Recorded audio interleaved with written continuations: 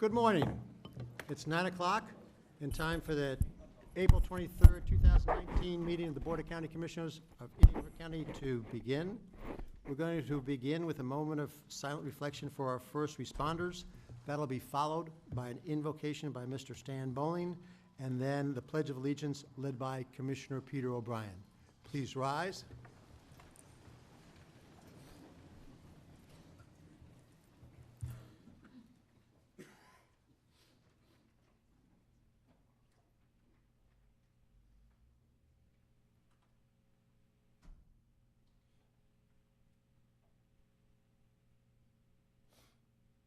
Let's pray.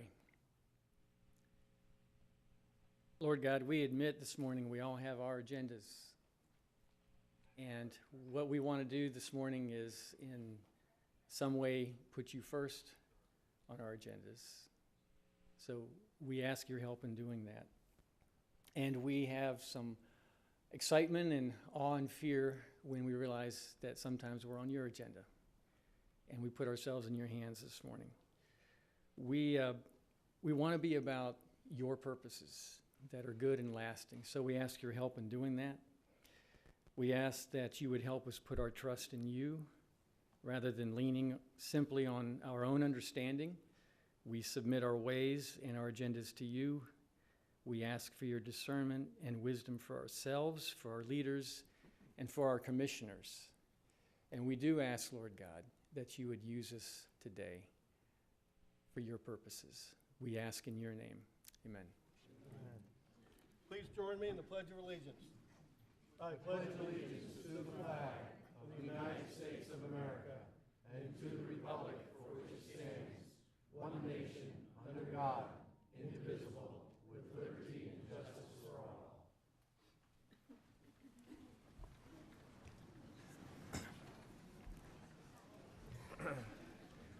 Good morning. Before getting into the agenda, I'd just like to say a couple things. One is that we have a big crowd here today, and this is great. And personally, I think this is absolutely wonderful because this is democracy in action. We often have a lot of empty seats, so it's a good day for us, I think, when the seats are filled. I think that most of you, aside from the people here for the first couple proclamations, are probably here for the temporary easement. So just to give you some sense of how the day might go, and things all often change and don't always go according to plan, but looking at the agenda, my guess is we'll get through most of the items by about 10 or 10:30. And that'll bring us probably just about to the temporary easement. We'll take about a 10-minute break at that time and come back to discuss the temporary easement. Again, it looks like a number of people might speak, so the meeting could go on. We'll continue the meeting till about noon, then break for an hour for lunch, and come back at 1 o'clock to begin part two. Now, a number of you have probably never been to a BCC meeting before. We tend to let people speak, so if you want to speak, don't worry about it. You won't be shut off at any time. We'll continue the meeting until everybody has spoken, so you don't worry about that. So with that, I'll just remind people that this is a business meeting, so we tend to prefer that people don't shout and clap and stuff like that.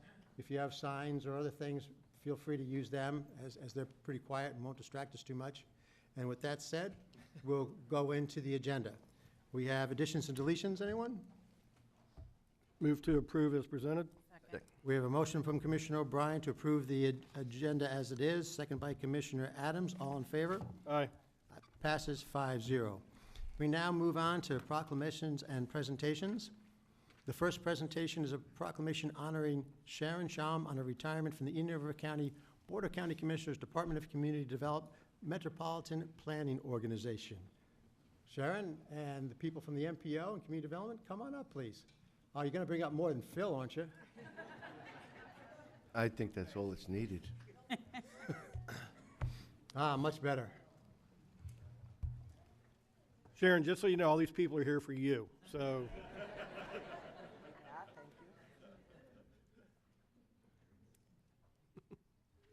Yeah, Sharon, I've been thinking about it. No pressure. Phil's even wearing a tie. Holy mackerel. If you want support, Phil, you're going to have to. Well, with that, Sharon, good morning. I'm very happy to read this proclamation honoring Sharon Sham on a retirement from the Indian River County Board of County Commissioners, Department of Community Development, Metropolitan Planning Organization, formerly known by the acronym MPO. Whereas Sharon Sham retires from the Indian River County Department of Community Development, MPO, effective April 25th, 2019. And whereas Sharon began her career with Indian River County on May 30th, 2006 as MPO Staff Assistant 3. And whereas Sharon's duties involved complex tasks and frequent coordination with the public, local elected officials, the school district, law enforcement, FDOT, USDOT, and others. And whereas Sharon has been an integral part of the MPO team. And whereas the MPO is the recipient of numerous distinctions and awards, including the National Award for Outstanding Small MPO and the Designated Official Planning Agency of the Year for the state of Florida. And whereas Sharon has gained the respect and admiration of all of the MPO's many partner agencies and has executed her duties with professionalism, charisma, enthusiasm, and overall excellence, all of which contributed immeasurably to the success of the MPO. Now therefore be it proclaimed by the Board of County Commissioners of Indian River County, Florida, that the Board applauds Sharon Sham's efforts on behalf of the county, and the Board wishes to express their appreciation for the dedicated service she has given to Indian River County for the last 13 years. And be it further proclaimed that the Board of County Commissioners and staff extend heartfelt wishes for success in her future endeavors. Adopted this 23rd day of April 2019. Sharon, thank you for your service to Indian River County, and thank you for the work you've done with the MPO team. And I'd like to announce that if you're leaving the MPO, as of today, I'm resigning. Oh. Yeah. Would you care to say anything to us? Well, thank you. It's been a pleasure, and it's like my big work family. I'll miss you all a lot. Well, Okay. Jim? Bill. Okay.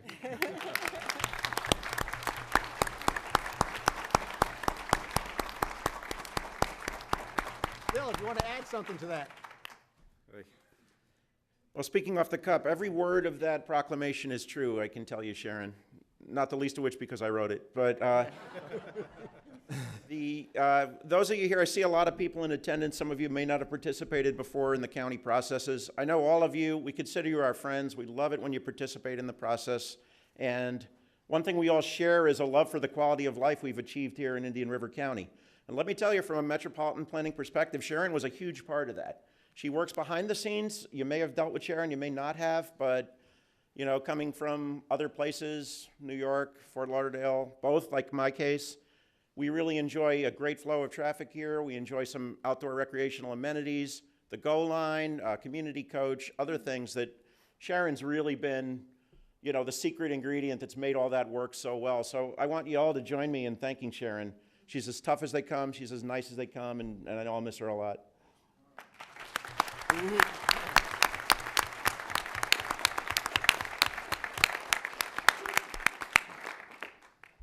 One of the things I just want to one of the things that's really helped, you know, through the 13 years is having a good sense of humor. And Phil is so funny, and a lot of times, you know, I'd be down or something, and he'd always come up with a one-line joke that would be, you know, like, I used to be addicted to the hokey pokey, but I turned myself around. You know, those kind of one-liners. And, but my favorite of all, and I'm going to embarrass him, but he said, "Oh, I just got 2 dogs." And I go, "Really?" And he said, "Yeah." He said, "I named them Timex and Rolex." And I go, "Really?" And he says, "Yeah, they're really good watchdogs."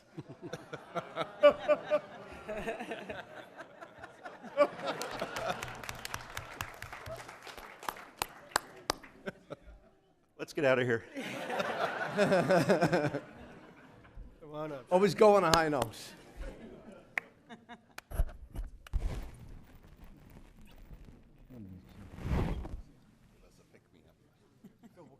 Phil, I thought it was her with the jokes.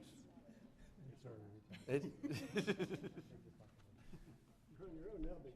That's it. Well, you got Kathy. Got Kathy. Suzanne.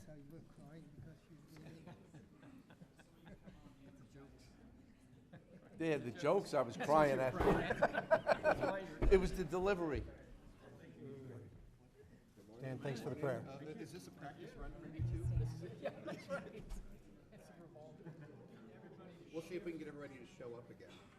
It's like herding cats.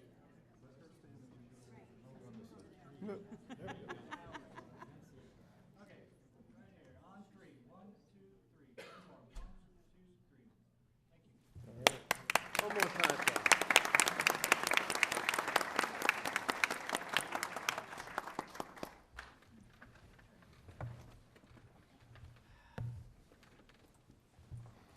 We now have a presentation of a proclamation honoring Jeffrey DeForest Rayner on his retirement from Indian River County Board of County Commissioners, Department of Emergency Services, Fire Rescue, with 30 years of service. Come on up.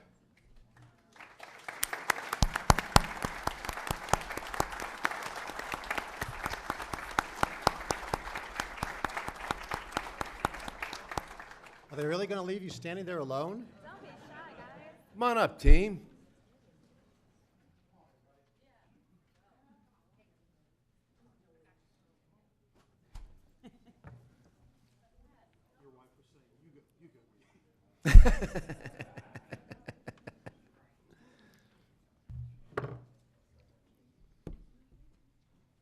Good morning.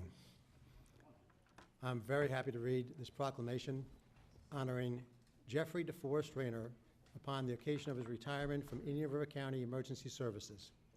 Whereas Jeff Rayner began his distinguished dedication to public service with Indian River County as a firefighter EMT on April 6, 1989. And whereas, through diligent work and demonstrated ability, he advanced through the fire service ranks, becoming a driver engineer in 2006 and fire lieutenant in 2012, in which he has served his crews and the community with integrity, devotion, and selflessness. And whereas Jeff Rayner's career is filled with all the hallmarks of a great man who humbly did important deeds for the citizens of Indian River County. He maintained the higher standards for himself in regards to his continuing education. He received commendations from superiors, community organizations, and countless individuals who benefited from his expertise, sensitivity, and efficiency as a first responder. And whereas Jeff Rayner was well known to all as one who could be counted on in any situation, be it fighting fires, saving lives, keeping his crews safe, training new hires, or volunteering his free time to endeavors that enhanced our community. And whereas Jeff Rayner, who retires on April 30th, 2019, was honored as the 2018 Firefighter of the Year for culminating 30 years of exemplary service to the fire department, his co-workers, and the citizens of Indian River County. Now therefore be it proclaimed by the Board of County Commissioners of Indian River County that the board applauds Jeff Rayner for being a true example of an employee who has served his community with integrity, loyalty, commitment, compassion, and pride. Be it further proclaimed that the Board of County Commissioners and staff extend their sincerest wishes for success in all his future endeavors. Adopted this 23rd day of April, 2019. Lieutenant Rayner, on behalf of the Board of County Commissioners of Indian River County, I'd like to thank you very much for your 30 years of service. We all know that we've all benefited from your service and the service of those who work with you, and we'd be happy to hear whatever last words or wisdom you care to impart to us today. Not much of a speaker.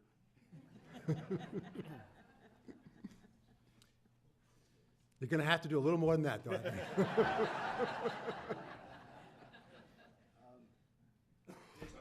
Very glad that I was hired here, my hometown. Glad to have made it my 30 years. Glad to protect the people of our county.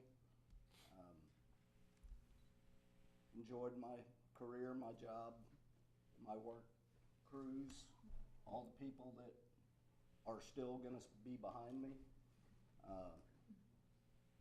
Just continue to make it a better department as it's been since Chief's come aboard. Love every one of them. That's it. Well, thank you. Maybe the chief has a couple more words?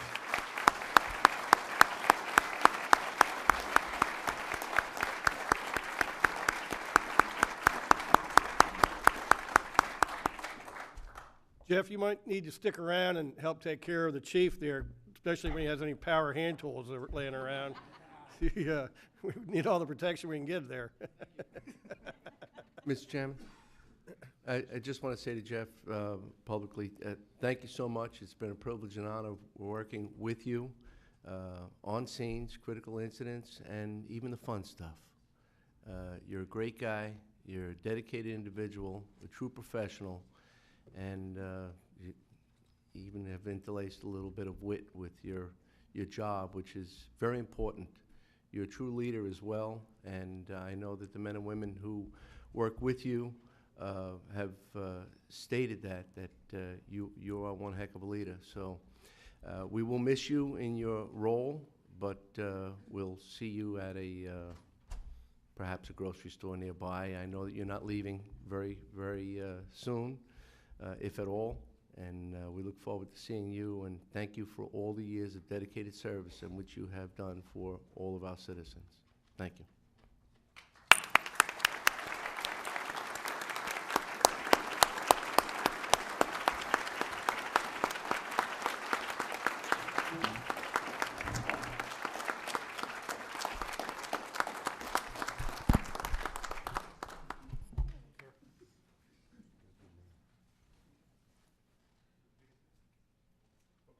Get some of the fuck, yeah. So shy. He was shy with words, they're shy It's with... unusual for the fire department I to use know. that. There you go, team. Come on, guys. Come on, don't be afraid, guys.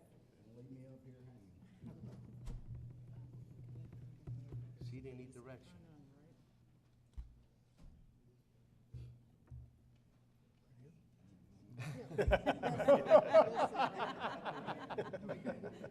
It's the one time you can direct the chief. All right.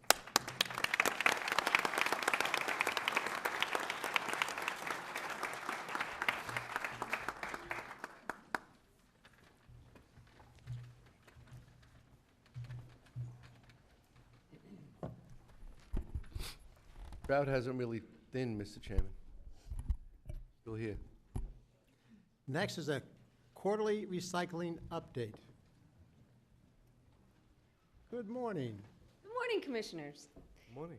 Susan Flack, Recycling Coordinator, Solid Waste Disposal District.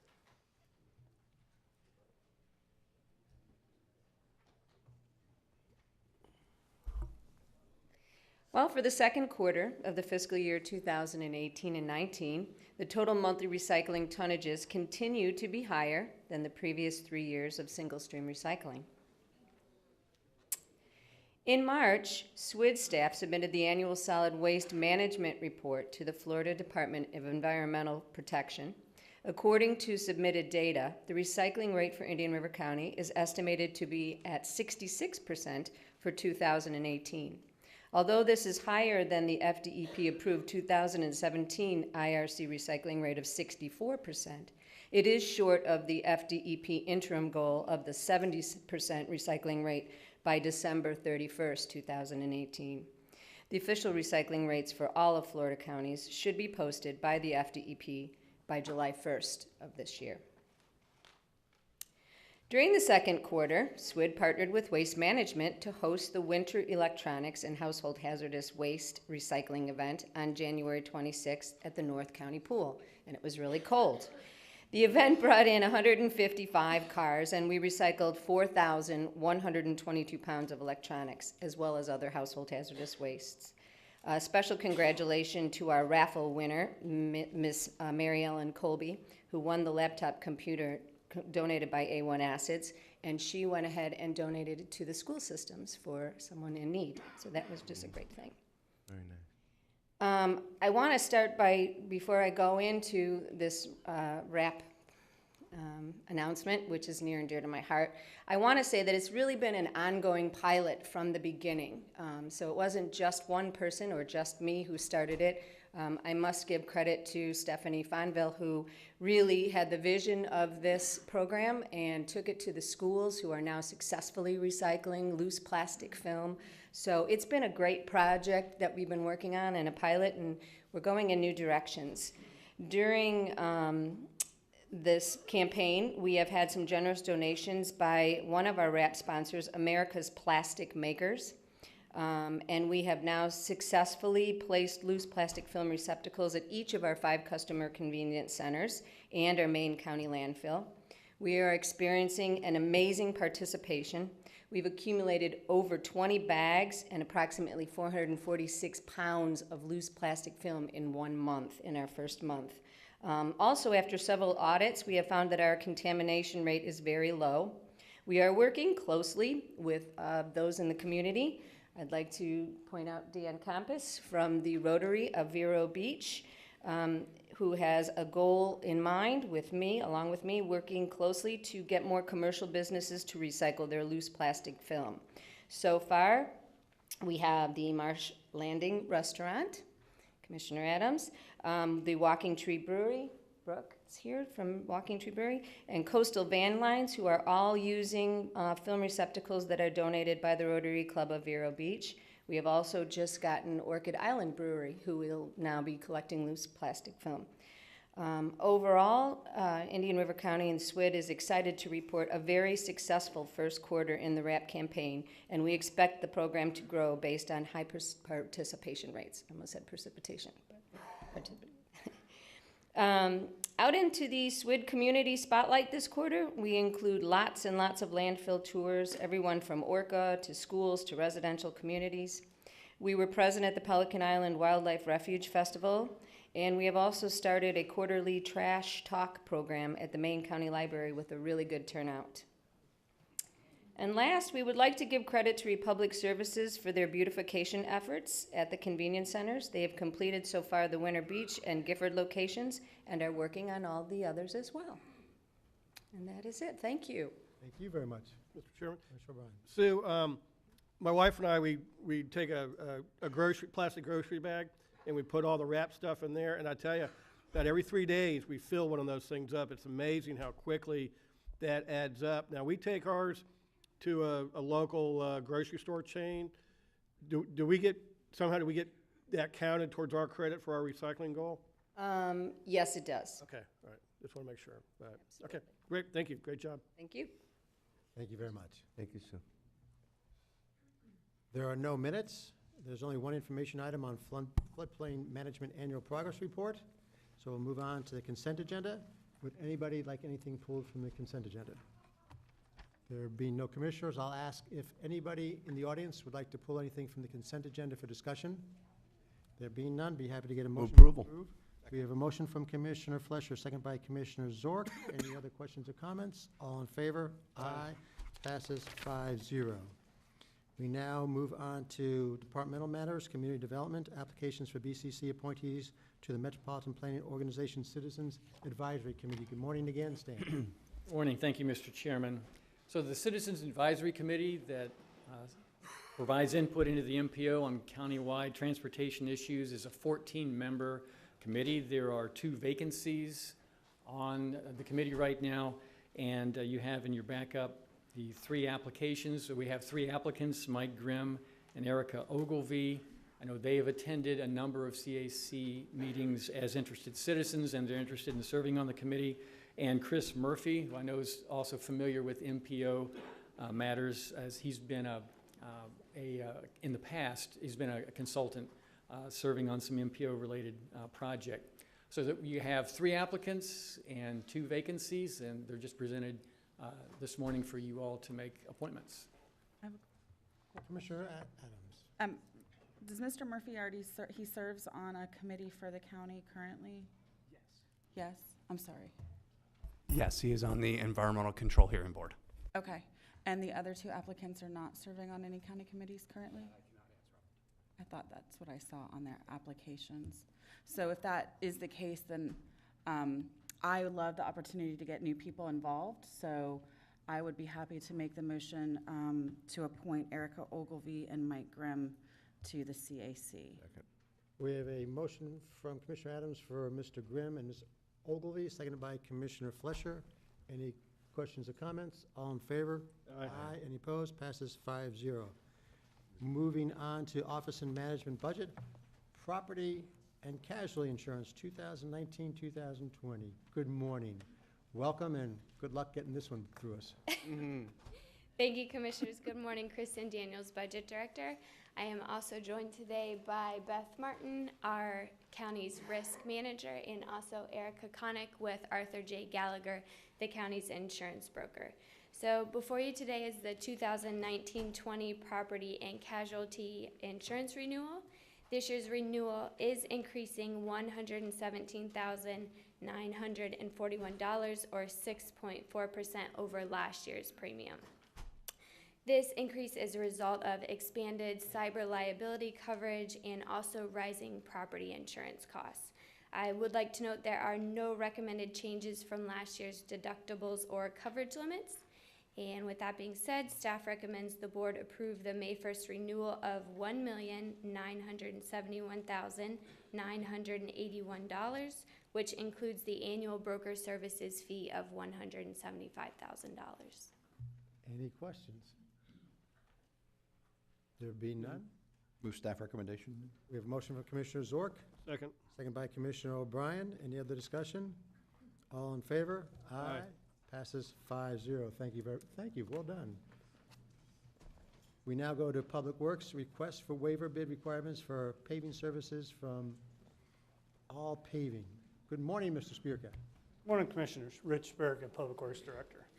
Back in March of 2017, the board approved our asphalt and resurfacing contract with Community Asphalt to do resurfacing and paving in the county. It was a one-year contract with two one-year extensions. In March of 2018, we moved forward.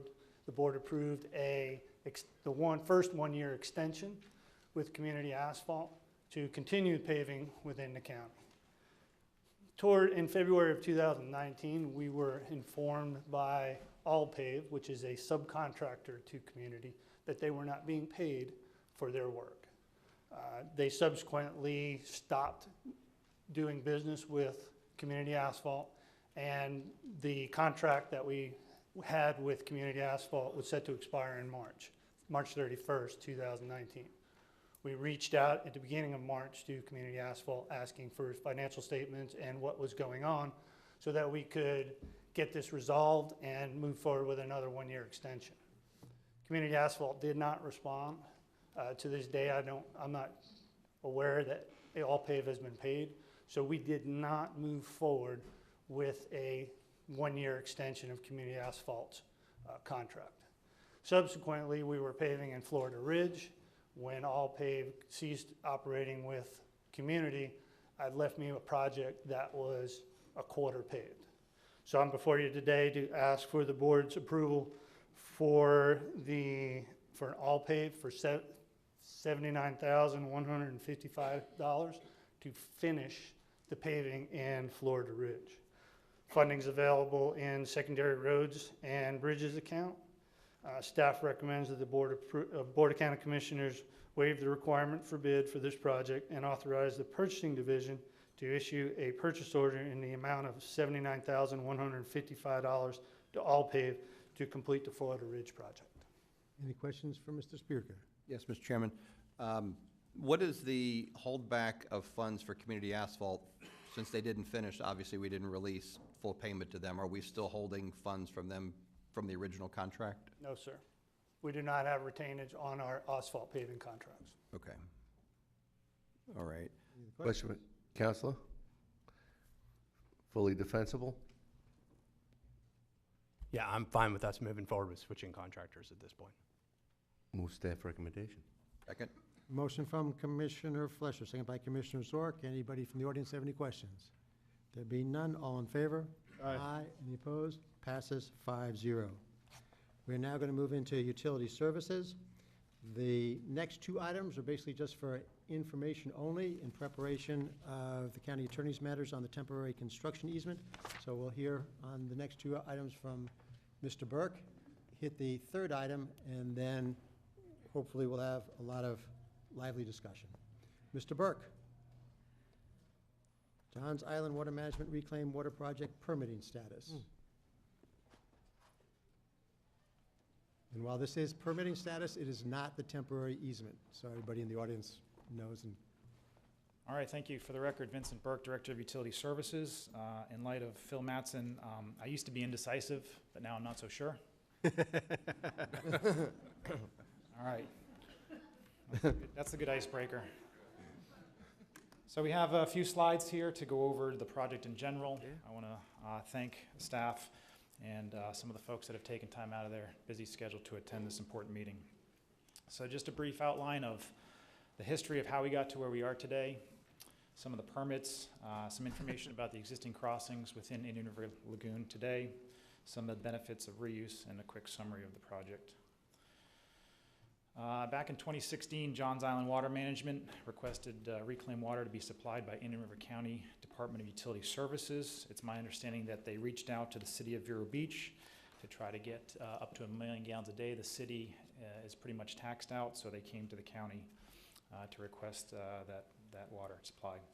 So through some negotiations on and off again with Johns Island, finally staff brought to the board in late 2017 a 25-year agreement that the board approved with Johns Island Water Management.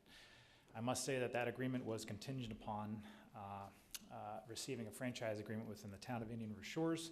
So shortly thereafter, in February of 2018, the town of Indian River Shores Council did approve a franchise agreement with the Indian River County. I must note that within the franchise agreement, there was a last-minute item that was added to that agreement that stipulated the county would perform a reuse study for additional communities within the town of Indian River Shores within a finite period of time, within 3 years from the effective date of that agreement. So that was part of that agreement with the town. And so between 2016 and present, Johns Island Water Management hired an engineer and began the permitting process for the subaqueous pipeline. They hired Knight McGuire and Associates, which is the engineer of record, and submitted the utility construction permit. A UCP is required for any project that would be built to county and or other standards. And so we have been back and forth with Knight McGuire requesting additional information. Just to note that in February of this year, staff sent out some minor comments with a request for some additional information and calculations. And then late last evening, we received a package from the engineer of record. Staff has not had a chance to review or look at that package, but just for information, noted that we did receive something last night. So here's a general overview submitted to us back in January 2018. It describes in general about 21,000 linear feet of a 16-inch water main. It's going to pick up on the left-hand part of the screen. I don't know if you can circle that. Yep, that's the intersection of 77th Street and Old Dixie Highway, where we have some existing infrastructure.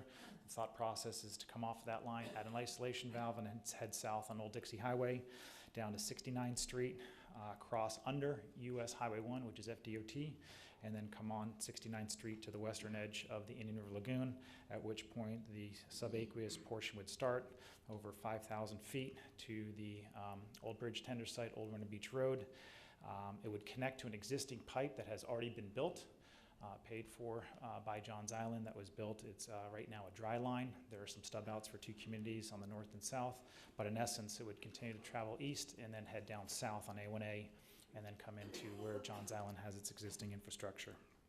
Note that there's 2 islands that the subaqueous crosses under, which is part of another agenda item that the county attorney's bringing.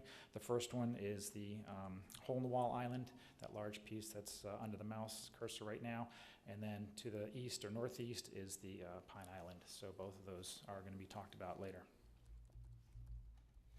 So just real briefly, the permits, the U.S. Army Corps of Engineers has issued their permit. A lot of acronyms, so I apologize. I did not spell these out, so I'll try to explain what each and every one of these are. St. Johns River Water Management District, the second one down, has issued their permit with some modifications to the stormwater pond that Johns Island and engineer have been working on.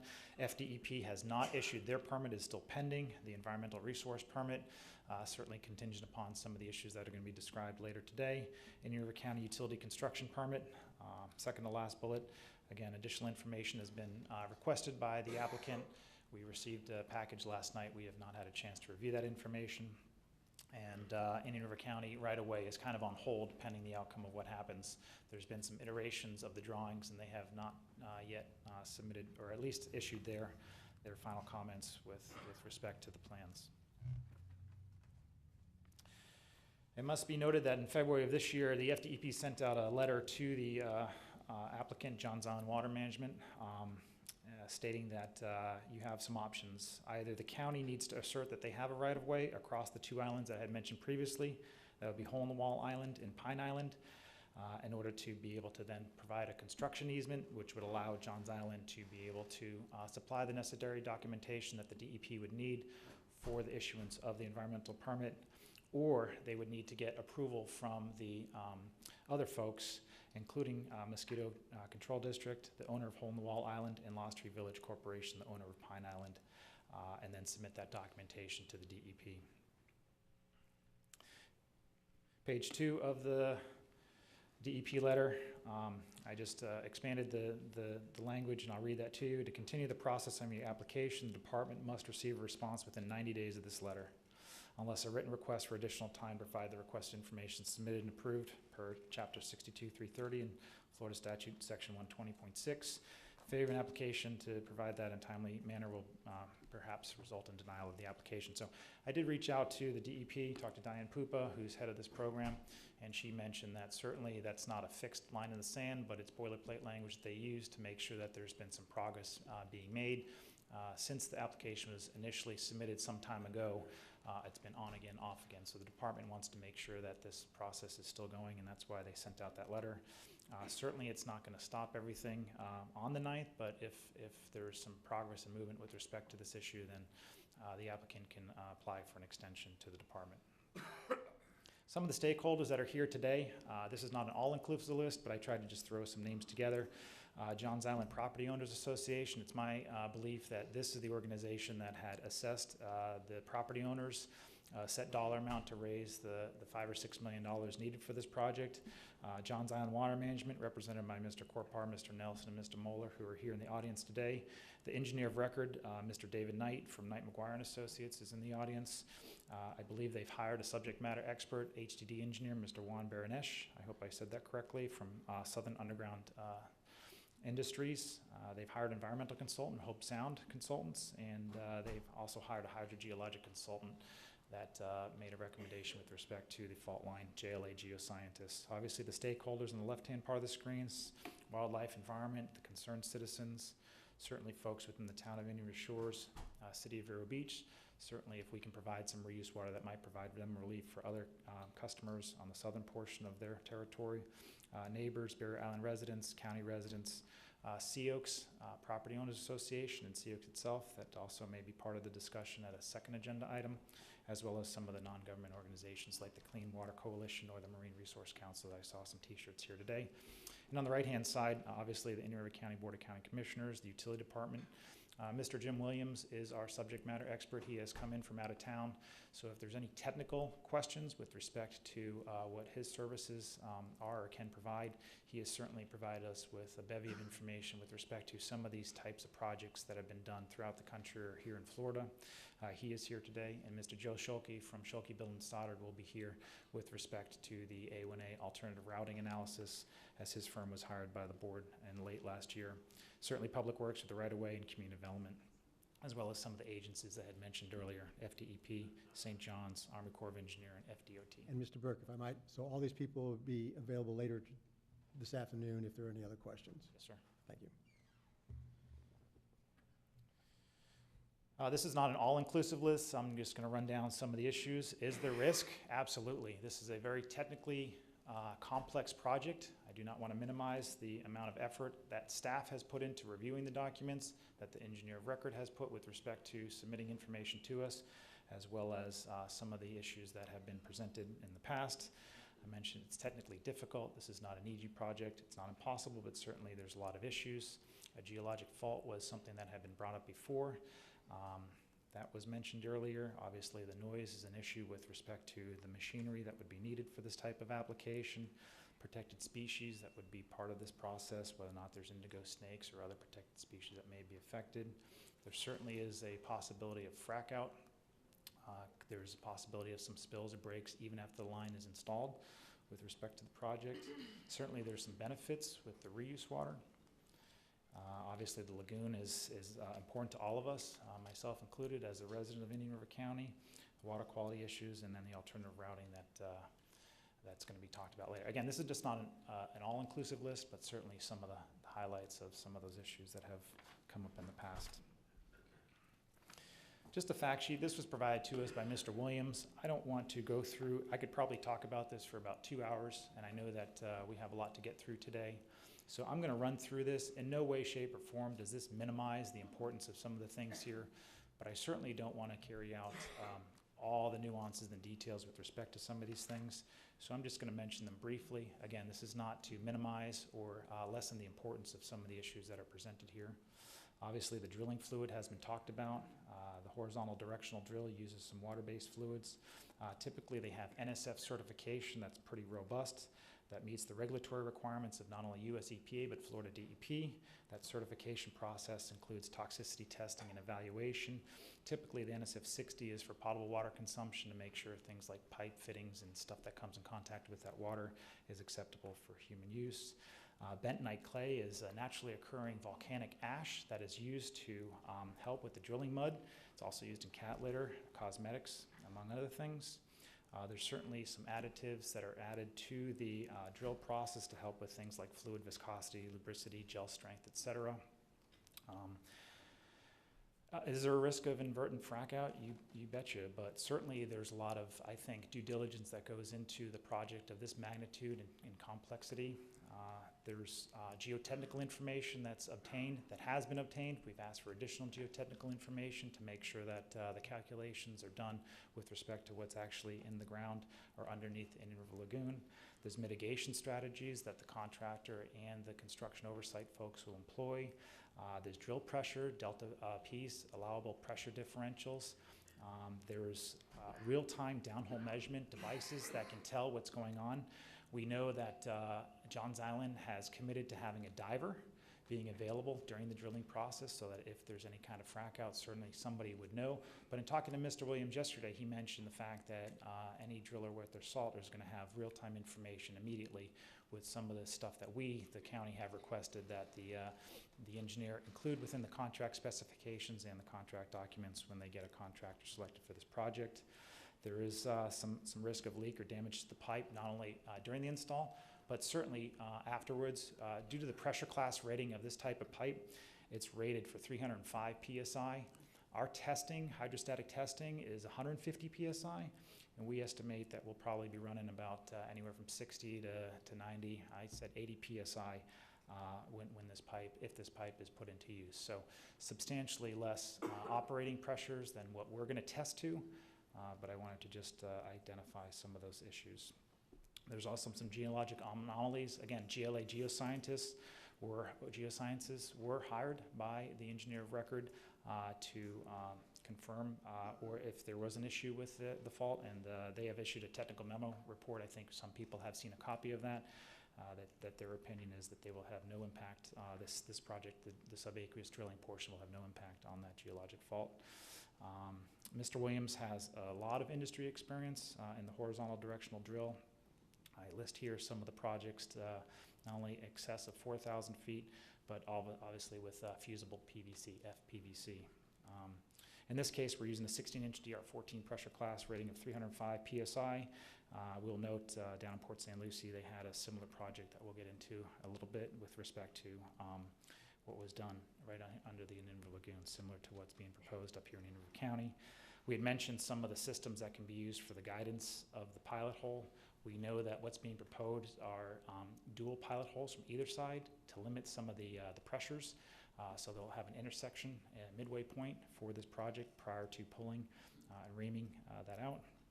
And we had mentioned that there's some vibration issues as well as noise issues, which can be mitigated with sound barriers to offset some of those higher decibels. So I wanted to kind of go over briefly some of the existing crossings that are in the Indian River Lagoon today. Now, these are not obsolete crossings that have been abandoned. These are active crossings that we know of. There could be more. The City of Vero Beach has 6, 2 for Indian River County and 3 Florida Power and Light. Just on the map on the side here is an aerial view showing where some of these crossings are located at. So heading from north to south, we'll start with the causeway. The red line, by the way, is the proposed route. That's where we have an existing FPL line already in place today, and that's the proposed subaqueous route through the project. So this is the Wabasso Causeway. You'll see US 1 Old Dixie Highway on the left, bottom left portion of the screen. The county currently has two 14-inch high-density polyethylene pipes that are in place today. We also have two 12-inch pipes that are hanging from the north side of the bridge. The existing pipes that we have shown on the map right now were put in place in 2008. FPL has a recently installed subaqueous directional drill that was done on the south side of the landmass. That is not shown on this plan, but I just note that for what's in place today. This is an aerial view of the proposed route. You'll see the large mass, the hole-in-the-wall island on the screen there next to the cursor, and then to the northeast is the Pine Island. Both of those issues are going to be brought up with respect to the county attorney's items. Going from 69th Street on the left-hand side of the screen over to the bridge tender site connecting to Old Winter Beach Road on the northeast corner of the screen here. Just another aerial shot showing the proposed route. This is from Google Earth to show where it's going to progress under the Indian River Lagoon. Connecting to the L-shaped roadway that is Old Winter Beach Road, and then close to the waterway is A1A that would then run south about 1,000 feet or so. Traveling further south, we know that coming out of Grand Harbor, we have a 20-inch water main. This is the city of Vero Beach, which is used to supply potable water to the Barrier Island.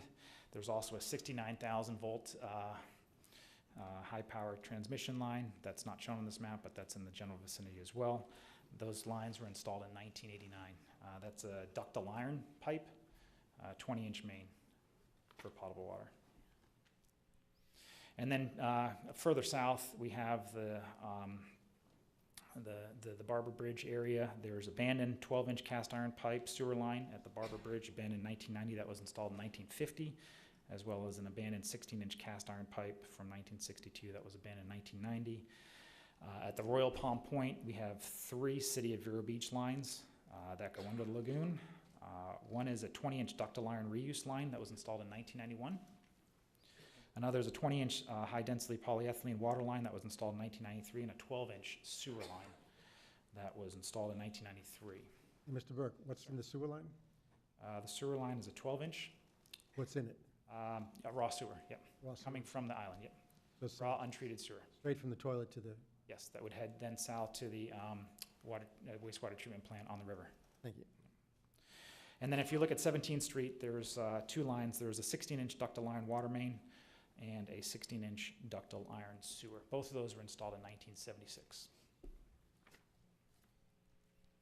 Some of the HED crossings of significance brought to us by Mr. Williams, significant because of the sensitivity of the location, whether or not it's next to a river, estuary, wetland, protected area, or due to their size, either the size of the diameter of the actual pipe itself or the length of the bore.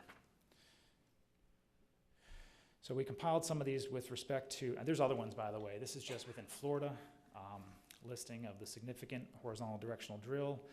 I draw your attention to the top 2, number 12 and 13. This was the one that we had mentioned earlier, in excess of 7,000 feet for Florida Power and Light, a diameter of 32 inches, close to 3-foot diameter. So this is the North American Society for Trenchless Technology, NASTT. It won an award in 2016 for the trenchless technology new install project of the year. I won't bore you with the details. Mr. Williams could talk all day about it, but certainly over 7,000 feet. There were 2 lines, not 1, but 2 lines that were installed under the Indian River Lagoon. 46-inch, almost 4-foot diameter borehole. 2 of those. And then there's a 32-inch DR21 fusible FPVC pipe under 900 feet of protected mangrove as well. This is just a general schematic showing a very simplistic comparison between that project. The dual 7,000 feet on the top part of the screen, and the one that's being proposed by Johns Island Water Management is shown in black, just over 5,600 feet.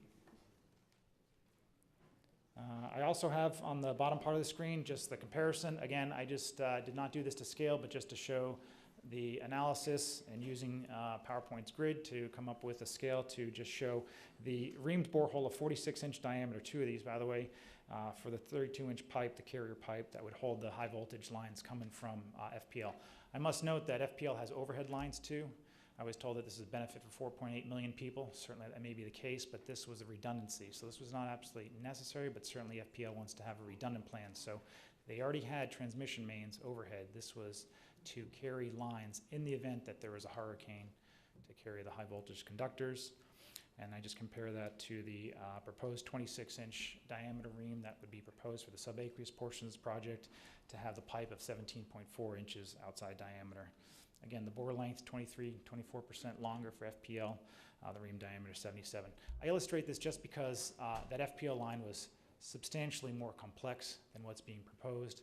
I do not want to minimize the project that's being proposed for the subaqueous. I just want the board to understand that these projects can be done if there's enough due diligence, not only in the design, but certainly during the construction, and having good, well-qualified contractors and a team of folks to ensure that this moves smoothly is crucial.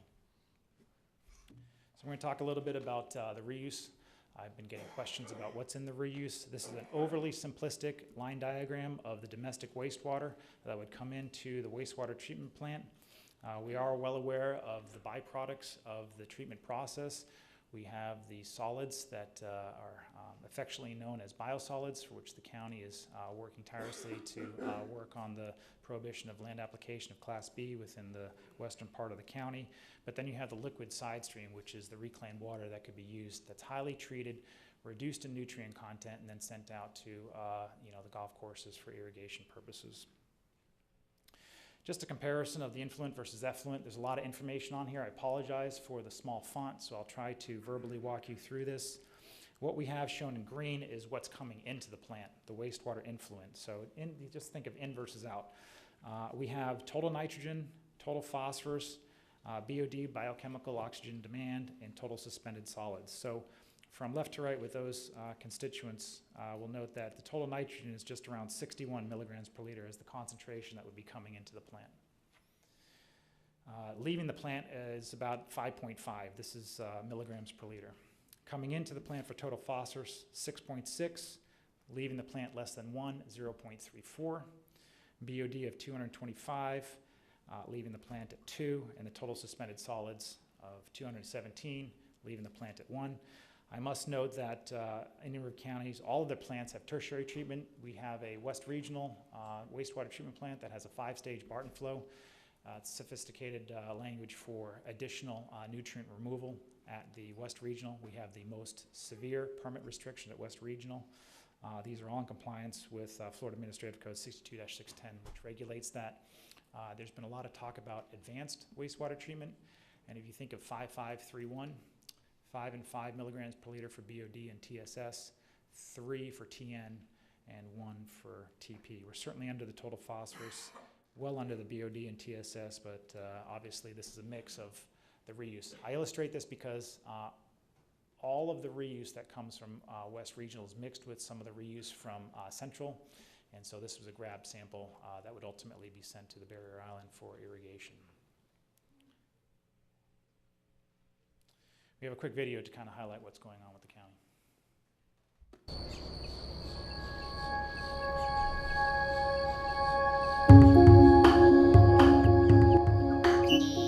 The West Regional Wastewater Treatment Facility wetlands is made up of 169 acres of land adjacent to the wastewater treatment facility.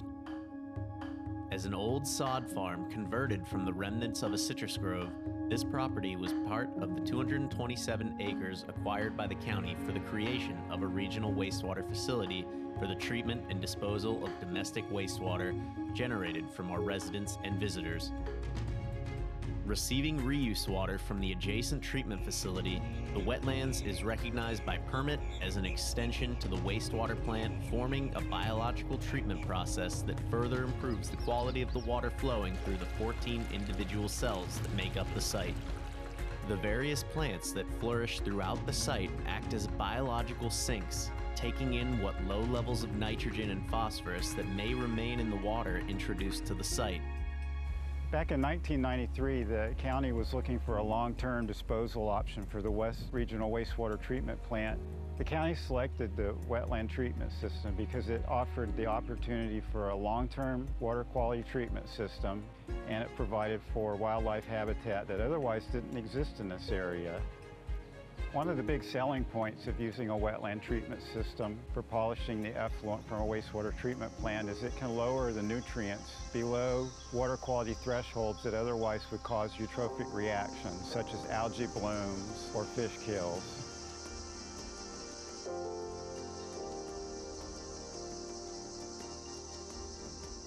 The wetland system went online in the fall of 1996 and has consistently met its effluent criteria since then, and for the past several years has actually exceeded it by 50%. One of the other beneficial aspects of the wetland treatment system is the fact that it doesn't need to have consistent flow going into the site. And in fact, it allows the county to divert the water to the reuse system, reducing the amount of groundwater that's withdrawn and also reducing the amount of fertilizer that has to be applied to areas such as golf courses. In addition to the water quality treatment aspects of the wetland, one of the unexpected results of the operation of the wetlands has been the fact that it's provided a tremendous amount of habitat for a wide variety of bird species. We have significantly more bird species found on this site than you would find in most natural wetlands in this general area, and also listed in the Great Birding Trails of America, as well as being recognized as a hot spot for birding in the Cornell Laboratory of Ornithology. And to this date, there have been at least 180 different bird species identified as using this site as part of their habitat. The Indian River County West Regional Wastewater Treatment Facility wetlands is yet another symbol of the county's commitment to preserving the environment and enriching the lives of our residents and visitors.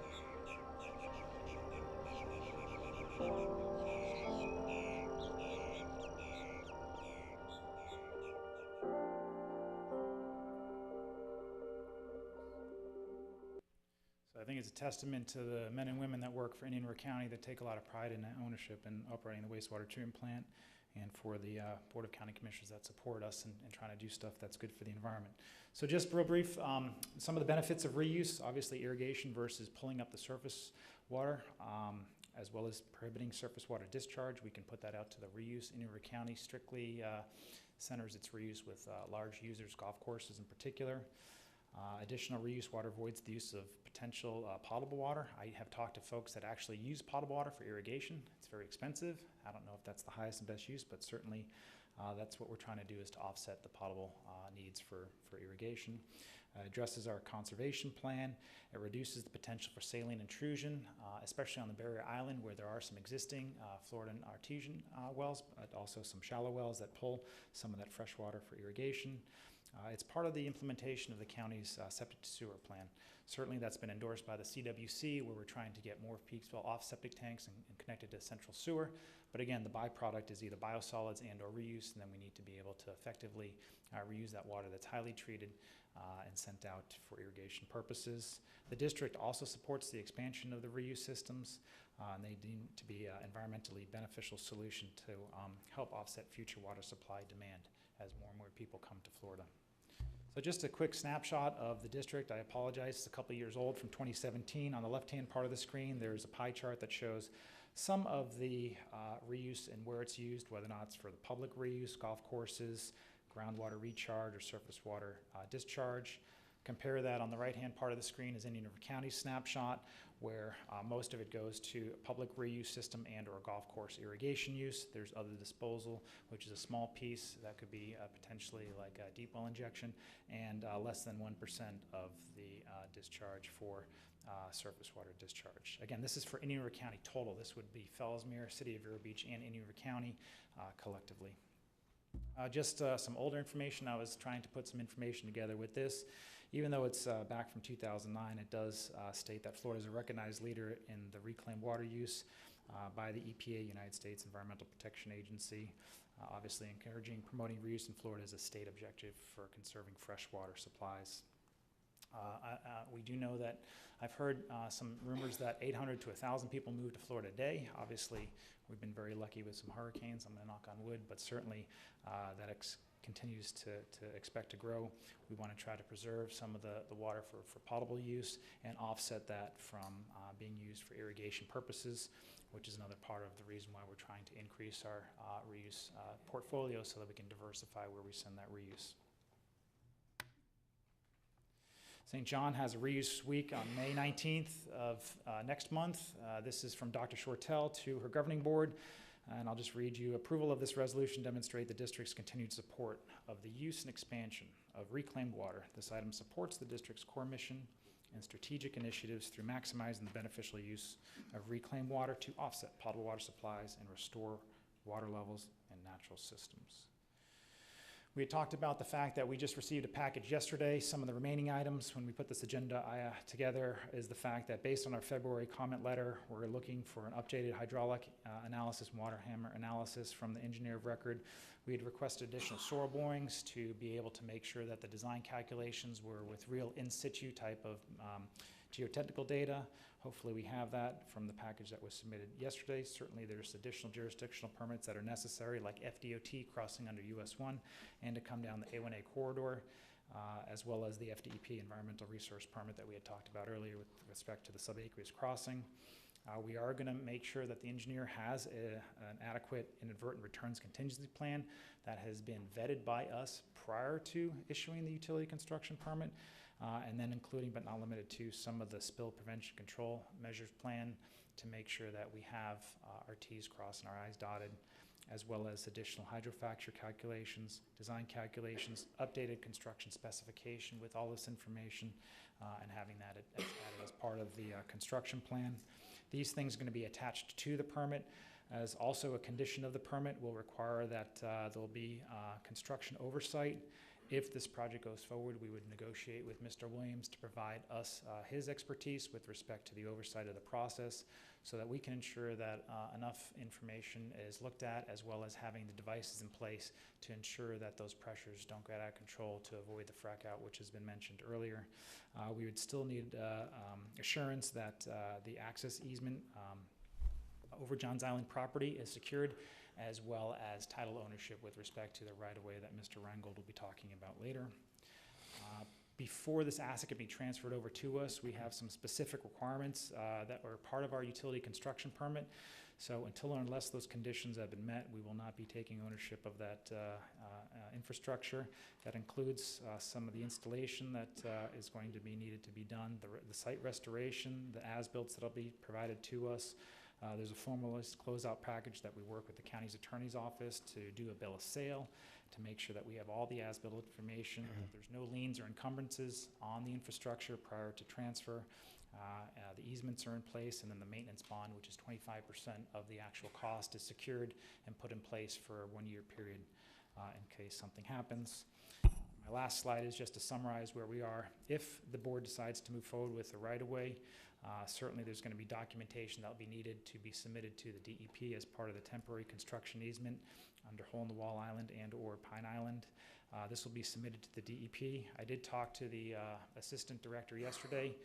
The head director left and went to go work for South Florida. I talked to Mr. Jason Andriotta, who mentioned that just a typical DOA process, if the notice of intent of the permit has been issued, I've been told that it will be challenged through the DOA process, Department of Administrative Hearing process, and we're looking at 11 to 12-month process.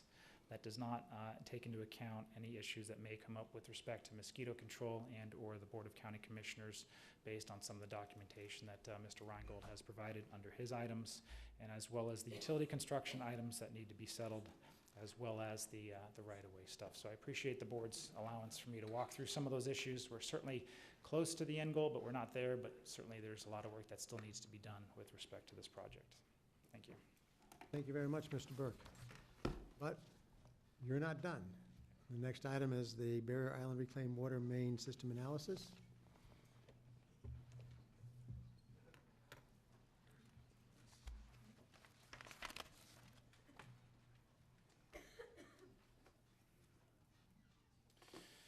Again, just a quick history of how we got to where we are today. In looking at this project, before I got to the county in 2012, there was a PBS&J reuse master plan update that identified a potential 16-inch reuse main to be run south along A1A, as well as converting the Sea Oaks wastewater treatment plant to a storage and repump facility.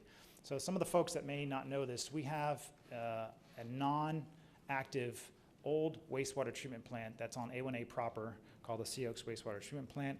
It's just about 5 acres of property where that was contemplated.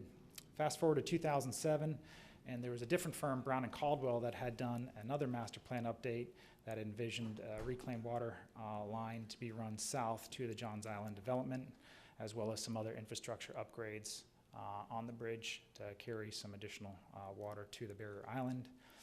In December of 2011, when there were discussions between the town of Indian River Shores and the Board of County Commissioners to provide water, wastewater, and possibly reuse services within the town of Indian River Shores, Schulke Biddle Stoddard was hired to perform a conceptual design hydraulic analysis to facilitate reclaimed water service to the Barrier Island.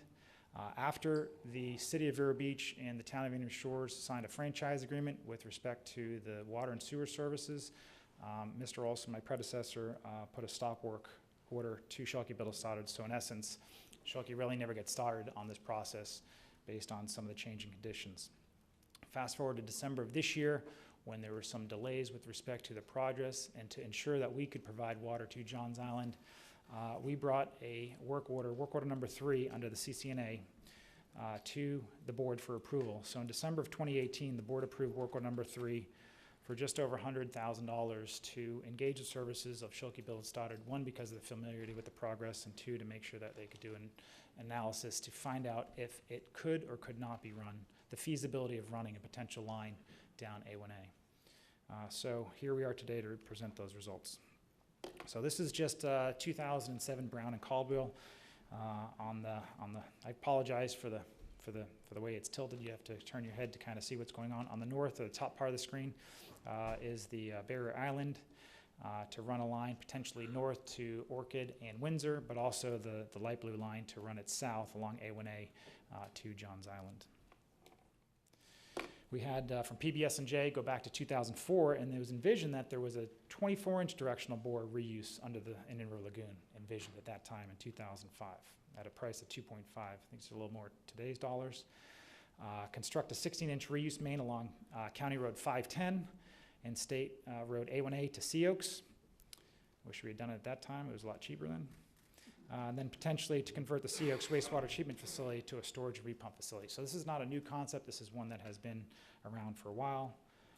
Before I get off the screen, I'll note the project 14 on the screen. It says to construct a 5 million gallon a day wetlands near or adjacent to the west wetlands. So we're kind of working on that right now for a different project. So the analysis that Mr. Schulke with Schulke Biddle Stoddard did was to look at 3 things. One is to do all of the existing utility locates. It's quite busy on A1A. There's a lot of existing infrastructure between water, sewer lines, raw water mains, telecommunications. We wanted to find out if there was enough room to be able to install a 16-inch main. So all the utility providers were contacted, no cuts to be able to identify their infrastructure in the DOT right away. Obtained all available as-built drawings from us and from the City of Vero Beach, and a licensed utility contractor was hired to excavate down to a depth of about 6 feet every 750 feet or so from the edge of pavement back to determine where those lines were, to verify the as-built, and to find out if there's going to be any conflicts with respect to a potential install. The second part of the task was to look at the hydraulic modeling. WaterCAD is a software that's used. Just a caveat that without getting too technical, we envisioned a reservoir that had unlimited water supply just for general purposes to be able to identify some of the flows that would be available to go from west to east, as well as to look at some of the different scenarios. Really, there's 4 different scenarios that were contemplated where we are today with some potential hypotheticals. We'll get into that in a little bit. And last but not least, we wanted to do a preliminary opinion of probable cost. We summarized that in the executive summary that's attached to the backup. but we had some geotechnical data to look at the soil suitability for the horizontal directional construction. In this case, it would be along A1A, not under the Inner Lagoon, but the same type of pilot hole, ream it out, bentonite clay to hold it open, then pull a piece of pipe through that cavity that's been created. The opinion of probable cost was broken into sections. The transmission main, which is from County Road 510 out near Disney down to Sea Oaks, and then the distribution line south from Sea Oaks to Old Winter Beach Road, a little bit further south to Johns Island, and then the storage and repump station, as well as some of the soft costs that go into this construction oversight, design, survey, and some of those costs that are not part of the construction, but certainly part of the total project cost. So here's one example. This is C1.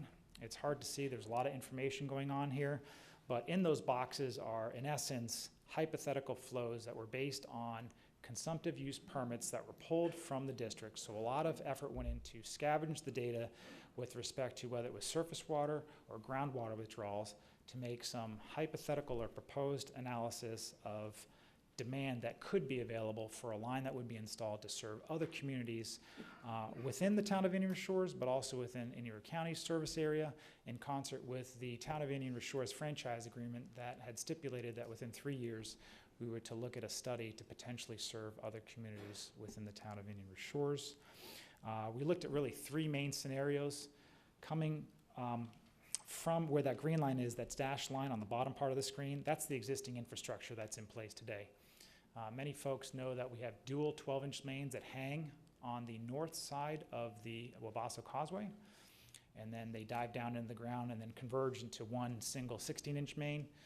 Folks may also know that the carrying capacity of a 16-inch main is the same as 2 12s, and then it runs to the intersection of A1A and 510.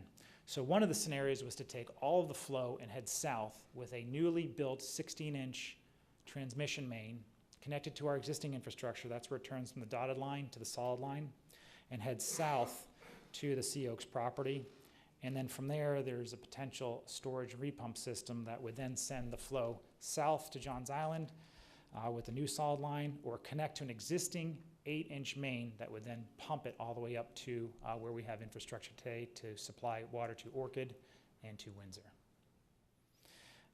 There's some red boxes that highlight some of the conditions. So for instance, on the left-hand part of the screen, we wanted to make sure that it was above 5 PSI. That was a limiting factor.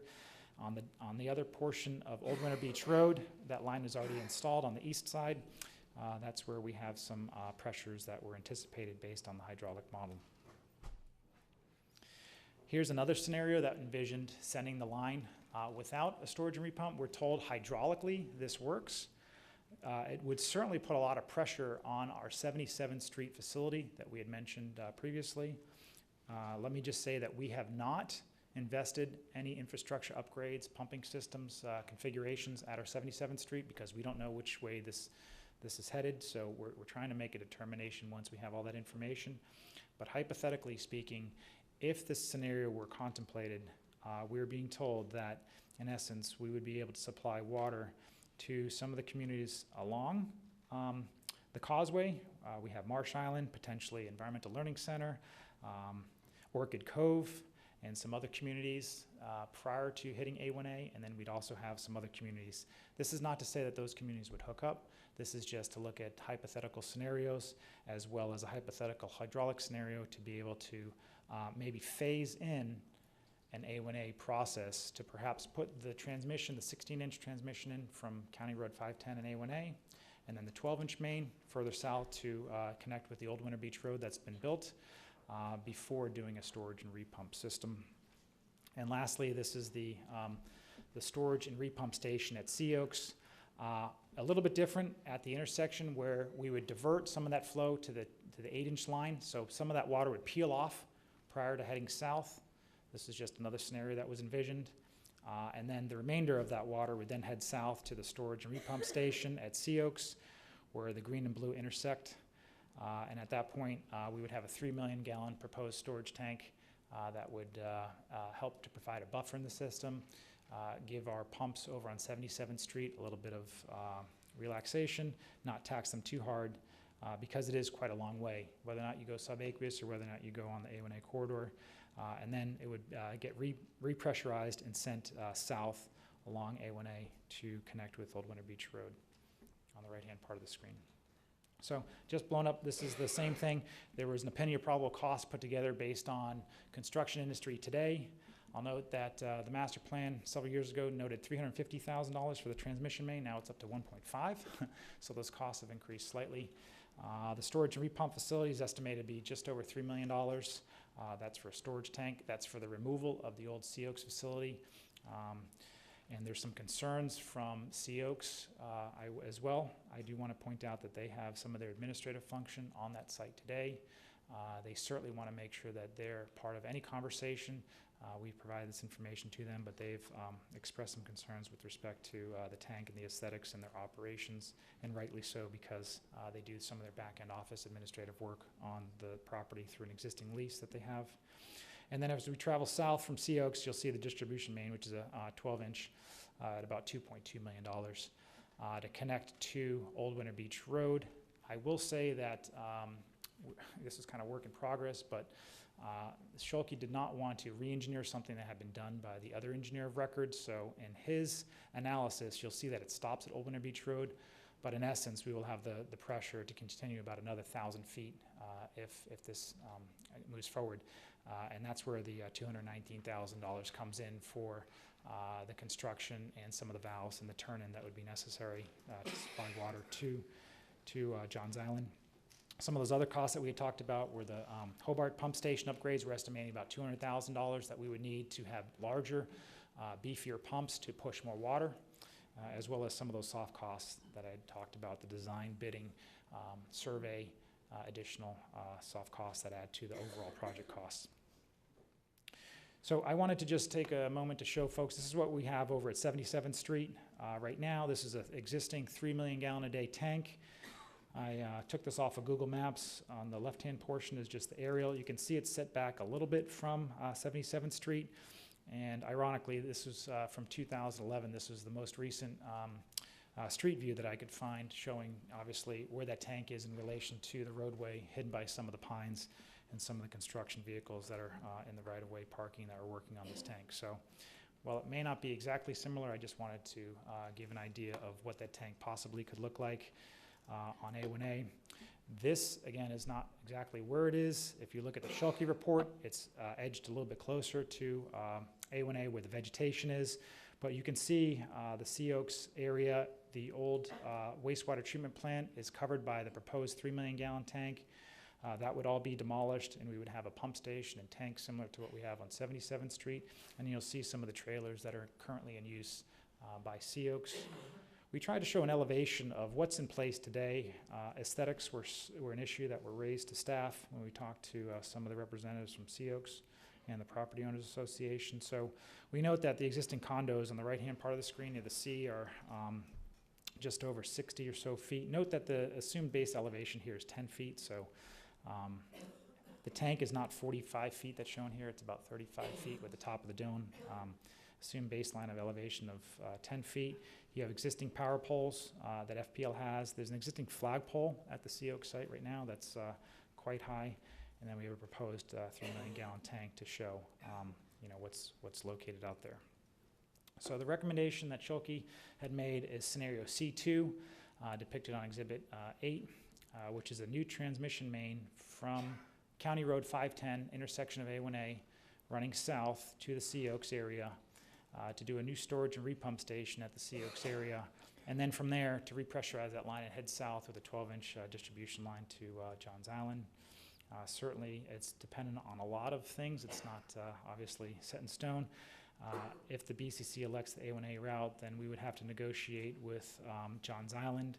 We're being told that it's not a matter of definitive possibility that the Johns Island Property Owners Associations were assessed for the subaqueous portion of the project, and we're being told that there would have to be a vote to see if this could be used to offset those costs to substitute one project for another. We're being told that that is not a definitive possibility. So if they say no, then obviously this is up for discussion. We would also have to work with Seox and logistics of a proposed storage tank and repump facility and when that is. Schulke, if you had read the report, had mentioned phasing the process to maybe doing the line as phase 1 and then do the storage and repump facility as phase 2 when there was more demand on the system, which would allow not only reduce cost today, but also a phased approach to work with Seox. I did pull the lease agreement with Seox. The lease anticipates having at least a year notice to give to Seox. We did talk to Seox and also mentioned that we would look at the square footage so that if there's availability of space on the site post-construction, we would certainly work with them if that's a possibility. So maybe it's envisioned to build the thing and then perhaps have them occupy the space after the construction is done. We would also need to prepare an RFQ, request for qualifications for engineering services, since the project is over a certain threshold of not only the design but also the construction cost, and that would add to some of the delay, about a 3 to 6 month process. However, conversely, if the board elects to do the subaqueous route, we would just table the A1A study, and we would continue with the utility construction permit and the right-of-way permitting process. That's up for discussion after this. That's my presentation. I'm certainly available for any questions that the board may have. Thank you very much. Mr. Brown, do you have any comments at this time? Yes, thank you, Mr. Chairman. Just I'd like to have 5 minutes, if I could, to kind of provide an overview, reiterate some important points for everyone to consider today. So we've heard about some environmental concerns of this project. First of all, I want to make sure everyone knows that the county takes the health of the lagoon very seriously. The board has provided direction that improving the health of the lagoon is of the utmost importance to our county. The board and staff have committed to this mission and expended significant time and funds on projects that have been completed over the last several years. These include 4 large TMDL projects that are water quality improvement projects that the county has spent over $30 million on. We have completed multiple septic to sewer projects, plus the West Wabasso Phase 2, which is currently underway. The completed projects remove tens of thousands of nitrogen and phosphorus from the lagoon annually.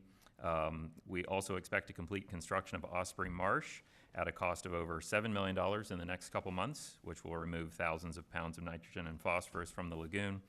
Staff is working to bring back a draft outline of our lagoon master plan, which will help guide our efforts to improve the lagoon health going forward. The county has committed 20% of our 1 cent sales tax funds over the next 5 years to benefit the lagoon. So our commitment to the lagoon is unwavering. I think you can see from the presentation that this is a complex construction project, but it is not unprecedented.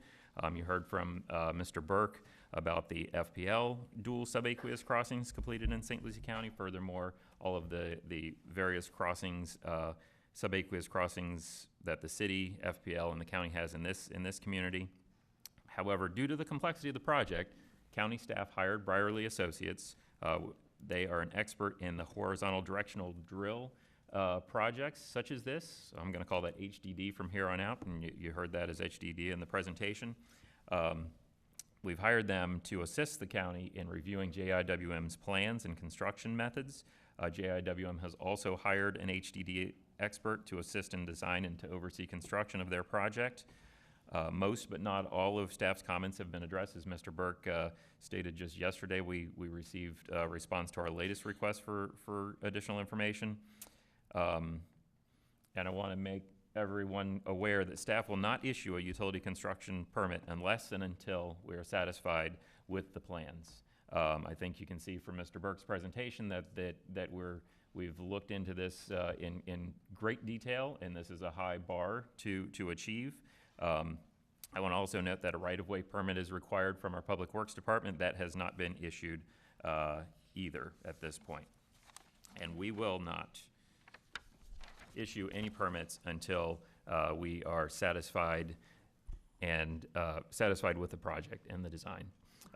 Furthermore, this line would be dedicated, it's contemplated that this line would be dedicated to the county, so it's not in the county's own interest to accept a line that we think may have a significant chance of failure. So from Mr. Burke's second item, we can see that A1A route appears feasible and is cost competitive based on the report. While a phased approach has been recommended, a storage tank and repump facility will be needed at the Sea Oak site, which is owned by the county, for long-term operations. I will add the possibility of such a facility has been contemplated for many years. This is evidenced by a memo from then County Attorney Alan Palakwich on April 24th, 2012, renewing the lease that we have with Sea Oaks, where they lease some of the property from us, which states at some point the facility may be used as a reused water storage and repump facility. And this was also covered in the 2004 and 2007 plan, so this has been contemplated for some time. Here's something that's very important to mention, and I think it gets conflated, is this is not a county project. This is a JIWM project, and we are a permitting agency. The county can't unilaterally decide to utilize the A1A route.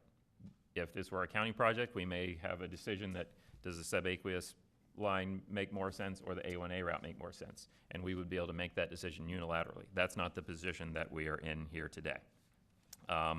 So we've heard the numerous concerns about the environmental impact, and we don't dismiss those lightly.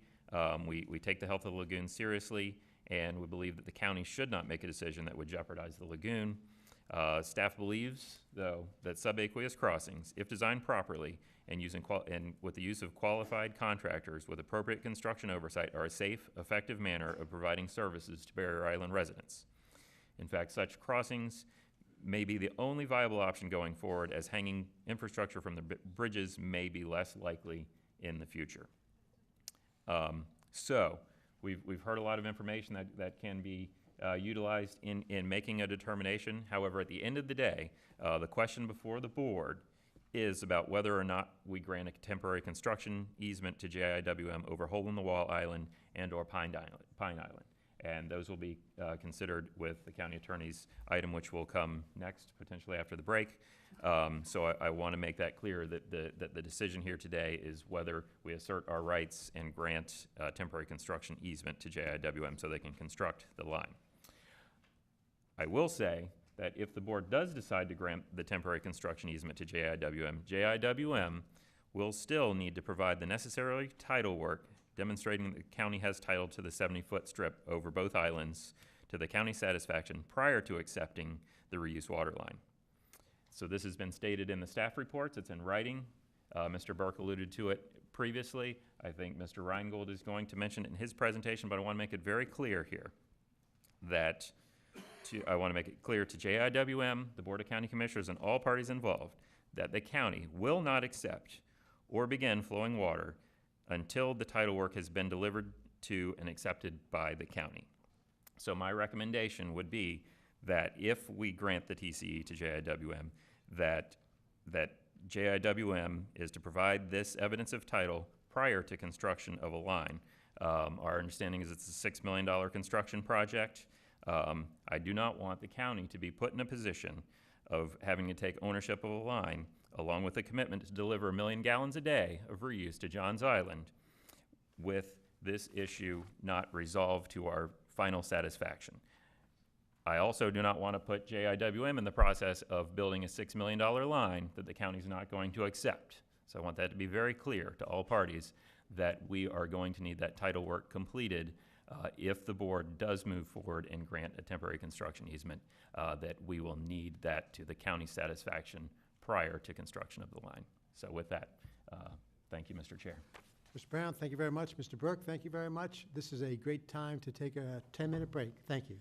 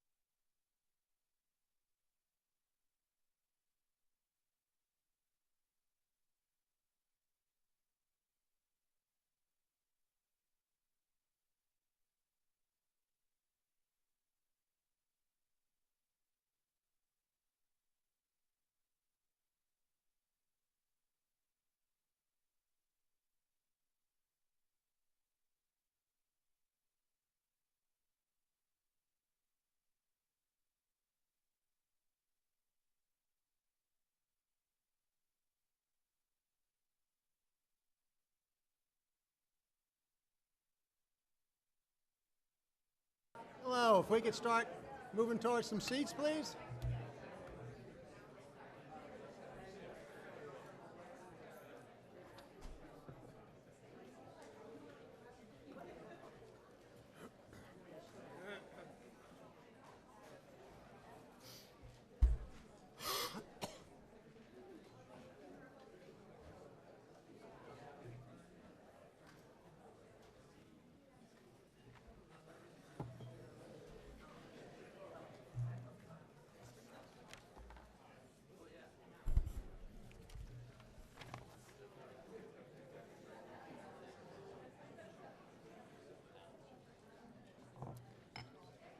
We're ready to reconvene the Board of County Commissioner meeting of Indian River County of April 23rd, 2019. We are going to move to county attorney matters.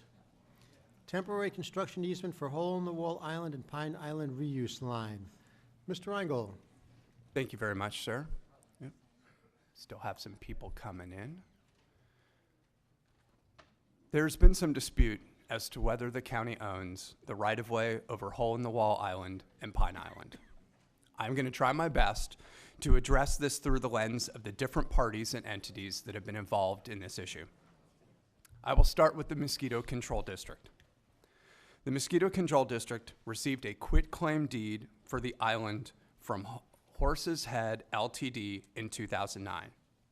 At the time, the attorney for the district determined that Indian River County did have a right-of-way over Hole-in-the-Wall, which was based on a 2009 title search. This information was provided to me in January of this year, and I will read from a letter from Mr. O'Hare.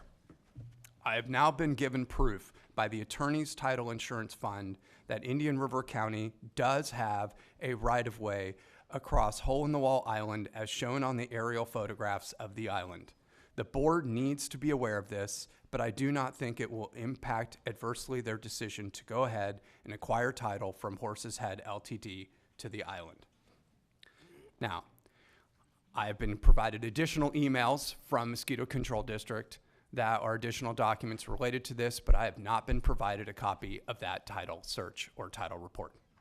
In February, the district wrote to me stating that they do not believe the county has ownership interest in the right-of-way over Hole-in-the-Wall Island. The district sent another letter dated April 16th in which the district reiterated that it did not recognize that Indian River County has any ownership issue in Hole-in-the-Wall Island. The district cited to a memo from May 2001 from Will Collins, at the time the deputy county attorney, and 2 letters from the Gunster Law Firm. So let's look at the Gunster Law Firm involvement in this issue. So in 1999, William Hyde, an attorney with the Gunster Law Firm, wrote a letter to the St. Johns River Water Management District stating that the county is mistaken in its belief that it owns right-of-way over Hole-in-the-Wall Island. In fact, Mr. Hyde calls this a, quote, late blooming and spurious claim, unquote. In 2001, Ernie Cox with the Gunster Law Firm writes a letter to then County Attorney Paul Bengel in which Mr. Cox reiterates the Gunster position that the county does not have a right-of-way over the island. These letters were written on behalf of their clients, Lost Tree. Now, fast forward to December 2018, and the Gunster Law Firm sends another letter to the county. This time it was to me, and it was on behalf of JIWM, and it claims that the county does have a right-of-way over Hole-in-the-Wall Island.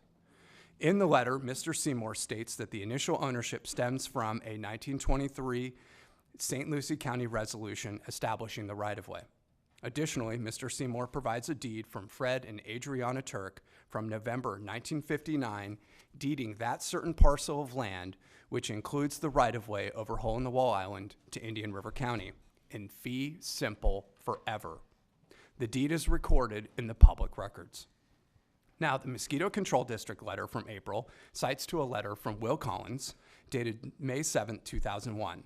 So it is important to also examine the history that the county has taken in this issue. Back in July 1999, Commissioner Ruth Stanbridge wrote a letter to St. Johns River Water Management District stating the county owned the right-of-way over Hole-in-the-Wall Island. This letter was followed up by a letter in August 1999, in which Charles Vatunak, then the county attorney, wrote to Horses Head LTD, stating that the county's position is that it is the county's property is the right-of-way, per the 1923 St. Lucie County Resolution. Also, Mr. Vatunak referenced a resolution from December 1959, 1 month after the November 1959 deed, in which the county abandoned various quote-unquote county roads in the town of Indian River Shores. Mr. Vatunak claimed that the right-of-way was at the time a state road and thus could not be vacated by the county. In May 2001, Mr. Collins then drafted a memo to Commissioner Stambridge stating that Hole in the Wall Island was in the town limits and that the road was actually not part of the state road system in December 1959, and thus he believed that the right-of-way was actually vacated in December of '59. I can tell you that 5 months later, the county attorney at the time, Paul Bengal, wrote then another letter stating that the December 1959 resolution actually didn't vacate the right-of-way over Hole in the Wall Island because it was not actually contained in the areas described in the resolution to be vacated.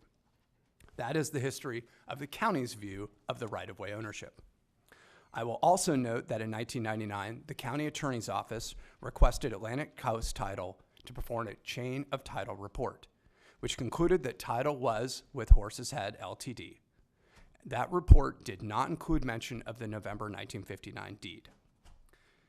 Now, I will note that there is additional evidence that I've been presented that the county does not have ownership of the right-of-way, as the property appraiser's website does not indicate that as the property appraiser's website does indicate that the mosquito control district does in fact own the entire island.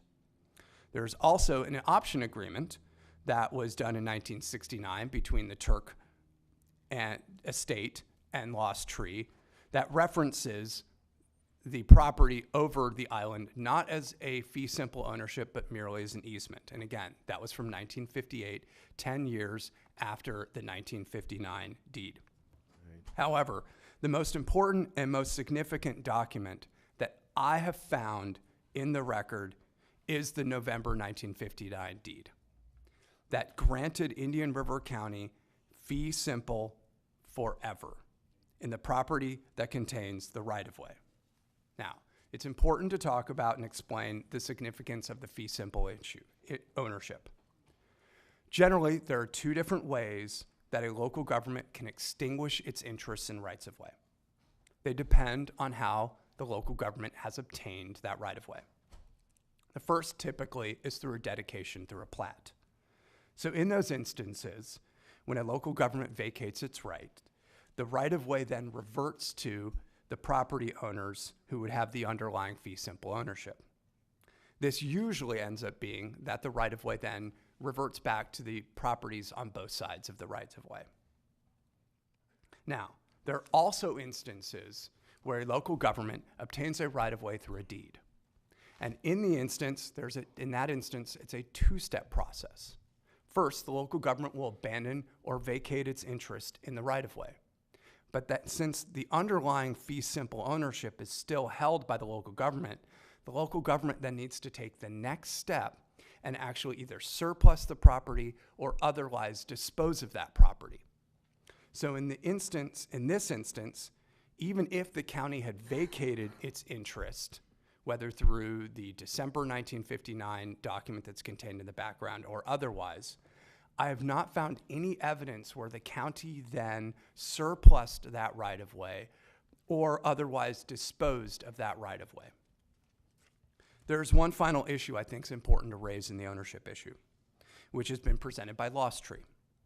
Now, Mr. Henderson, representing Lost Tree, has claimed that the Marketable Record Title Act has wiped out whatever interest Indian River County has had over the right-of-way. He has cited back to Florida Statute 712.03, subsection 5. Now, per that section of Florida statutes, recorded or unrecorded easements of rights, interests or servitude in the nature of easements, rights-of-way, or terminal facilities, including those of a public utility or a governmental entity, are not extinguished so long as the same are used, or at least any part thereof is used, and therefore it shall be exempt from being extinguished. So I confirmed with our county surveyor that in fact we do use a portion of the land that is contained in the November 1959 deed. And thus, our interest has not been wiped out through the Marketable Record Title Act. Now, someone has presented me a case from Texas from 2017 that has not been cited by any other court to dispute that the November 1959 deed was not in fact a transfer of fee simple ownership. I will instead look to Florida case law, which favors the interpretation that the 1959 deed was in fact a fee simple transfer. I will conclude by stating that this is a murky issue. And as you've heard, there are a lot of different ways this is turned. With arguments both for and against the county having on both sides. But based upon the evidence that I have, the best interpretation I have is that the county does in fact have the right-of-way over Hole-in-the-Wall Island and Pine Island. And I will say that representatives of Lost Tree who have the ownership interest over Pine Island have said that they're willing to grant whatever easements are necessary for this project, but I still treat Pine Island and Hole-in-the-Wall Island in the same manner. Now, therefore, I would recommend to the board, as I've done in my memo, that the board authorize the temporary construction easement consistent with the temporary construction easement that was granted last year for the reuse pipe in this project, and to authorize the board or authorize the chair to execute the temporary construction easement once it has been finalized and by the county attorney and by the county surveyor. And additionally, as Jason noted, I certainly believe that before we accept this project, that we have either through a condition in the permit or by board directive here today, that we make sure we get all of the necessary title paperwork for this property, just confirming that we own it over these islands before we undertake or take on this project. And with that, I turn it back over to the chair for any questions. Thank you very much, Mr. Reingold, for clearing that all up for us. I'm going to just sort of summarize things, and when I finish summarizing, if I'm wrong in any respect, feel free to correct me. But the basic issue before us right now is whether or not the Board of County Commissioners shall grant a temporary construction easement for Hole-in-the-Wall Island and Pine Island for the reuse line. There is, however, a preliminary issue, and that is, does the county currently have a valid right-of-way which would be necessary in order to grant a temporary construction easement over the Hole-in-the-Wall and Pine Island reuse? And your recommendation comes down to basically a recommendation that the board approves a temporary construction easement consistent in nature as the prior temporary construction easement for the reuse pipe project, with the further stipulation that at the end of the day, Johns Island Water Management provides the necessary title work to demonstrate that the county is titled to the 70-foot strip over both islands. Okay, with that, thank you. I'm going to begin by asking if the board has any questions of Mr. Reingold. Well, thank you, Mr. Chairman, and thank you, Counselor. That was about as clear as some bentonite.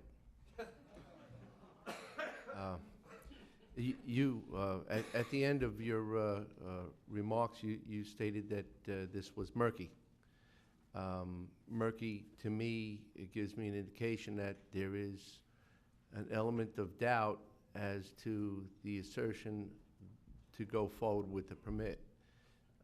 Or there might be some constraints that, or according to the account that you gave, that there was some question over the years in which was debated back and forth, and you have documentation for that, and we've been provided that, and we were able to digest it.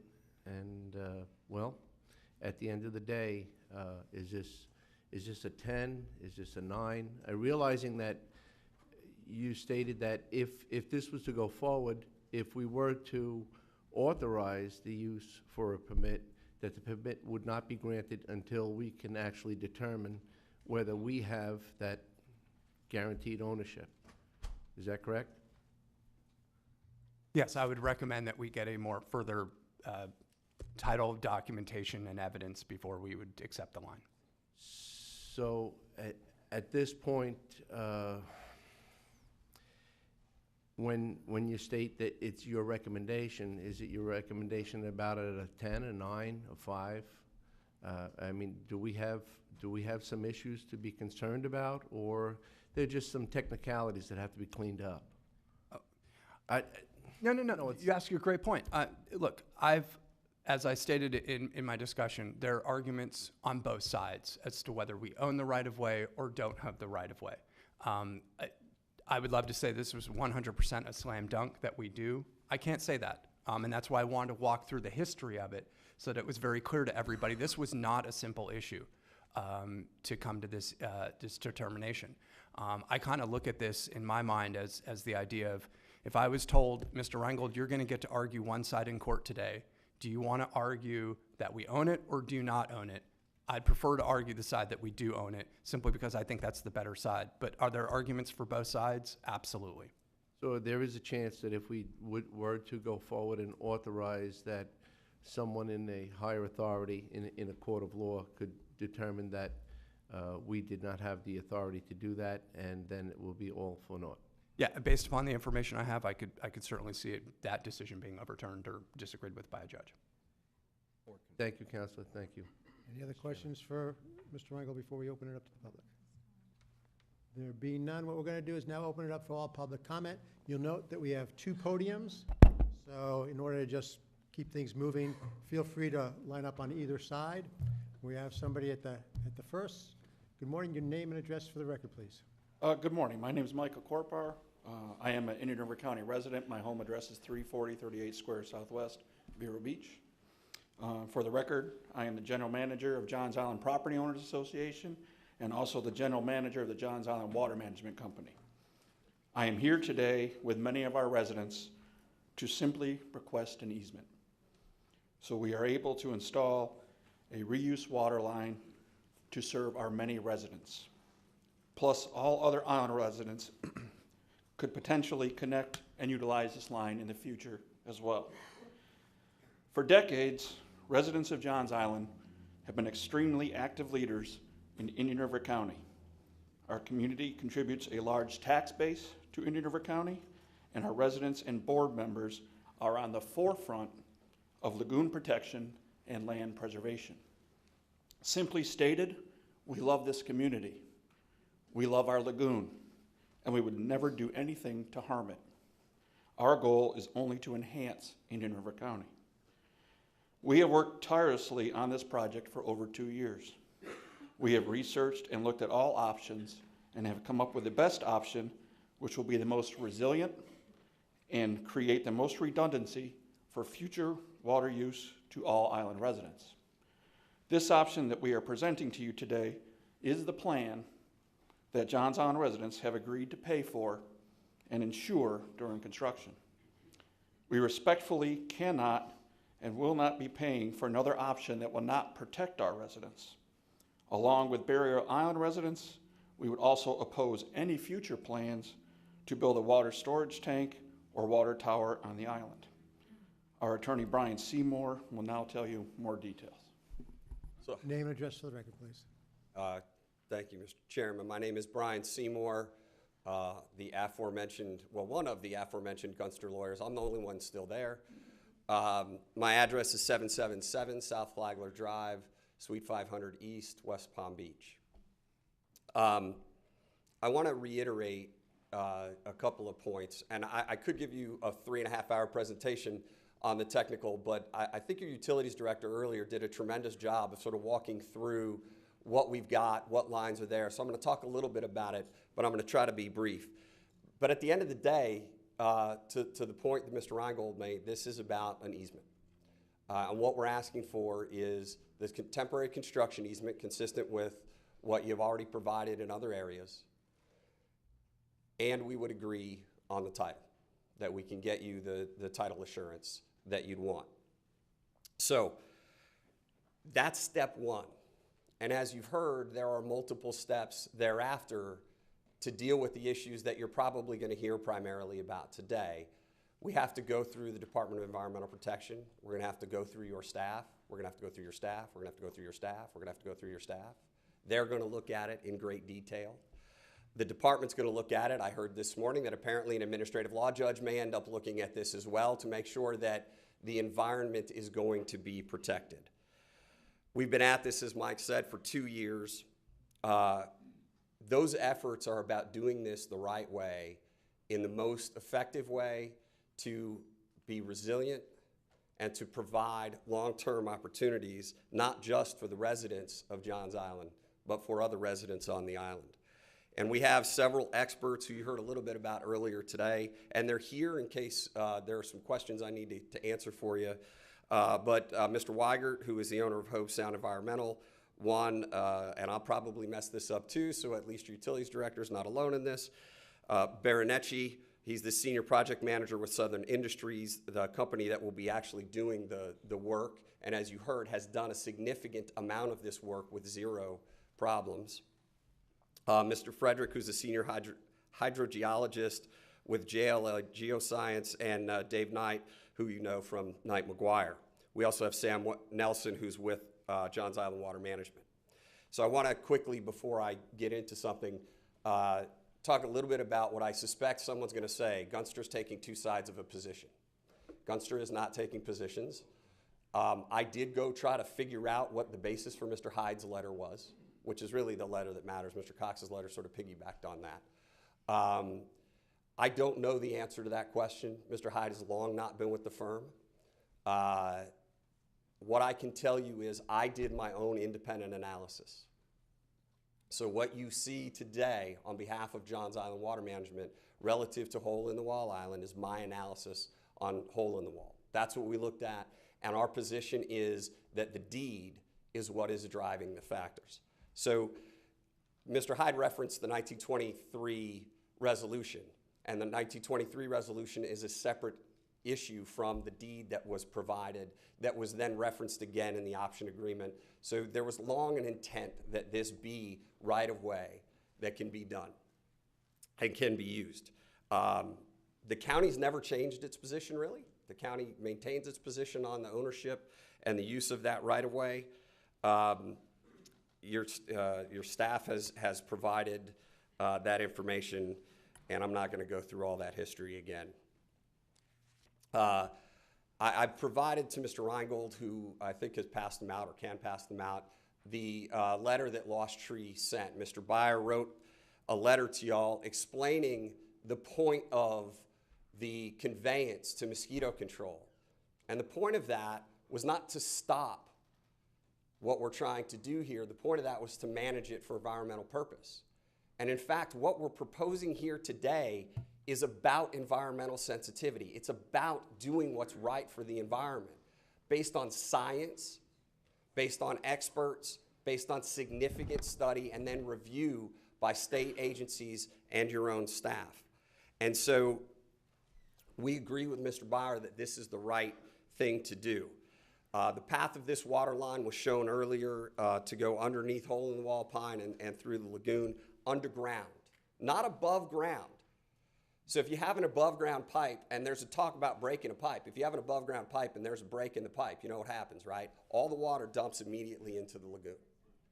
If you have a I'm not gonna try it, underground, under the water, so I'm a lawyer, not a scientist. Well, even in the unlikely scenario, you're not dumping directly into the river. So you do have a lot of protections in this, but the bottom line is you also saw earlier that there are already and have been for many years lines under the river that have caused zero problems. These are facts. I understand, and we all do, and Johns Island residents do, because they care about the environment, as Mike said. But we understand that people are concerned about this. That's why the time was spent to get this right. That's why there will be additional time spent to get this right, because we do care about the item. We do care about the environment. We do care about getting this right. And to your credit, you have some of the best reuse water in the state of Florida, and you should all be congratulated for that, and you have been and you should be. Thank you. So that the water that we're taking means we don't have to utilize well water. We don't have to suck water from the aquifers. We can take the cleanest reuse water in the state of Florida and provide it. So you've heard a lot of things over the months, and I'm sure you're going to hear some of them today. You have emailed to you previously, and Mr. Reingold has another copy that he's passing out, and I appreciate that very much. A couple of fact versus fiction, and some things that have been said and the facts of what's actually going on here, and I want to hit on a couple. This project is for Johns Island residents and residents of the other island who end up wanting to tap into this. This is not about the golf course. This is about people's homes, their landscaping. At completion, this water line is going to be owned by you, subject to the requirements that Mr. Brown and Mr. Reingold mentioned, with which we agree. And we're not going to be selling water to other residents outside of Johns Island. This isn't about us making money. In fact, the switch is going to cost Johns Island residents who currently get free water from their wells, and they're going to do this because it's the right thing in an environmentally sensitive way and in a way that actually works. The study about going over A1A and down the road and coming and putting a water tower, there's a couple of issues we have with this. One is there's no redundancy or full loop that goes on that. So you end up having one system instead of alternatives to make sure things are consistent and continuous. The storage tank water tower, as Mr. Corpar said, is a problem for us. We do not support that, and our residents aren't excited about putting a water tower on the barrier island, obviously. The other is assurance. Johns Island residents are going to pay several million to $6+ million for this. And in doing so, they want to make sure that when they spend their money, they're going to get that environmental water, that reuse water that will help. And if you do the other, they don't have that assurance. Part of that is that study didn't consider that Windsor has submitted for a consumptive use permit, which is almost ready to connect to the existing county lines. That then pulls some of that water out. So pressure isn't the only issue, the amount of water comes. And so if we're going to pay for this, Johns Island Water Management, we've got to make sure that the residents who pay and then provide this back to the county have the assurance of the water. So when Mr. Corpar talks about the fact that they can't pay for an alternative route, part of the reason for that is there's no guarantees of what's going to happen, in addition to the other issues that we've mentioned. And in fact, the primary issue, this is the most effective, resilient, environmentally friendly way to get your clean, again, the cleanest reuse water here to the island so that it can be used so we don't have to keep sucking water up from those wells. So I want to thank you for your time. We're here to answer questions. I'm sure some things may come up during the course of other folks' comments, and hopefully we'll be able to respond if you have any questions about that. And I think Mr. Corpar has one more thing. Commissioners, at this time, on behalf of Johns Island, I'd like to thank you for your consideration. And besides our residents and neighbors who have joined us here today, I'm going to present to you over 900 signatures on our petitions in support of our project. And several of those signatures are actually from the Shores development as well. We sincerely thank you for your leadership and consideration. Thank you very much, Mr. Corpar. Mr. Corpar, if you could deliver the signatures to the clerk. I do have a couple questions Okay. if we can before the next speaker. Sure. Mr. Seymour, Go ahead. you had No. you had mentioned earlier in your presentation that you can provide the title insurance that we're requesting. Do you have that title documentation now? No, to be completely honest with you, it costs money. And if we're not going to know that we have it, we weren't going to go run to spend it, because we have to get the title run, we have to work through, we have to provide the information to the title insurance company that they didn't have previously on the deed, et cetera. So we can start that process as soon as we know that we've got the opportunity for this TCE. But you're willing to move forward on a $6 million project, and one of the criteria is that we have to have that title proof before we accept it. So you're going to move forward on that before you even know for sure you can provide the title insurance? No, sir. What I'm telling you is I believe we can provide the title insurance.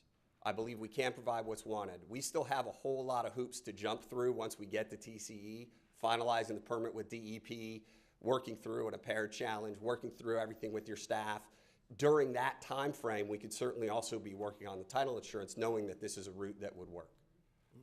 Dylan, I believe you had said that you had gotten a quote as like $1,500 to do the title search? So I'd reached out to Jason Beal, who had prepared the Atlantic title documents from 1999, because I wanted to give him an opportunity to respond to, you know, what he had prepared then and see if any of the additional information that was new changed his mind. He said he'd have to, it would cost about $1,500 for him to prepare that. It would take some time, as there were, I think, different people had changed at Atlantic Coastal Title, and that was kind of the last discussion I had with him. So, Mr. Seymour, just kind of where I'm sitting, by the time this thing is all done today, and I'm not sure what your hourly rate is, but I'm guessing it's several $100s. They're going to spend $1,500 just for you to sit here all day. And to me, you know, $1,500. I mean, this title thing in my mind is a huge, huge thing. You know, if I'm in your all's position, that'd be one of the first things I would do, because I know Dylan and staff have been presenting this for months now, that is a key component that we need to go forward. And I would think $1,500 is not that much to resolve that issue one way or the other. They're not mutually exclusive, Mr. Bryan, and the point of it is this. The title issue is one of the issues that you're going to hear about. What we've been focusing on is the misunderstanding about the environmental issues, because if those misunderstandings carry the day, then it wouldn't matter anyway. And so I'm not just here on a title question. I'd have to be here no matter what, because what you're going to hear is a whole lot of assumptions, concerns, folks, please, that are all going to be rebutted by science, and all going to be that we've got experts who've looked at this, that your own staff has looked at and already spoken about on the substance of that. Ma'am, if you would. So we're sort of in a little bit of a cart horse issue. That's all I'm saying with that. We will do that. We do understand, we're not disagreeing that we need to make that happen. But with all the moving parts, we wanted to just get here, get through, and make sure we knew which path we were on. And then, Mr. Kopar, I believe within the town of Indian River Shores, they just recently erected a cell tower. Is that correct? Are you familiar with that? Correct, yeah. You know the height of that? I don't know the exact height, no. Is it It's pretty higher high. than? Yeah, okay. So did the Johns Island Property Owners Association formally oppose that? When they were researching where they were going to put it, there was different locations. They did oppose different locations and accepted. Did they accept the location set now? Okay, and the same with the Johns Island Water Management, did they formally oppose it? No, they did not. Okay. So a tall, extremely tall cell tower, you're okay with, but you're saying that if the county wants to build a 35-foot water storage tank, not even in Indian River Shores, but on county land in the county, that you would oppose that? It's not opposing the tank, it's opposing the route that we're going to get the water from that tank. Well, I thought earlier you said that you were Well, opposed to a we're storage opposing tank. for our at neighbors Oaks. to view a tank on the island.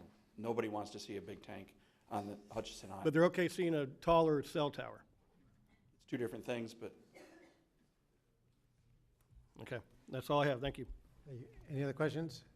Thank you very much. To that point, I do want to point out there is a water storage tank in Indian River Shores, is my understanding, on Fred Turk behind the fire station. So I just want that to be clear to everyone, that there exists a water storage tank in the town of Indian River Shores today. Yeah, I'd also just to reiterate, that's one of the issues. So that is a concern because our neighbors have that concern. I also, mentioned a bunch of the other issues that go into that cause us some concern about spending resident money, particularly without knowledge that they would be able to get that water. Thank you. Any other questions? Thank you very much, gentlemen. Name and address to the record, please. Yes, sir. I don't know if it's worse a lawyer following a scientist or a politician following a lawyer. My name is Thomas S. Lowther. Which one are you? I'm neither of them, believe it or not. My name is Thomas S. Lowther. I'm an elected official with the Indian River Mosquito Control. I serve as vice chairman. Our chairman couldn't be here today, Buck Bosell. And I also want to reiterate that I feel your pain, because I am a former county commissioner, haven't been chairman in 2005. And these decisions are never easy. And I think you do have the opportunity today to serve the taxpayers of many on the barrier island as opposed to those of their few. More importantly, and I thought I got out of politics, Mr. O'Brien, more importantly, this landed on our lap last year as the FDEP required our signature on this permit, hence the reason it's here today.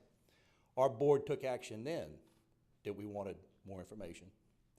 As it began to become more and more volatile, it was stated that, well, we don't really need your approval, we'll go around you, which they have. They're here today on your vote. But more importantly, what I want to read to you all, and I think you have a copy of it from our chairman, and on behalf of the mosquito control, and I know Doug Carlson's here today, our administrator. I just want to read the last two paragraphs, and I'm going to be done. It basically states, as Dylan had mentioned, that the Indian River Mosquito Control District does not recognize that Indian River has any ownership, interest in Hole in the Wall Island. Based on Indian River Mosquito Control's review of pertinent documents, and you've talked about that between the attorneys and all 12 of them can't get along. But more importantly, moving down to the last paragraph, and I want you all to take heart with this. Thus, the BOCC has no legal authority to grant to Johns Island temporary construction easement across Hole in the Wall Island. Should the BOCC vote to grant such a construction easement on April 23rd, the Indian River Mosquito Control District will be forced to consider any and all options, legal action in the form of complaint for an emergency temporary injunction, and declaratory relief. That's it. All I have. If you could. Any questions? I have to ask the audience, please. This is a business meeting. It'll go along a lot faster if there aren't continuous outbreaks. And it also can upset the people at the dais as they get distracted. So if we could, just continue the way you were the first 2 hours this morning, and I think it'll go a lot better. Commissioners, I will be leaving the building, so if you have any questions, I'll be glad to answer them. Thank you very much. Oh, Mr. Chairman? First, Commissioner O'Brien, then I'll go to Commissioner Zorn. Thank you. Mr. Lather, if we do grant the temporary easement, and it's my understanding that this crossing will be below the actual island, 70, 80 feet down, how will that negatively impact mosquito control operations at Hole in the Wall Island? I don't think anyone knows that. I know, I can tell you we have spent over $1 million in stabilizing and hardening that island of taxpayers' hard-earned dollars. Just like the question, I think Mr. Burke responded to that too. We don't know what this is going to do because it's never been done. He reiterated Florida Power and Light. That was I think a Fortune 500 company that did that. I don't believe that's going to happen here. Don't know if it's going to affect the mosquitoes or not. We just, like I said, when it fell in our lap on the 11th hour, thinking that they had done their due diligence, which they've been dealing with you all already for a year and a half, why did it get that far? And now you're here today with them wanting you to grant this temporary construction easement on documentations they still don't have to you all. So, If they were to name the Mosquito Control District as a additional insured during the construction process, would that satisfy your concerns as far as any negative impacts to your mosquito control operations? I think our board right now has made the decision of what I read in the letter. Okay. All right. Thank you very much. Mr. Zork. Yes, thank you, Mr. Chairman. Dylan, you had mentioned, or I believe you had mentioned, that with the mosquito district, there was some things that you had not received yet from them, and what were those? And maybe Mr. Lowther can expand on where those documents are. I believe what I referenced was I had specifically asked Doug Carlson for a copy of that title policy report that was referenced by Michael O'Hare in 2009, and he said he did not have a copy. Okay. All right. Thank you, Mr. Chairman. Thank you. Thank you very much, Mr. Leather. Okay, thank you. Name and address for the record, please. My name is Grant Gilmore, 5920 First Street Southwest, Vero Beach. First of all, I'd like to say that I'm not adverse to reuse water, and I want to commend the county on the efforts to treat water and what we've done in this county in the last few years. And I think adequate treatment of reuse water is the answer to a lot of our water problems globally in the future. The astronauts up the road had to drink their own urine, in some cases up to 1 year, if we could get to that point. I believe that an alternative, inexpensive route for this water might save resources that could be put into further treatment of U.S. Reuse water. It would be a win-win for everyone if it was potable reuse water. Anyway, when I started making this comment as a research scientist, I wanted to know what was in the reuse water to begin with. So I spoke with chemists with the Ocean Research and Conservation Association that have studied the wastewater effluent from Indian River County Control Treatment Plant after treatment, and also studied the Indian River Lagoon between Wabasso and Indian River shores using benthic sediment traps where wastewater effluent is presently being spread. As you must realize, the state of Florida and Indian River County have been impacted negatively by declining water quality. The negative impacts have not only endangered human health, but have killed millions of aquatic animals around the state and within the Indian River Lagoon. That means we are at a critical period to remediate these conditions before they have additional major negative influence on local and Florida economies. The effluent that is to be shipped to the barrier island at Johns Island, Indian River shores, contains a variety of toxins, nutrients, and residual elements that can cause disease in humans and long-term damage to the health of the Indian River Lagoon. I understand that there are potentially pharmaceutical products, herbicide residues, and pesticide byproducts that could be in the present effluent.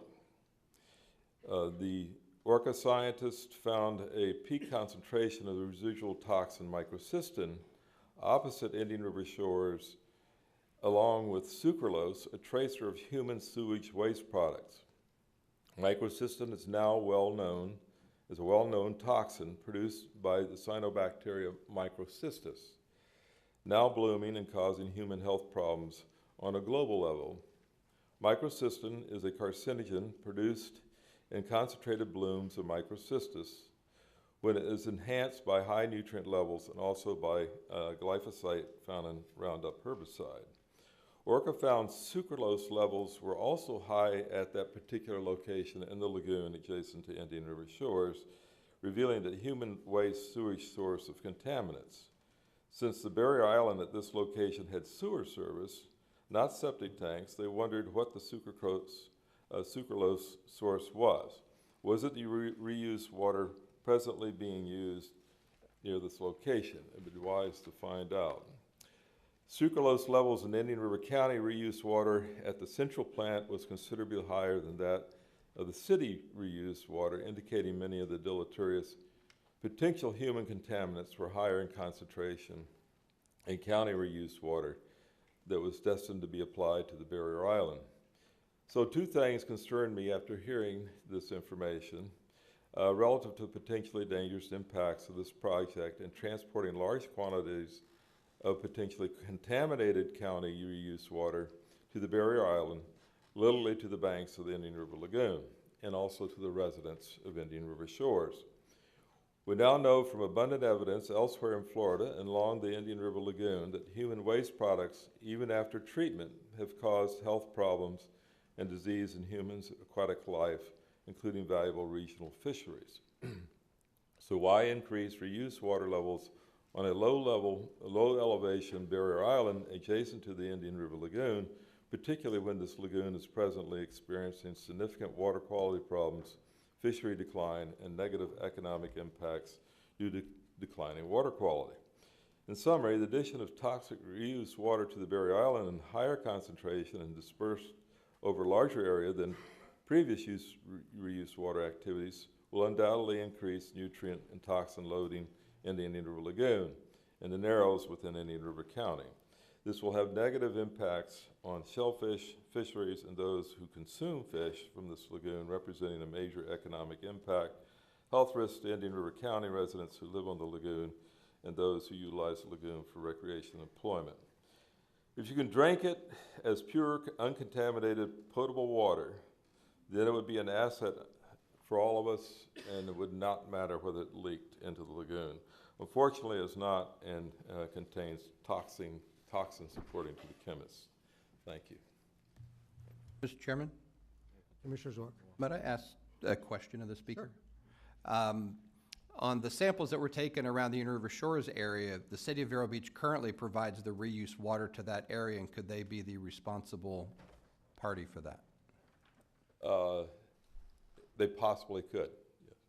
Since their numbers are, I don't know what the ratio is, but considerably higher across the board on all levels of phosphorus, nitrogen, and any of the other items you might find in the water column. Also, you have the southern portion of Pasadena Environmental Learning Center, and I don't know if all those houses that are on the lagoon are on septic or all on sewer.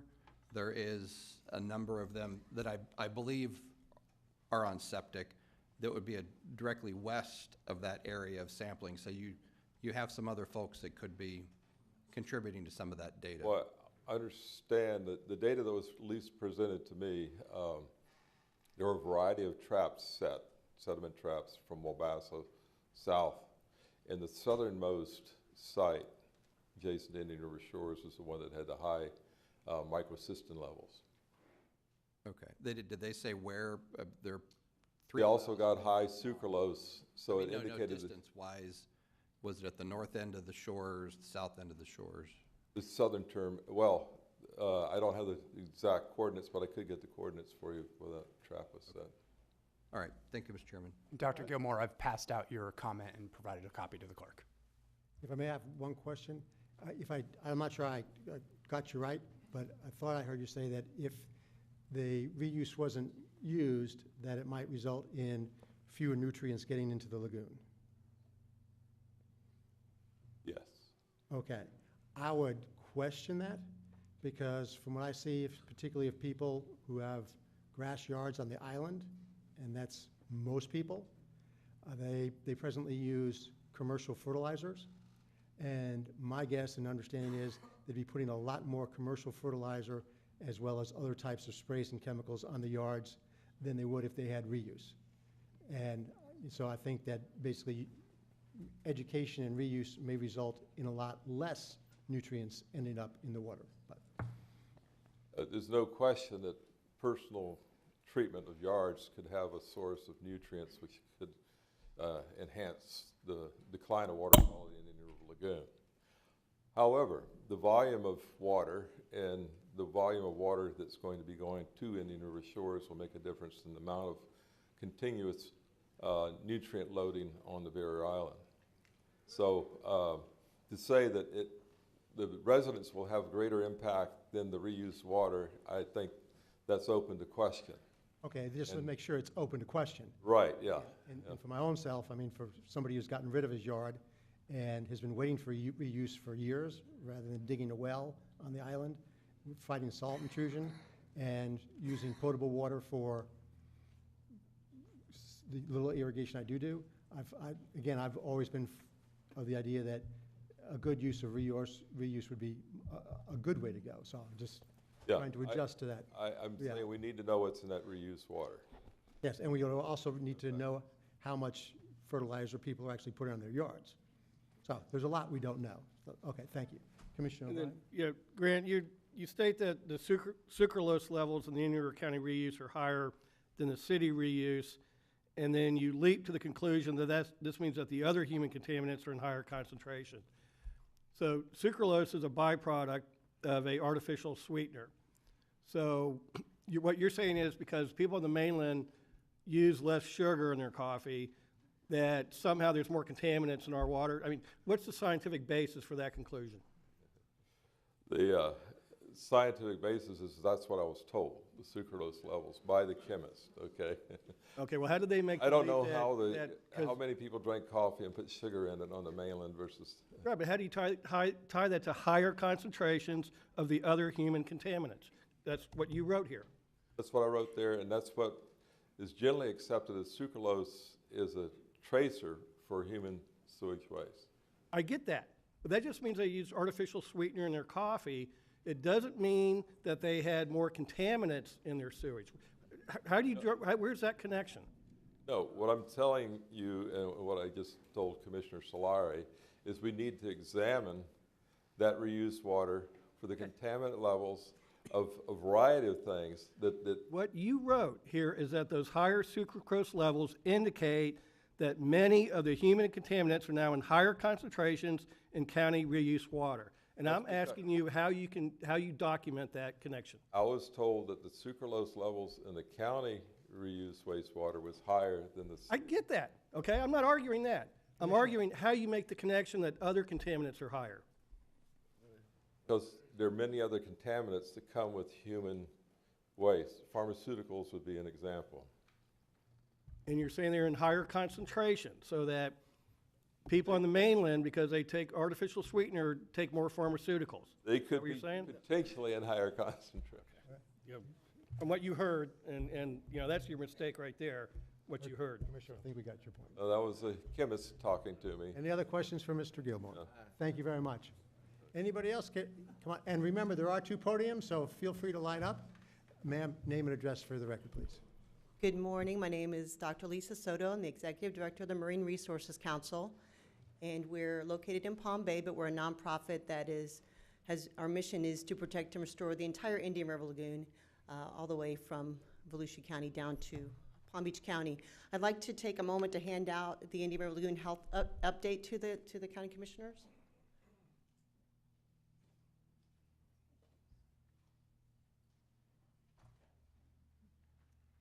Marine Resources Council just did a comprehensive health assessment of the lagoon, and I'm pleased to say that some of the healthiest areas of the lagoon are right here in Indian River County.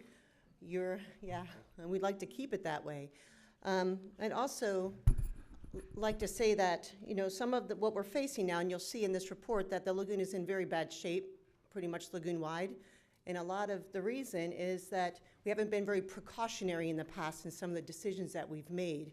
There's a principle in effect called the precautionary principle that other places in the world use, where if there's any risk at all involved with a project that could have an environmental impact, that has a disproportionate impact on their society, they vote against it. They're like, there's any risk here? Absolutely not.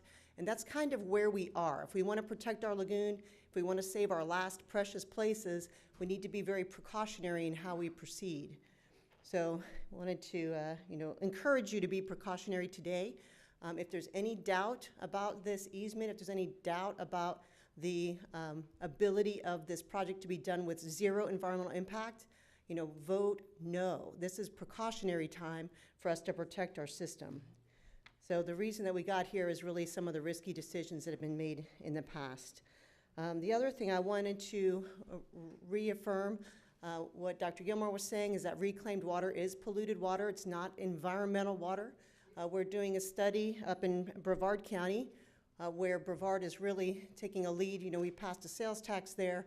They're doing a lot of science right now to figure out how do we prioritize and get the best bang for our buck in spending our taxpayer money up there with the types of projects that we need to lead on. I'm sure you've heard in the news about the failing wastewater infrastructure dilemma. That's a multi-billion-dollar problem. It's called an out-of-sight, out-of-mind problem, where you put a line under the ground or under the lagoon. You don't see it. It's leaking away. 30 years later, you've got drinking water standards that are being, 3 nitrogen levels in groundwater that are 3 and 4 times the drinking water standard, because nobody realized, everybody's laterals are leaking, all these lines are leaking, and it's, a major problem. So they've invited us to work with other scientists to try to prioritize where the leaking lines are happening the worst. So we've installed almost 50 wells in communities throughout Brevard County. They include septic tank communities. Everybody assumes septic tanks are the most polluting communities, sewer communities that are just receiving sewer lines, and then sewer communities that also have reclaimed irrigation water. And we compared those with natural areas that have no residential development whatsoever. And we found that so far in 16 months of data that have been collected monthly, that the reclaimed communities are just as polluted as the septic tank communities. That this environmental reclaimed water that's spraying from 3 to 20 parts per million of nitrogen all over everybody's lawn is contaminating our aquifers tremendously. And it's becoming a big issue, you know, that we've got plans in place, we've got water management districts in place that are trying to, you know, continue the use of reclaimed water as the cure-all, solve-all for our water quality problems in the state, but we're spraying contaminated nitrogen, phosphorus, all of those toxins that Grant was speaking about, all over the place. And because, especially on the barrier island, you're dealing with sand, it just goes straight down into the aquifer, virtually, you know, untreated from when it came out of the irrigation sprayer. The other thing we found is, like Commissioner Solari mentioned, people still use fertilizer. So they're getting, you know, 28 parts per million nitrogen through their irrigation lines, and they're putting fertilizer on top of it. So it's not stopping people from fertilizing, even though we can go in and say, you're getting plenty of water or nitrogen in your water. You don't need to fertilize. You know, the HOA feels obligated to, you know, hire those professional services to come in and apply fertilizer. That's another issue altogether. But because we're comparing sewered, septic, and reclaimed, we're assuming all those communities are all about the same socio-demographic, are all using fertilizers at about the same rate. They're also all using sucralose at about the same rate. So to answer your question, Commissioner O'Brien, sucralose is an indicator. So I'm sure that ORCA did the nutrient testing as well. So they'd be looking at nitrogen and phosphorus to figure out, you know, where's nitrogen and phosphorus levels coming from. The only way we can tell if that nitrogen and phosphorus is human-related is if there's some human-related drug, Tylenol, acetaminophen, sucralose. You know, you look for these other indicators. You're like, oh, that didn't come from a cow. You know, they're probably not serving lattes to cows. Or, you know, you look for something that's indicative of a human product. So I'm sure that ORCA, and I know they're doing a lot of nitrogen and phosphorus testing, that they had those levels as well. So maybe Dr. Gilmore wasn't aware of that. So the sucralose, yeah, you don't use that as the indicator of this is a very contaminated area. Use it as an indicator of, oh, that was probably human-related, because we're, you know, other animals are going to be also causing nitrogen and phosphorus. The last point I want to make is who is at risk here and who is going to benefit from this? Now you're thinking of this because you are the leaders of this community. You know, who are your constituents? What is it that they want? And who's going to benefit? And who is, you know, is there a disproportionate impact? Is there one community in particular that's the only one really benefiting and everybody else is at risk of taking a major loss? MRC worked with your local community members here to help get 1,500 signatures on a petition against this project. 1,100 of those are Indian River County residents themselves. I don't have them printed out to give you today, but we can get those for you. So know that you know, we were invited to be part of this because our mission is about the lagoon, because your community came to us and said, we don't want this to happen. And you need to, you know, think about the risk that you're taking in making this decision today. And thank you for your time. I appreciate your consideration, and vote no. I've got one question, if I could. And most probably you won't know the answer to it, because as you think these things through, all sorts of other things come up. And I've heard from the audience from time to time about science, but it's been my experience when you dig into a lot of these issues, you find out that the science, at the end of the day, is very flaky. And that was particularly the case with biosolids. So, I mean, I found out that, you know, once you started looking at things, people would be saying things, but there just wasn't much there. So it taught me that you have to keep on looking further and further in there. One of the questions I'd have is, if I got you right, your study was up in Brevard County with the reuse and the communities, whether using the reuse helped or not, and they measured the nutrients in the reuse? So the study is actually trying to prioritize which communities in Brevard should be addressed, how their wastewater infrastructure should be addressed, whether we're looking at relining wastewater infrastructure, you know, the lines themselves, the sewage lines, whether they're going to upgrade people who are on septic to sewage, or whether they need to address the wastewater treatment facilities and the use of the irrigation reclaimed water. There are the variety in this study. There are numerous wastewater treatment plants that have different effluent permitted But I thought you said a place that used reuse water was no better than the septic tanks. Correct. There were 4 of them. Okay, so my question then is, how was that reuse water treated? Because there's evidently primary, secondary, tertiary treatments. So how was that wastewater in that community treated? What level? There were different levels. So they ranged from the wastewater treatment plants all had a treatment whether it went to tertiary or not was dependent on each of the plants. There were 4 different plants. The lowest one was at 3 milligrams per liter, so it was at tertiary treatment. It was the best case scenario that we can do currently, although frankly we can do better in space somehow. So I challenge us also to take it further. You know, that 3 milligrams per liter nitrogen is not good enough. You know, I'm sure our astronauts and scientists in space are not drinking 3 milligrams per liter of nitrogen. I mean, so we have the technology to clean our wastewater to drinking water. We should be doing that. I know I'm getting to your point. The 4 plants ranged from 3 to 28. So depending on where you were and which the reclaimed, there was a huge difference in the discharge water that was serving those communities. There was not a huge difference in the concentration in the receiving groundwater. Okay, so I mean, Mr. Burke, because I mean, that to me is a crux of how much nitrogen and phosphorus is actually in that reuse water. Right. And then the second What I part- understand, this reuse line is going to be carrying about 5.5 milligrams per liter, which equates to about 16,790 pounds per year that could be potentially entering your I'll ask Mr. Burke. groundwater into the How many lagoon. milliliters of nitrogen in this wastewater? So we have lower levels at our West Regional, but we have some higher levels at Central. Both are tertiary. West is a little bit more, but when you average them two in the 77th Street tank, that's where we did the grab sample, about 5.5 milligrams per liter of total nitrogen, 0.34 for total phosphorus. And do we know how much the plants take up in an average yard? So I don't have the IFAS documentation in front of me, but when it's applied at a rate that is acceptable for the soil uptake and the type of grass that's grown, none of that should make it into the water column. It should be taken up by the plant. Now, I will say, I was at the Virginia Barker meeting in Brevard County, and she had a very impressive slide to look at the reuse, but they have some issues with Brevard due to the fact that they have older technology and they do not remove some of the nutrients like we have here. Okay, and I don't want to get in an argument about that. My big point is, at the end of the day, I think still think reuse is good, but the reuse has got to be matched by the plant's needs. I don't know if this does it here, but I don't want to leave with the idea that whatever we come up with today, that reuse is always bad. Because I still believe we could probably get to the point where reuse could be very good, and we could stop taking potable water out of the aquifer and using it for irrigation. So sometimes when you do one thing, you're trying to do more than one thing at the same time. I agree with you. I think that the plant uptake and the ability of the soil, so the more carbon there is in the soil, the more that nitrogen can be utilized by plants, that's really dependent. That you can't just assume reuse is good everywhere. I'm not assuming that. I'm just trying to get a better understanding and not leaving people leaving this room at the end of the day with sort of bad information. I mean, it's this process that we're trying to do, I think, is to try to get the best information that we can today out. And we're certainly not going to get perfect information, but we may make a little progress in the right direction. Thank you. Thank you. And Any other appreciate you questions? taking the strong stance on biosolids. Any other questions for you? Thank you very much. Sir, name and address for the record, please. Good morning. My name is Marty Baum. I'm your Indian River Keeper. I live in Jensen Beach in Martin County.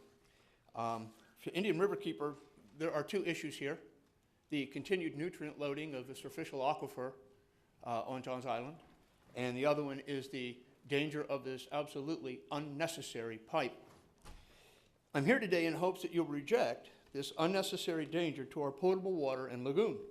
Twice now we have defeated this pipeline boondoggle, yet Johns Island keeps throwing money at it and buying new biostitutes. Given the availability of an existing pipe that will not ever endanger our potable water, we see no reason for horizontal boring. A pipe could leak in 10 minutes, or in 10 days, or in 10 years, or in 30 years. If it leaks off a bridge, you see it, you shut it down, you fix it.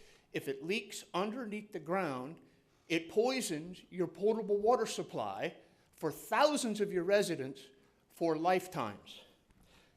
I have heard that FP&L ran their pipe underneath there and blah, blah, blah. They had a need to do that. They're not sending electricity out. They're put it there so that electricity could get in the event of a tsunami or a Cat 5. They do not want a Fukushima to happen there. They want to have power. If it leaks electricity. They turn it off. I was part of that. I sat down with the drillers. I looked at the lithology. I'm a registered driller, so I know how to look at this stuff. I was convinced that they had a pretty good idea of what they're doing.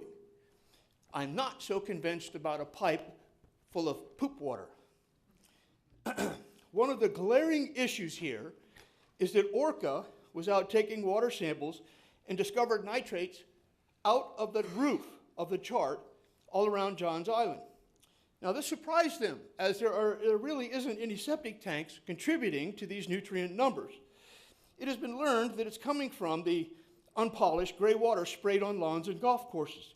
According to Mr. Carty, there is a 300,000 pound deposition of nitrogen and phosphorus annually on that island. That's why Orca is finding these astronomical high numbers all around Johns Island. Right now, the pollution levels are significant there. When the water warms up, there's probably enough nutrients to engage another algal bloom. You know, for what purpose? Why? Why can't they use an existing pipe? Why do they have to endanger our drinking water and our lagoon for pittance? Every day, we add to the evidence cyanobacteria is not just a health problem, but it is life-threatening. Here we are, with Johns Island putting rather meager profits ahead of the safety of their fellow citizens. You know, 70 people were tested in Martin and St. Lucie County across 3 weeks. All 70 of us, including my wife, has microcystin in our nose. Okeechobee, Martin County, St. Lucie County, and Indian River County, we are existing in a liver cancer cluster. A liver cancer cluster that was all research was defunded 8 years ago by Scott. So here we sit with our children getting sick, and nobody wants to figure it out why. I think, and many think, it's coming from the cyanobacteria. This is a serious health problem. Our lagoon is dying of 1 million knife cuts. All of us are complicit in this, every one of us. But do we really need to add to this problem? Without a doubt, this venture will add significant nutrient loads to our lagoon when it is not necessary for the betterment of anyone's way of life. I contend that it will in fact degrade our health safety. Johns Island is already under the threat of sea level rise, and before they recoup their money, it is likely that thermal expansion will be interfering with life on the very low barrier island during September, October, and November soon. If the number I heard was correct, that this effort will cost upwards of $6 million and take some 20 years to recoup the investment, why is this thing so damn important? Who is really behind this, and what is the purpose? $6 million is chump change to some of the people out there. You know, why must Johns Island invest in a dangerous pipe? Why will they not use the existing pipe that will cause no environmental danger nor impact the already reeling lagoon that has had enough abuse? This stinks of privilege to me. The rich folks are going to get their way because they have the money to buy what they want, including science. So, I would ask you today to be brave. Trust that making the right decision for our lagoon is more powerful than a few election bucks. Trust that your community and the others that share the lagoon with you will remember which side you were really on today. And we will remember. Please, 3 strikes and they're out. No easement. You can make this happen. Thank you. Thank you. Before the next speaker, we're getting, at some points, a little bit emotional here, and we're on the border of going past civility. I'll remind you that most of us here are Indian River County residents. You may be on one side or the other side of an issue today, but at the end of the day, we're still neighbors. And again, the science isn't perfectly clear on everything. There are a lot of good questions, and I think if we use this date to get a better understanding of things, we'll be very well off. But if we use it to demonize our neighbors, we'll be going down the wrong path. We see too much of this on the national and state level, and it really, I think, is very dangerous when it gets down to the local level, when you're actually demonizing friends and neighbors and people you're going to see 15 minutes later in Publix. So I just ask you, try to be calm, stick to the facts, and I think we'll be able to get everything done without demonizing any other Indian River County residents. Thank you. Name and address for the record, please. I'm Jean Catchpole, 526 Fiddlewood Road, Vero Beach, and I'll try to be very calm. Thank you. I'm here representing the Indian River Neighborhood Association, and we recognize the complexity of this issue. And I certainly commend Vincent for that wonderful presentation he made that covered a lot of ground. And we do recognize your diligence and are appreciative of that. We also respect the need of Johns Island Water Management to seek adequate reuse water for their lawns and golf courses. We do not, however, support drilling under the lagoon to meet this need. The risk is just too great. When every environmental group and our city and county governments are working to reduce nutrient pollution into the lagoon, it seems unwise to introduce a pipeline under the lagoon that might add to that pollution versus one under the bridge where any problem would be visible and maintenance and repair less costly. Since an alternative exists that may pose less of a risk and still supply Johns Island and communities to the north with county reuse water, we are supportive of the route under the Wabasso Bridge, especially after engineering reports support the viability of that route. The RNA feels that working with the county, interested and concerned parties can find an alternative option to the underground pipe that not only meets the reuse waters of Johns Island and the Northern Barrier Island, but protects our environment and thus our health and our economy. We urge the BOCC not to grant the island easements that will make the subaqueous route possible. Thank you so much for your consideration. Thank you very much. Sir, name and address for the record. John November, 2029 3rd Street North, Jacksonville Beach, Florida, 32250. Good morning. I'm the board chairman and general counsel of COAST, a conservation nonprofit organization. The acronym stands for the Coastal Ocean Association of Science and Technology. And we actively monitor water quality projects throughout the state that are engaging in the use of new technologies to protect our aquatic resources. Our mission is to advance the stewardship of those resources by providing data-driven, scientific-driven solutions. In terms of Johns Island, we believe that there's plenty of scientific evidence to support the use of reuse in this particular reuse pipe. UF-IFAS has affirmed that reuse can be safely used for irrigation, and irrigating lawns specifically, which is important because this is exactly what this water will be used for. The Water Research Foundation were able to use ioxol, a medical contrasting agent, as a reclaimed water marker. And this compound exists only in reuse water. And so something like sucralose, which was previously used to determine if there was wastewater, human-based nutrients in the system, won't work to determine if the water source is reclaimed reuse water, because that also exists in wastewater infrastructure and septic tanks. So as a result of this study in the city of Naples, the amount of nutrients and nitrates specifically that was found in the reuse water was significantly less than was expected.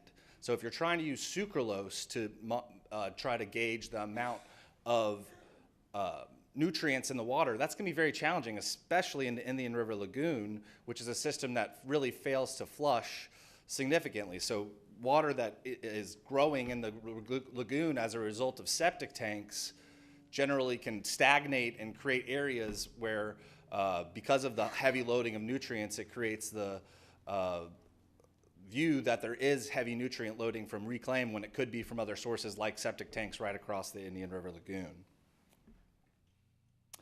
The Indian River County reuse goes above and beyond what is required for reuse in the entire state. You're allowed to have up to 12 milligrams per liter of nitrogen. Like the utilities director stated, they're only at 5.5 milligrams per liter. I think that's pretty powerful. It goes practically double what's required on average. The utilities department, after discussions this week, says they are continuing every day to try to get that number down. They're reviewing technologies, taking all the steps to try to get it as close to drinking water. But if we don't allow reuse to be used in our communities, we're going to run into major water shortages in the future. And it's very important that we as a state take steps to allow positive reuse projects to come into existence in our communities. Section 403.064 of Florida statutes says that the key statutory language states that reuse is considered environmentally acceptable and in the public interest. More and more homes throughout the Indian River Lagoon are going to be putting on septic tank in upcoming years, and numerous studies from the Harbor Branch Oceanographic Institute and others have stated that septic tanks are a key problem leading to the eutrophication of our lagoon. If we don't take steps to use this reuse water in a sustainable way moving forward, following Florida regulations that require where and when reuse water can be used, we're not only putting our aquifer at risk, but we're putting it at risk of saltwater intrusion. The more waters we pull from our wells, especially in coastal areas, leads for the opportunity for saltwater intrusion. And that is a serious issue across the state. It's very important that we continue to reuse to the greatest amount possible. The population of Johns Island is going to continue to grow over time. But I believe a sustainable approach is to use this reuse water throughout this community and continue to listen to staff that's saying they're taking all steps necessary to treat this water to a very high level, and also continue to do so in the future to protect both the interests of the community members and the environment. Thank you very much. Thank you very much. Morning, name and address for the record, please. My name is Russell Herman, 586 Redwood Court, Sebastian. Good morning, Commissioners. Morning, Buzz. This speech, first of all, if this were a ball game, this would be the 7th inning stretch. This is a very human speech. Dear County Commissioners, my grandson wanted to get this message across to you. Dear County Commissioners, my name is Jacob, and I'm 9 years old. I was out fishing with my dad and Pop-Pop on the Indian River this weekend. They were talking about how a community wanted to dig under the river to put in a water line. The water would be used on the golf course. But I have a question. Don't they already have a water line to their community? Why do they have to put a line under the river? That could hurt the river and the lagoon because it would disturb the shoreline. It could damage the river. I really like fishing on the Indian River. I get to spend time with my dad and Pop-Pop. I get to learn how to fish. I get to learn how important water is to people for fun and to catch fish. And I get to see and learn about the birds and animals that live on or near the river. It's important for grown-ups to protect our world, including the Indian River and the lagoon. When I grow up and have kids and even grandkids, I want to still enjoy the river and lagoon with them like I get to do with my dad and Pop-Pop. I want to be able to teach them to fish and have fun on this great river. Please take care of the river and the land so that more kids can know the fun and special times on the Indian River and the lagoon. Please don't make choices today that could be bad in the years ahead. Please say no to digging under the river and damaging the shoreline. Thank you, Jacob Herman. Thank you. Good morning. We'll take one more and then we'll break for lunch. Name and address for the record, please. Morning. My name is Doug Carlson. I'm the director of the Indian River Mosquito Control District. I live at 9345 Sea Grape Drive on Wabasso Beach. And I know that Mosquito Control Commissioner Lowther spoke a few minutes ago and brought up some of the points in regards to ownership, which granted is not a clear, it's a muddy situation, as Dylan mentioned. One item, though, that Mr. Lowther didn't mention in the April 16th letter to each of you from Chairman Vosell is the fact that we certainly would ask you to delay action on what is before you here today so that adequate and due consideration can be given to some of the alternatives that have been elucidated here and some of the additional comments that have come up. And certainly give that some time here so that the right decisions can be made. And I always like to end with saying that we certainly appreciate the cooperative, long-term working relationship between our district and Indian River County, and we look forward to continuing with that. And Mr. Carson, if I may take this opportunity to say, I'm a mosquito magnet, so thank you for everything you do. I appreciate it. I'd probably be able to get outside. And secondly, you recently mowed more of the Orca pathway down south. I appreciate that. I love walking that and the Greenway, and the more you mow, the better off I am. So thank you very much for both of those. We know you're interested in that. Get a bat box. Mr. Chairman, I would say it's not because you're sweet and attract mosquitoes. It's probably your lovely wife, Jackie. No, they don't bite her in the least little bit. She's a sweet one. She's the sweet one. They go after me. Yeah, but when they get close, it's the hot air. Then they come over here. We'll take a break. Oh.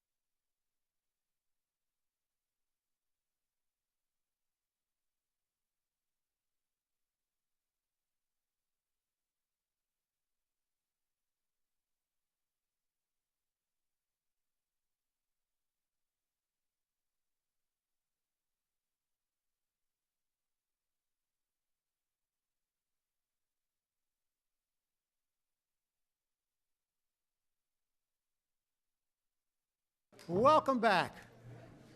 We're here for the afternoon portion of the April 23rd, 2019 meeting of the Board of County Commissioners of Indian River County.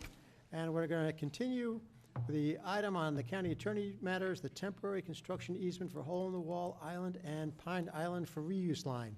When we left off, we were engaged in some very stimulating public conversation, which at this point, I believe we will continue. Again, we use both of the dioceses, so come on up, and I'll give the first up to the gentleman on my right, and then go to the gentleman on my left. Name and address to the record, please. Yeah, thank you for calling me a gentleman, sir. Paul Fafetta. Maybe the last time. But Yeah, I know. 955 82nd Avenue. I'm president of the Clean Water Coalition, and thank you. I want to thank Dylan. Great presentation that he'd put on. But I want to back up on the easement part for just a second. As many of you all know, I'm retired with the Indian River Sheriff's Office over 30 years. And in law enforcement, evidently we've got a different standard than lawyers do in some cases. When we went to court and someone was found guilty, it was beyond every reasonable doubt. It wasn't an opinion. No offense, counsel, but I think that the murky water is extremely murky, and I just wanted to point that out on the easement portion. But as the pipeline issue lingers on, I'd like to also mention and use a term Mr. Solari likes to use a lot, and that's rational thinking. And I'm not going to throw out the scientific terms. They're hard for me to understand as well, and there's been enough discussion. There'll probably be more about the makeup of the reused water. But let's talk about rational thinking and the pipeline and going 80 feet under the lagoon for 1 mile. Now, Johns Island has been said that they're going to ensure the construction ensure it during construction. Well, what happens after construction? Who's responsible for the pipeline? The county takes ownership, so the taxpayers are responsible for the pipeline. We all know that pipes break. You're going to probably hear from someone, a couple other people that, you know, lines are broken in their yard or whatever. But let's look at two real significant pipeline situations lately. Keystone Pipeline, all the argument that went on about the Keystone Pipeline being built, no, it's not gonna, nothing's gonna happen. November 2017, 210,000 gallons of fuel leaked out of the Keystone Pipeline. That same month, that same year, Bethel Creek. We all know what happened with the raw sewage pipeline from Indian River Shores to the city of Vero Beach. It spewed 3.2 million gallons of raw sewage into the lagoon before somebody could hit a turnoff switch. 80 feet under the lagoon, and I know that in listening there's pressure valves and things of that nature on either end, and there'll probably be another expert coming up to explain different situations along that. But if the pipe breaks, the pipe breaks. Stuff is going to leach into possibly the aquifer, under the lagoon. Where is it going to go? And then the repair, and then who pays for the repair? Again, logical thinking. And what was one of the first things that Vincent said when he started talking about, is there risk? He said emphatically, absolutely. Absolutely. Now, think about the lagoon for a minute. Johns Island, as we all are, is concerned about the lagoon. But being almost a lifelong resident here and being on the lagoon almost every day as a fishing guide, I see the deterioration. We've all seen the deterioration. We remember growing up catching fish in abundance almost everywhere we went. That doesn't happen anymore. In the last 25 years, we've lost 90% of our shellfish. Semblers up in Sebastian isn't selling oysters anymore, raising oysters in the lagoon like they used to, or clams. They don't exist. Adding the pipeline to the already damaged lagoon is just asking for additional problems. There is an alternative route. It's available, it's being used currently. But one of the things that hasn't been touched on yet is that there's a 16-inch pipeline that's taking potable water from Johns Island West that Johns Island owns to Johns Island that they're using for irrigation. It wouldn't take much to hook up reused water to that 16-inch pipeline, and there's no construction necessary. It already goes to Johns Island. I understand there's a 2007 study out there somewhere, or a management plan or something that even discussed that. Again, it's an alternative. There's no damage to the lagoon by trying to stick a 16-inch pipe 1 mile, 80 feet under. Staff recommendations. The report indicates that the east side of the A1A corridor is in fact feasible and cost competitive. There is an alternative that's not harmful to the lagoon. I spoke during the Oslo boat ramp on behalf of the fish. I'm going to speak again because the fish aren't up here to speak. The seagrasses, the aquatic life. We need to preserve, we need to protect what we've got out there. And this is an alternative to that process. So please think about it. Use Mr. Solari's rational thinking, and thank you very much. Thank you. Name and address for the record, please. Audra Rigby, 8465 59th Avenue, Walbasso. I'm the president of the West Walbasso Progressive Civic Club. I want to commend the commission on what they're doing in West Walbasso in terms of the bottomless septic tanks. I want to thank you from the bottom of my heart because there are kids, not just fish and other things, but there are kids over there in West Walbasso.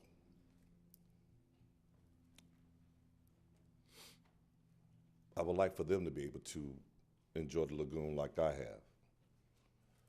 I am a byproduct. I was in the United States Marine Corps, and I'm a byproduct of what happens to you when you have bad water. There was a lot of miscarriages. There was a lot of things wrong with women before the Marine Corps decided to do something at Camp Lejeune. And I've been on dialysis now for 5 years. I'm asking you to not look at this as logical or analytical. But I was here maybe about 6 months ago, and there was a guy that was trying to keep the county or citizens from using what I call the paradise. If y'all remember, y'all asked the commissioner, y'all asked the attorney to go and look into that because he wanted no one to go and use his land over on the beach. So I'm also asking this commission to protect the paradise. I want you to put on your spiritual cap because that's the paradise over there. That's the draw in this county. We have enough farm products in the lagoon. They already have a pipe. They drain our springs out of the West Walbasso. You can use that same line to carry whatever water you need over to Johns Island. Protect the paradise. Thank you. Thank you. Name and address for the record, please. Yeah, I'm Steve Palmquist. I live at 1455 Treasure Cove Lane, Vero Beach. And a point I would like to bring out is why does Johns Island need more water? Why don't they live within the budget, the water budget that they have already? Johns Island is built out. There's not really more residents there. I don't think without taking steps to try to reduce the use of current supply of water, I don't think we should be sending more water over there. In addition, a surefire way to reduce the amount of water would be to plant native plants all throughout Johns Island. get rid of 50% or more of the green grass, which is terrible ecologically. And if you replace that with native plants, you would tremendously reduce the amount of water needed in that location. Thank you. I'll respond to a couple of things that you just said, because I don't want to speak for Johns Island. But again, at my house, I got rid of all the grass years ago, more than 12 or 14 years ago, as opposed to getting a new well on the island, which I'd heard with salt intrusion was a bad thing. I got paid for an extra meter, with the idea that I thought the city of Vero Beach would soon be providing me with reuse. So I have 2 meters, one for inside and one for irrigation. But for the whole time I've had this, 12 or 14 years, I've been using potable water for my irrigation. I want to get reuse to put in that line, so I won't be using potable irrigation. Yes, I've done the conservation things. I've gotten rid of all the grass. I planted about 8 more oak trees, 6 or 8 more oak trees on the land. I get a lot of coverage, so I don't have the sun beating down, so I use less water. I still need water, and I'd like it to be reuse water or non-potable water, but reuse, again, absent new things that come up. That, according to the St. Johns River Water Management District, according to IFAS, is the best way to go. So there is good reason for wanting to use water. I would be willing to bet that my net negative, my net phosphorus and nitrogen is an incredible negative, because again, you get a lot of nitrogen phosphorus from atmospheric deposition, and my wife Jackie and I remove literally tons of foliage which goes to the mainland each year. So we do the right things for it, but it still doesn't mean that we can't do more. So again, there often isn't an either or to these things. It's using the best you know based on the limited knowledge we have. So again, they may be, I don't know what Johns Island's doing, maybe they're doing the same thing, but I still believe that for at least my house, to some degree, reuse water would be a net environmental positive for the environment. Well, you made my point for me, namely that if you get rid of the grass and plant natives, you'll need to use a lot less water. I understand, but that doesn't make your point. You still need water. I'm still using potable water. I'm not saying you don't need any water. Well, you said I made your point. So again, I don't think I made your point, because you still need water. I'm still, unfortunately, using potable water, which I find to be problematic. Name and address to the record, please. My name is Tom Cook, 141 Coquille Way. I'm a resident of Johns Island. I'm also president of Johns Island Water Management. And I'm not going to take a lot of your time, but I would like to make a couple of comments. There's been a lot of comments made today and over the last several years about the end of the world. This pipeline, yes, it's going to be 75 or 80 feet underground. And people have talked about it breaking, leaking, and spewing water all over the place and contaminating a lifetime of the aquifer. At your instruction, at the staff and your technical people, you are going to specify what kind of leak detection devices we have on either end of this pipeline. So if it spews a leak, for whatever reason, it's going to be detected just like that. And it's not going to spew water into the river or the aquifer. The water's going to be cut off. And that is not space-age science. That is common industrial quality control technology. So that refutes one thing.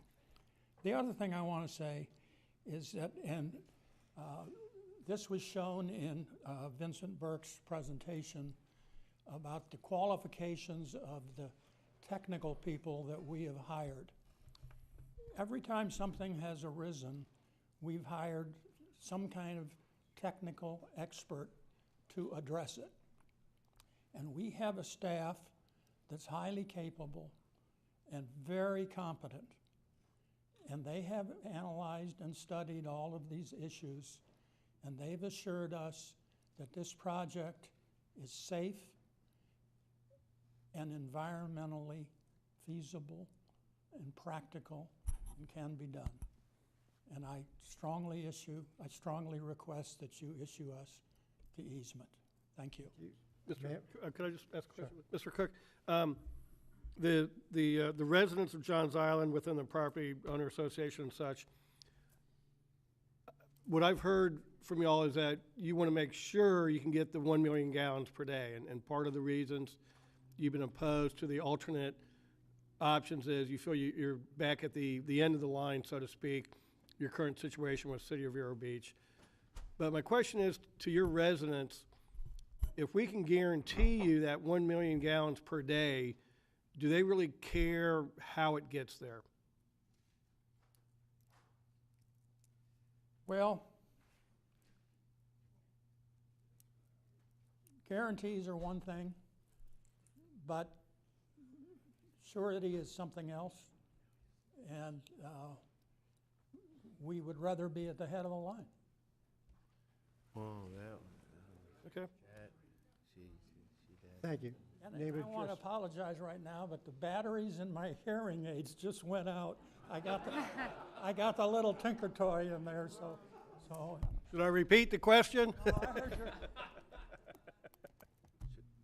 I didn't hear if you were saying something. No, I'm fine. I'm just reacting. Okay, thank you very much, sir. Okay. And that quote was, "We want to be first in line." Ma'am, Did I? do you have anything to say to the Board of County Commissioners? Oh, excuse Name me. and Yes, address sir. for the record, please. Thank you very much for redirecting me. Thank you. My name is Debbie Mackay, and I just appreciate everyone's time. I was not here, so I had to go to work. I did not hear. I was surprised as I listened to these comments that we haven't already heard how Johns Island has conserved, like you so were able to explain to us what you've done for yourself, taking care of your responsibility, trying to get off potable water. Reuse water and using it more is a priority by the commission. They want to, one of their, it is the county's goal to decrease the amount of treated effluent discharged into the man-made wetland system, implement reuse system. That's good for everybody. Johns Island has helped bring that to the forefront. Mr. Burke had mentioned that we wished we had done this before while it was still cheap, to get that water line made from the Wabasso Bridge down to Johns Island and all the residents there. I'm concerned about all our neighbors being served, and there shouldn't be a first in line. You know, I'm saddened that Johns Island has been singled out as somewhat only caring for themselves, because Johns Island is not that way. Their residents are there to help our community. The Johns Island Foundation gives. In the year 2017-2018, grant contributions were $608,000.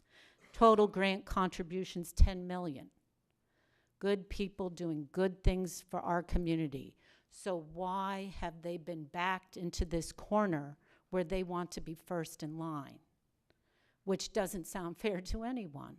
I just taught 3rd and 4th and 5th graders who all want to be at the top front of the line. That's not sustainable, it's not kind, it's not neighborly. But when you've been at the when you've been at the back of the line so long, it's not surprising to me that you'd like that changed. So I appreciate Johns Island bringing this issue that everyone that is able to reuse water it's better. We don't want golf courses being watered with potable water. We don't want our own lawns being watered, irrigated with potable water. So let's get more reuse and let's make it accessible to all. And we constructed a graphic because that often works. This graphic shows if Johns Island is in control, then Johns Island has control of their first million that come out of that dedicated line going to Johns Island. And no one else gets it unless they get what they need. But their neighbors need it and should get it also. That's furthering the aim of the county to get the most people reusing water as possible. I don't want you to cede your ability as county commissioners to be in charge of how the public counties reuse water is distributed. You can give what you want, what you need to Johns Island and everyone else that can benefit from that water. That's why elected, capable officials are put in charge.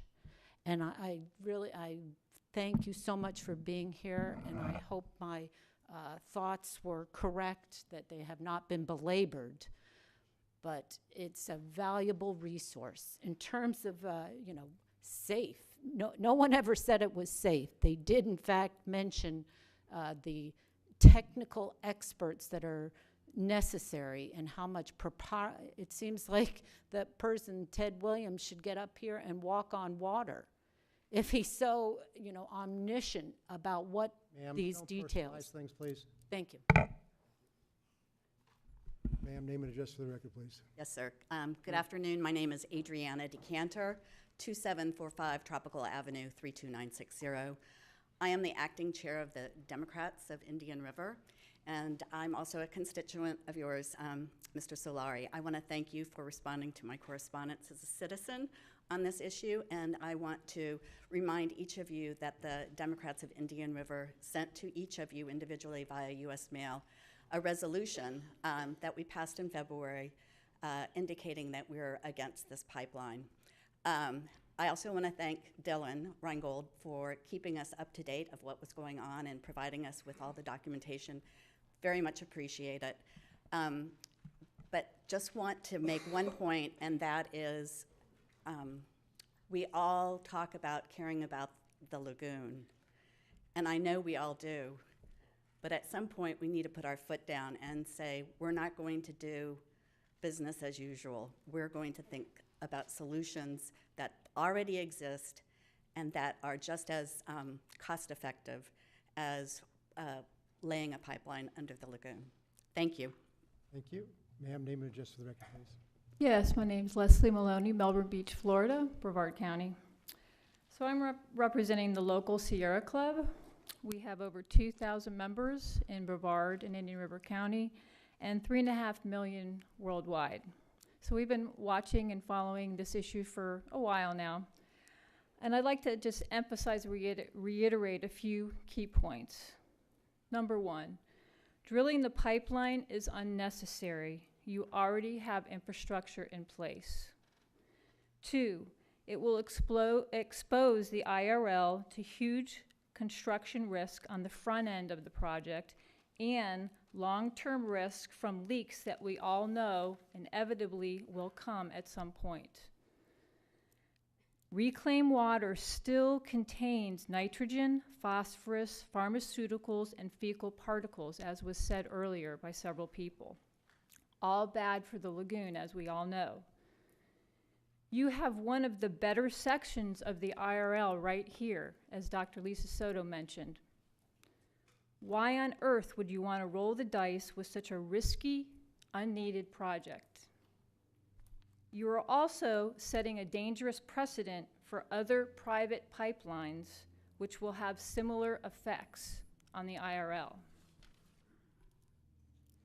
This commission did the right thing last year by placing a moratorium on biosolid dumping. Today, we call on you again to do the right thing and say no to this unneeded pipeline. Thank you for your time, and I wish you all the best in making this decision. Thank you. Name and address to the record, please. Thank you. I'm Jim Poole. I live at 750 Beach Road in Indian River Shores, and I happen to be on the water board. I'm a director of the water board for Johns Island. I wanted to make a couple of comments. Number one, we always looked at Johns Island in being a good neighbor. We have sought to put in a larger pipe than we really needed for our purposes, so that water could be dispersed to others on the barrier island. We're doing that all on our own dime. We didn't ask any financial assistance from the county or anybody else to help us do it. So we are very concerned and very diligent and very aware of the rest of the people. The pipe is being put in to allow us to get water, and then it further will give additional water. I believe we can give, and I'm not the technical person, so I apologize if the number is incorrect. I believe we can do about 2 million gallons a day out of that pipe. We need 1 million, so there's plenty of other capacity to help other neighborhoods and to bring the water to them. The second thing I'd like to mention is risk. There's risk in both directions. If you hang it from the bridge, there's a risk, and if you put it into the lagoon, under the lagoon, excuse me, there's a risk there also.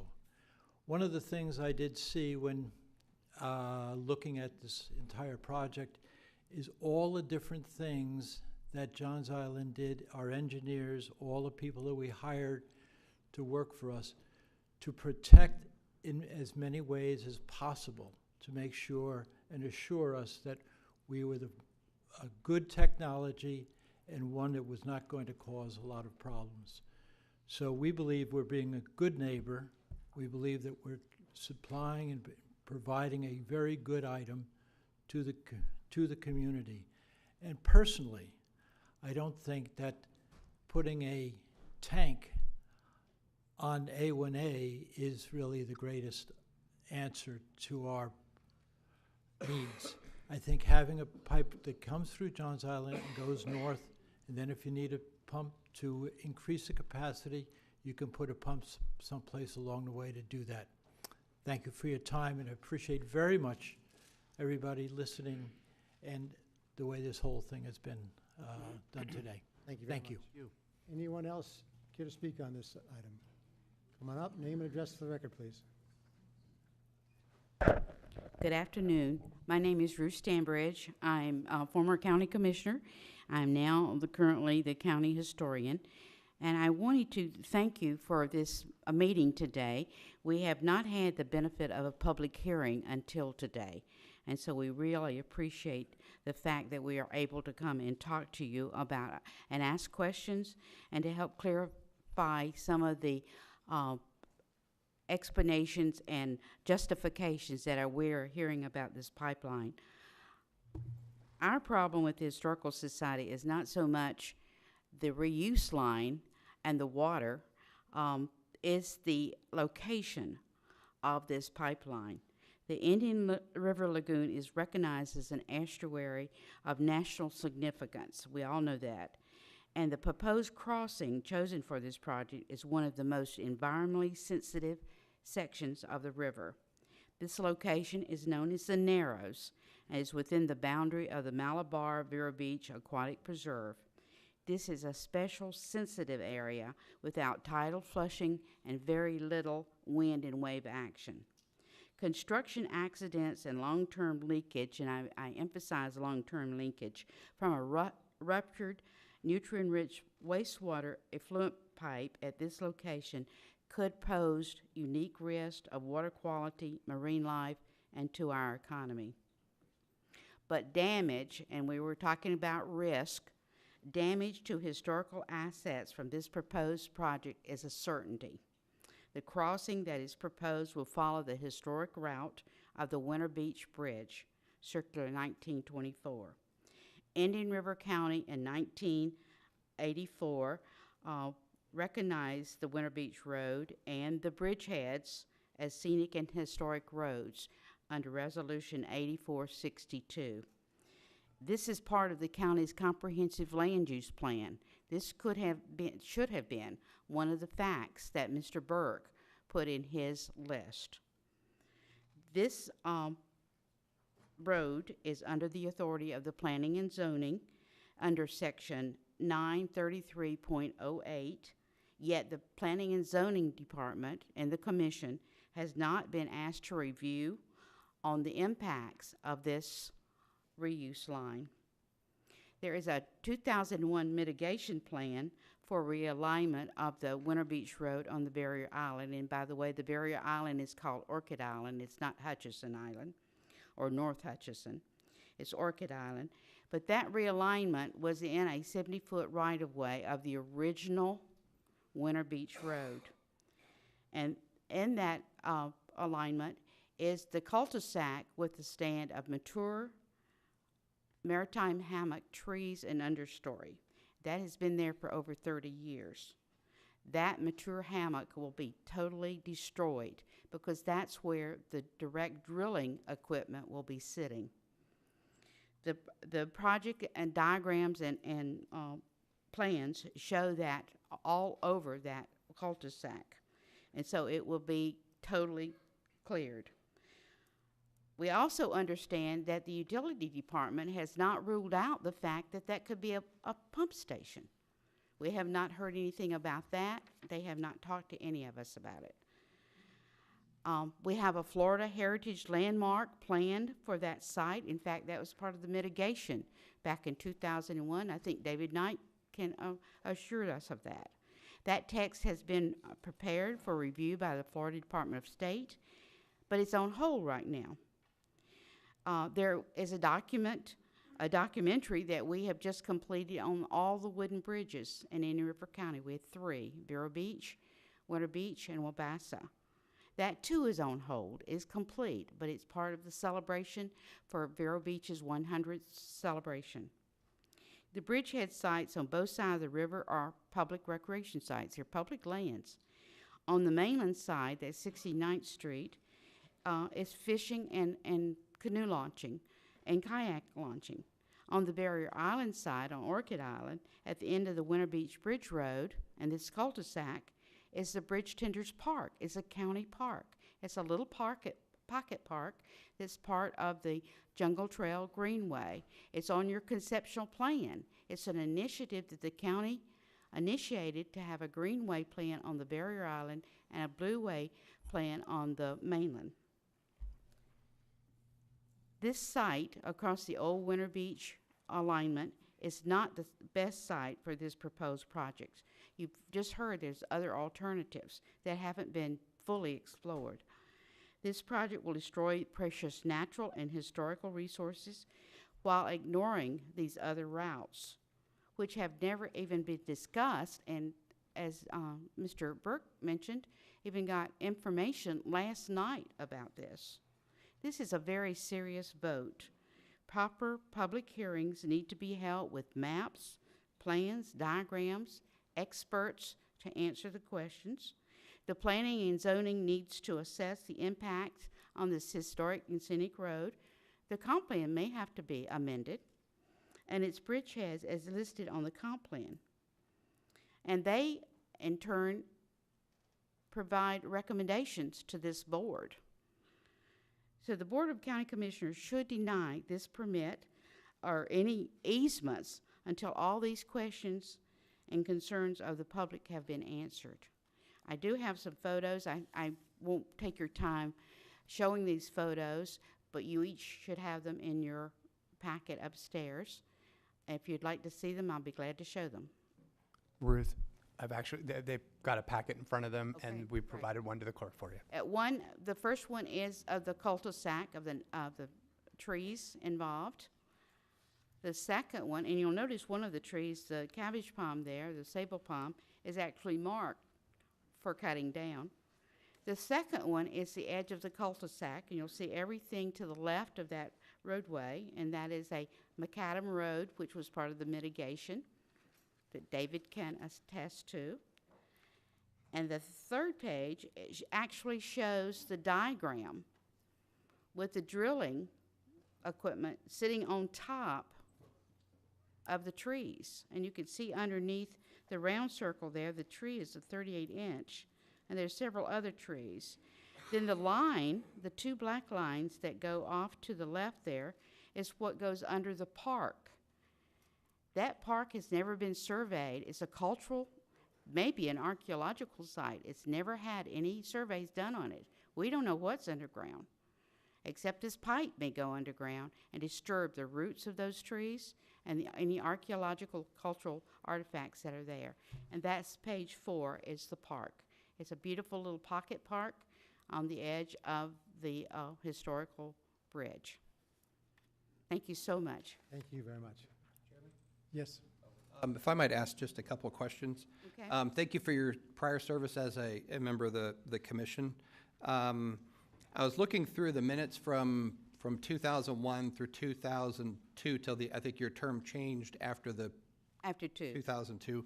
But when Florida Power and Light put in their directional boring for their lines in the same place, I don't see any of the same objections being made today when they did their directional drilling in virtually the same location. Okay, because that's health, safety, and welfare. That was for the good of all those people on the barrier on Orchid Island. There's a difference.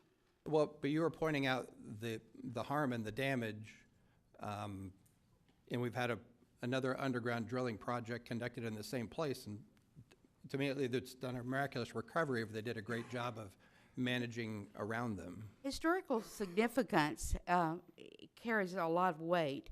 When you have built a road and bridges to carry people, transportation corridor, from one end of the river to the other end of the river, that's very historically significant now that it's almost 100 years later. So now you look at other things that can cross that same alignment, and the things that cross it is communications, electricity, so forth like that, but it's for the multitude. It's health, safety, and welfare. That's the same premise we used when they came to me, the county historian, on the drainage for the old Winter Beach Road between the Jungle Trail intersection and A1A. That drainage was a health, safety, and welfare issue. Otherwise, it's the same thing with Jungle Trail. We do not allow people to do things on Jungle Trail for an individual group, individual development, or anything like that. But the FP&L line, and you'll notice there's still some telephone poles across there that have an osprey's nest on it, was for the health, safety, and welfare of the people on the barrier island. I don't see that this reuse line going to one development goes to those criteria. Okay, I guess Thank you. Agree to disagree. Thank you. Anyone else from the public care to speak on this issue today? Good afternoon. Name and address for the record, please. Mr. Seymour, you've spoken. Why don't we? Wanted to clarify. No, Mr. Seymour, you've spoken for right now. We'll let you speak again soon, but I'd rather hear from the rest of the public. Yes, ma'am. Okay, Judy Orcutt, 4665 Pebble Bay South, Vero Beach. So I really appreciate the county's efforts to move away from potable water to reuse water. I get it. We're going to have a water crisis in Florida, so this is an important issue. But I also think that how you do it is really important. And recently, legislative actions are starting to, it appears that utilities are going to be held more and more accountable for their nutrient discharge, including reuse water.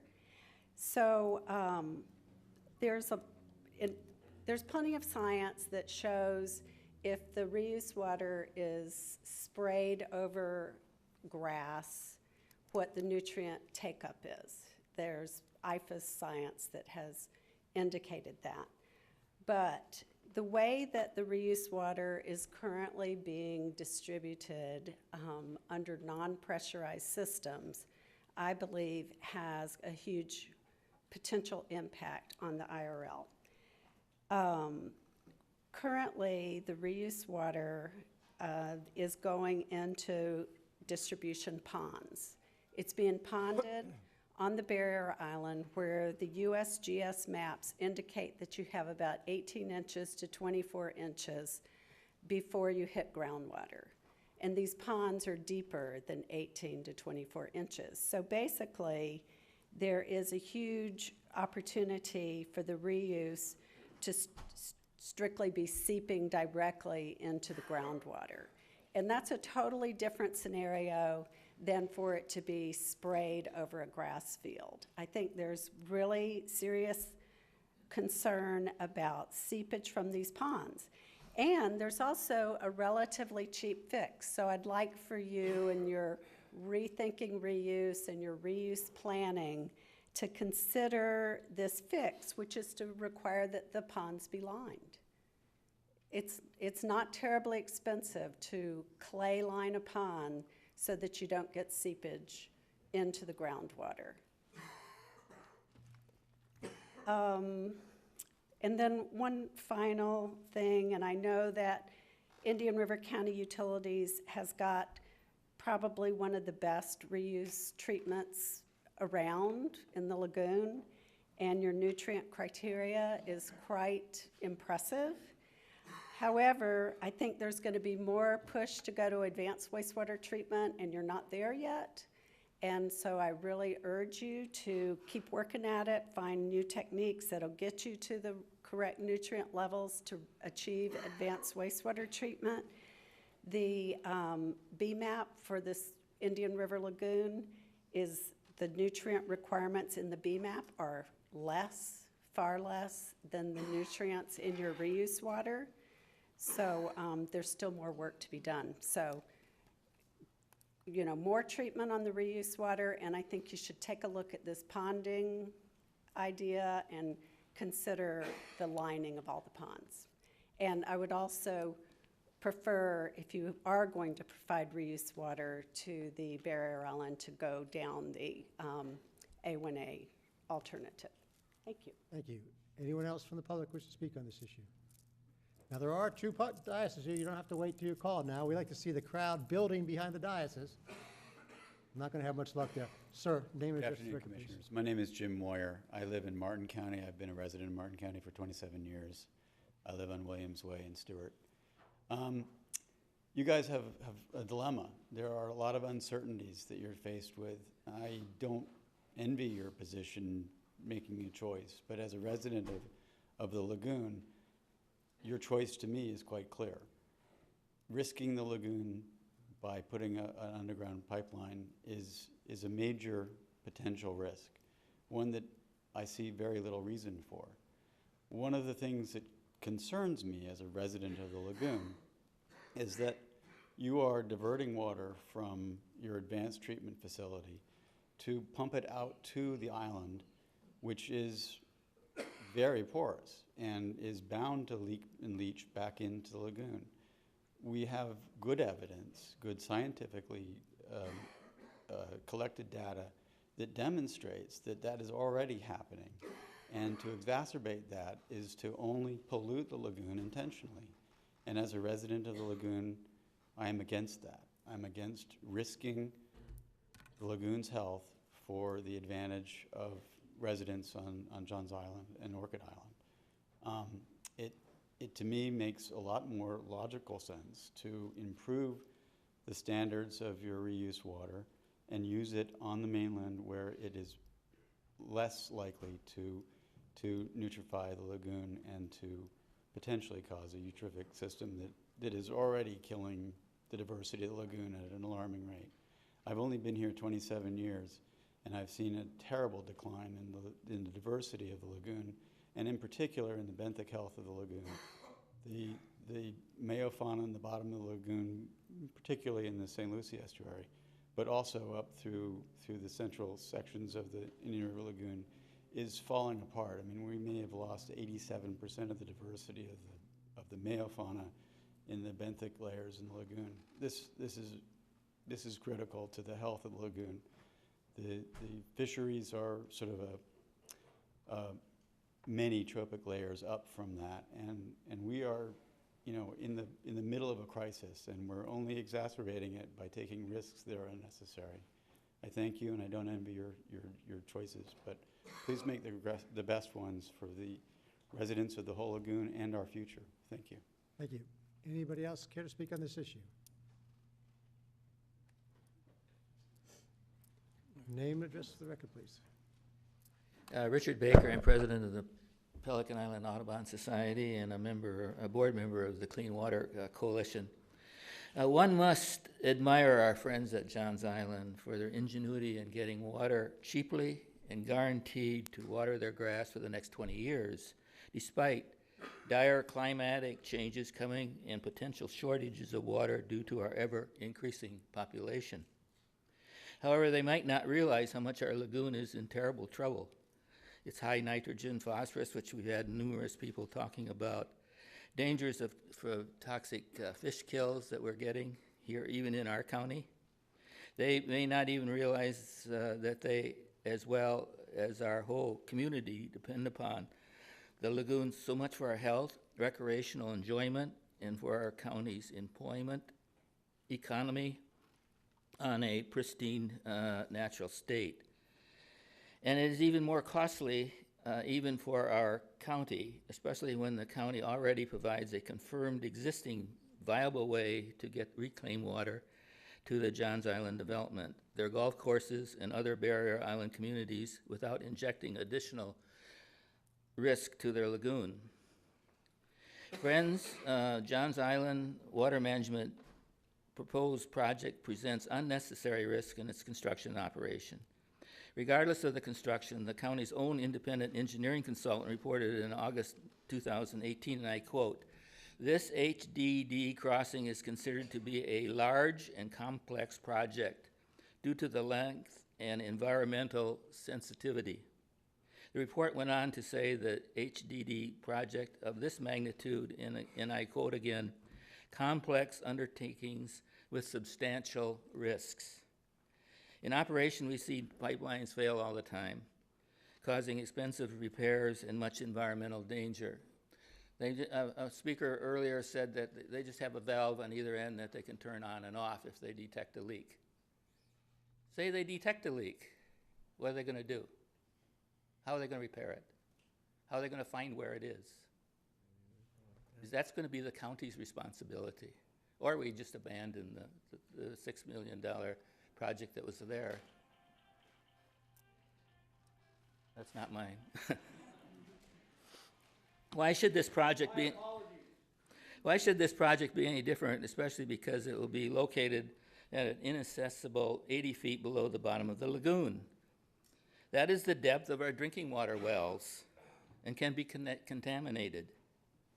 Wastewater effluent would carry nitrogen, phosphorus, pharmaceuticals, and other human waste byproducts that pose a risk to the lagoon and our health, which we also depend upon for our recreation and our economy.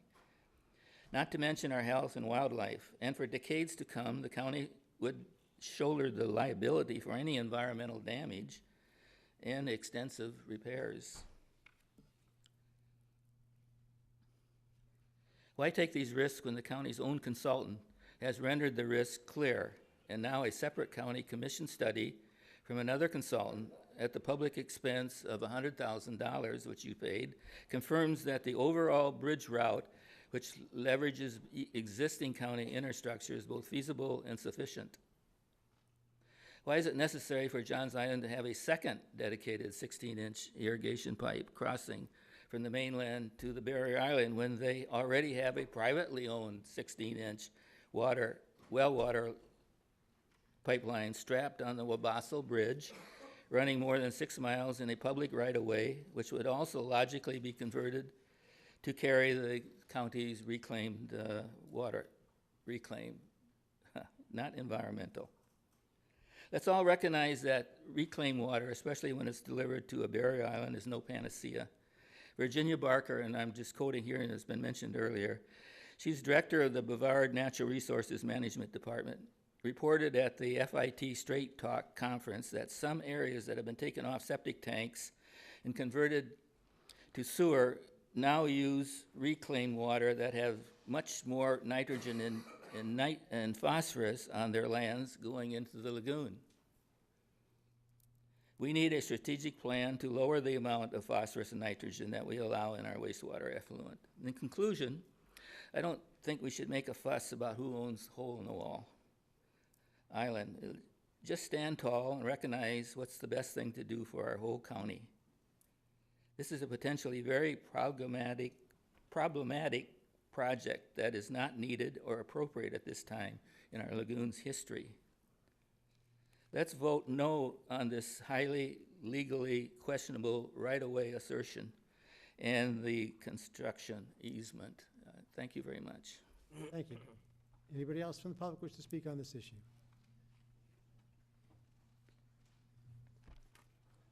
Name and address for the record, please. Tony Young, Vero Beach City Council. The question really, in my eyes, comes down to, does the benefit for the underwater pipeline merit the risks that are associated with it? Because basically what's being requested is control, okay? By providing for a pipeline, you provide for the control for Johns Island. Now, is that control provided to Johns Island risk whatever nominal risk that may be associated with it? That's the question that needs to be considered. And the other point that came to me as well was the county has more control than just simply the easement, because the county provides the product. And in your eyes, if you feel that the risks associated with providing the volume of product, you can regulate that. So there are a couple aspects to consider. And as a long-term resident, I understand that you'll give it sound judgment, and I appreciate your consideration.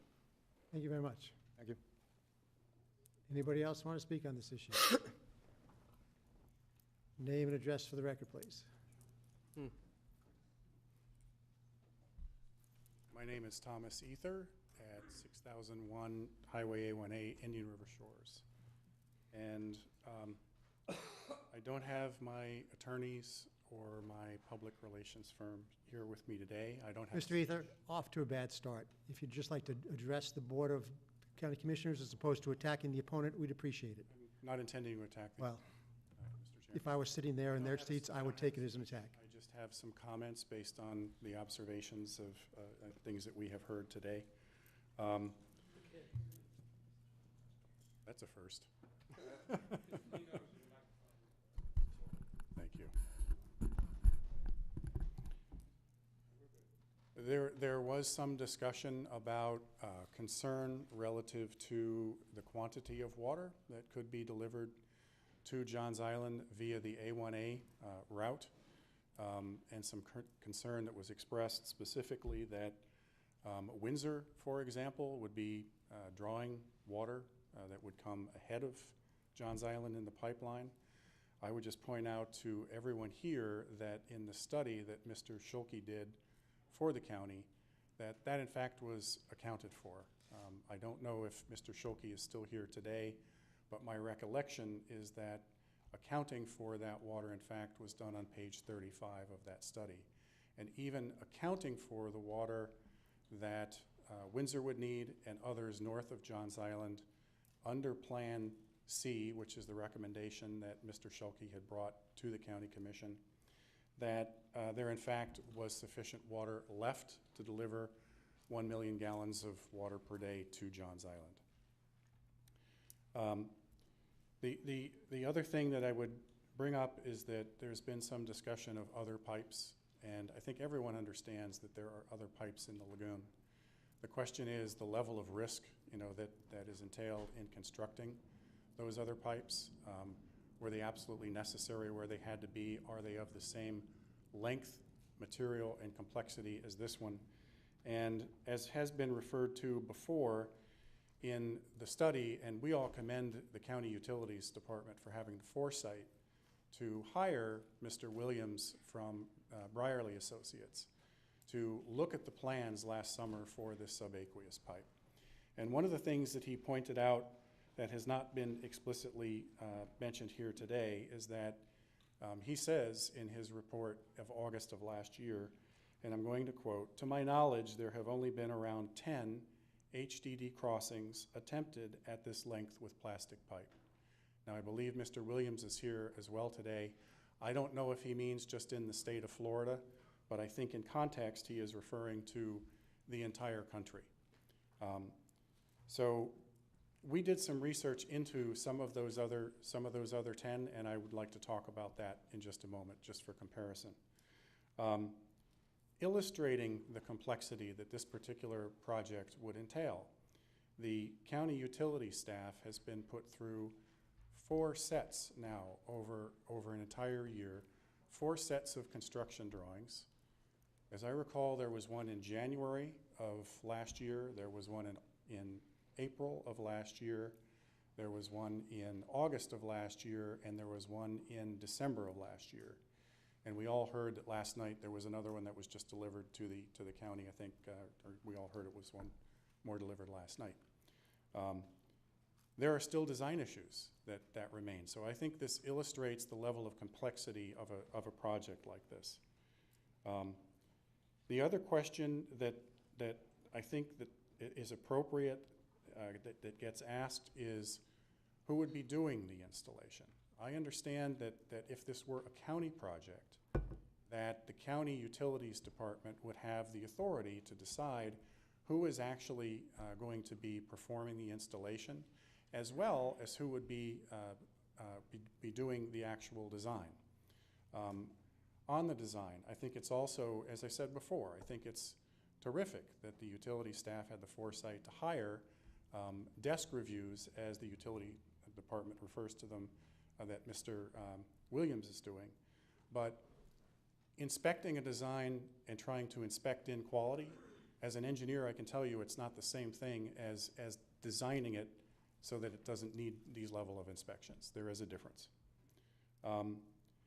There was some discussion earlier as well about Florida Power and Light lines being installed at this very same location, through hole in the wall or under hole in the wall, and actually through hole in the wall. That is true. There are, in addition to the differences that Mrs. Stanbridge had pointed out, there are other fundamental differences here. That was not a 1 mile long drill with plastic 16-inch pipe. That was done in multiple steps. And I will point out later, by the way, that the easements that were granted to FPL to do that work were not from the county. The easements that were granted to FPL to do that work were from the property owners, which at the time was, as I recall, Lost Tree Village. It's also worth noting that you're hearing a lot today and different perspectives on environmental concerns.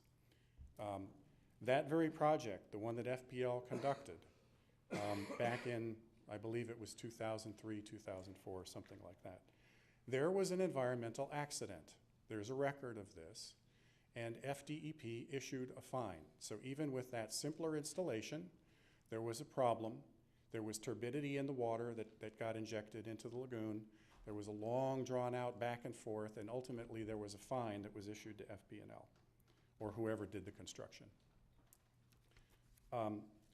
There was also some discussion about an FPL line in St. Lucie, and I would like to, I've got a piece of paper, if it's possible to broadcast that. I would like to show you what that was and how that was done. That's it, thank you. I'll have it for you in just a second.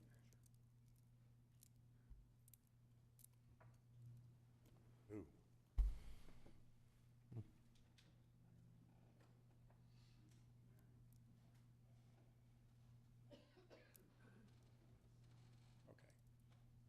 So I'm making a presumption here, but Mr. Williams, if the county would like him to, I think can confirm or refute my assumption. I'm assuming that St. Lucie County project, that St. Lucie project rather, was one of the 10 that Mr. Williams was referring to that he had been a part of complexity in the top 10 in the nation. I believe it was probably the single most complex in the nation. It was a difficult project. But let's look at the comparisons and contrasts here, because in context with the description of this one ranking among the top 10, let's look at how they were done, why they were done, who benefited, and all of the trade-offs that went into those decisions. So in the case of the other one, that was for the St. Lucie nuclear power plant. The line is serving 4.8 million people. As I think most of us know who live here, the power plant is on the barrier island, and they needed to get power over to the mainland, whether it was for a backup or whatever, either way. They had to get the power over there. So Would anyone in this room have objected to that project being done when it was going to serve 4.8 million people, and was that fundamental to multiple counties? I don't think so. The engineer on the project, as I think Mr. Burke had mentioned, that the project won awards. It won the national award in the society, or Trenchless Technology Society, which meets annually and votes on these things. It demonstrates the level of complexity of a project of this magnitude. Now keep in mind, yes, that was a bigger bore and 20% longer, but this one we're talking about today is ranking among the difficult ones in the nation. So who designed it? When you look into the engineering behind it, it was a large multinational firm with hundreds of employees and very, very deep HDD skills. I think that Mr. Williams was one of them. When you look at who built it, it was a company called Mears, which is a Fortune 400 company with industry-leading HDD construction capabilities. When you look at the long-term risk, is there a risk of wastewater effluent leakage from that? Well, of course not. It's for a conduit. And then when it was completed, does St. Lucie County have liability for that project? And the answer is no. So the comparisons here, I think, are important. In this case, there are two alternatives, maybe a combination of the two that don't require this drilling. This is serving primarily one private community. Might be extended later, but we'll talk about that a little further in a moment. The engineer is Knight McGuire and Associates here in Vero Beach. The contractor, I think there was some discussion about the contractor in Mr. Burke's presentation. I would ask the county if it knows who the contractor would be here. Maybe I'll pause for a moment, but is that a known entity, Mr. Brown?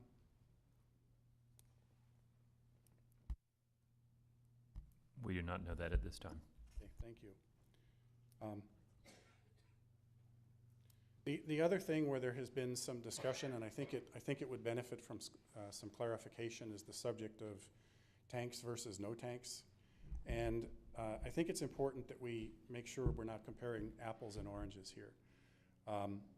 Unless the county has done this hydraulic analysis, then in order for the subaqueous pipeline to serve the same number of people that the A1A pipeline that exists today could serve with tanks, then I don't think that we can conclude that the Johns Island pipeline serving similar numbers of people would not involve having tanks.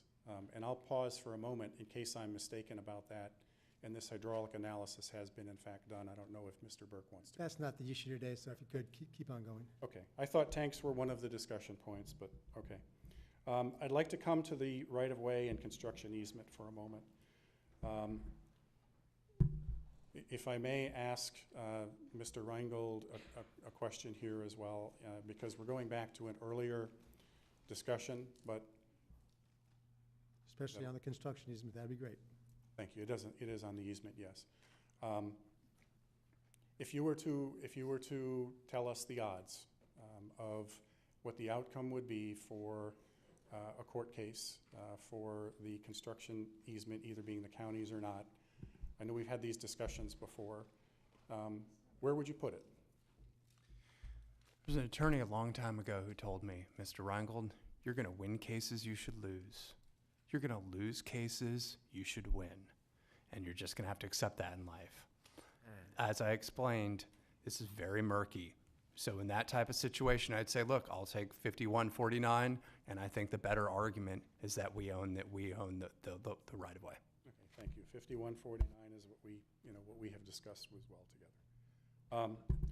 So I'd like to fill in some additional things that were not a part of Mr. Reingold's presentation to the board as it relates to the construction easement. He and I have had, I think, all of these discussions before, so it's not my intent to present something that is new and that the county attorney has not discussed with me before. So one of the things that I think the commissioners need to know is that in 1970, that Fred Turk, his estate at the time, conveyed Hole-in-the-Wall Island in its entirety to Lost Tree Village. The deed there was very clear. It was the entire island. It was not these two halves of an island that are bisected by some county-owned right-of-way. It was the entire island itself. The other thing that I think is worth noting is that there have been two state of Florida districts that have not recognized the county's right-of-way claim. One of them was St. Johns River Water Management District in 2001. As mentioned in Deputy Attorney Collins's memo at the time, their legal staff found sufficient cause to allow the then private landowner to do some things that the county did not want done. So they are in fact, together with mosquito control, this represents two separate districts that have taken that view. And I see, Mr. Solari, you're smiling. Do you have a question of me? I was looking at my wife. I would smile too. Easy. Where is Sue? Now I'm looking at my wife and smiling. Thank you.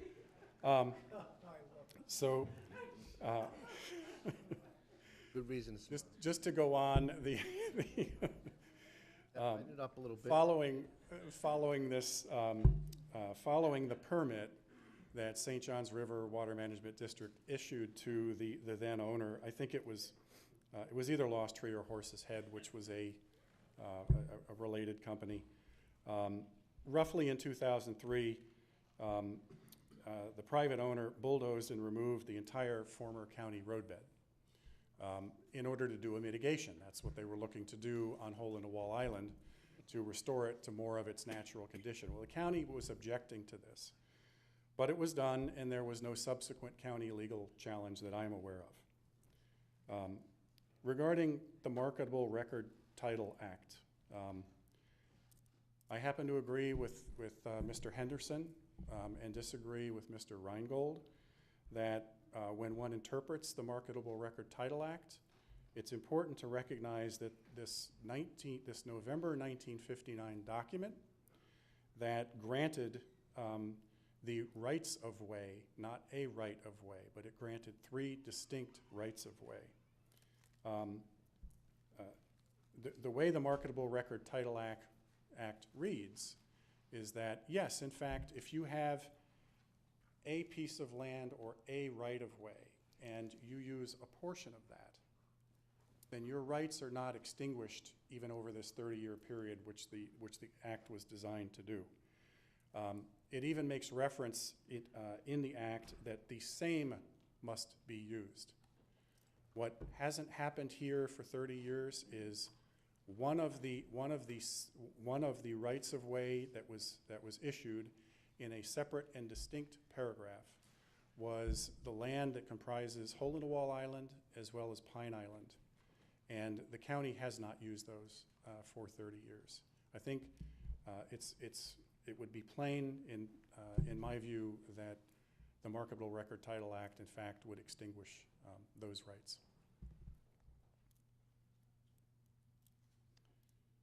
The other thing that I'd like to point out that has not been discussed here so far, but I think is pertinent to the board's consideration, is that when you read the contract that the county signed with Johns Island Water Management in December of 2017, when a lot fewer facts in general about this proposal were known, there are no route provisions in that contract. The contract is silent on the route. There is, in fact, that's underscored by paragraph 18 in the contract, which makes it clear that the contract is the only agreement between the two parties. In other words, no other meetings, no other memos, et cetera. This is the singular agreement. And then also there's a paragraph called numbered paragraph 11 in the document that allows either party to exit the agreement if performance under it becomes, I love this legal term, impracticable.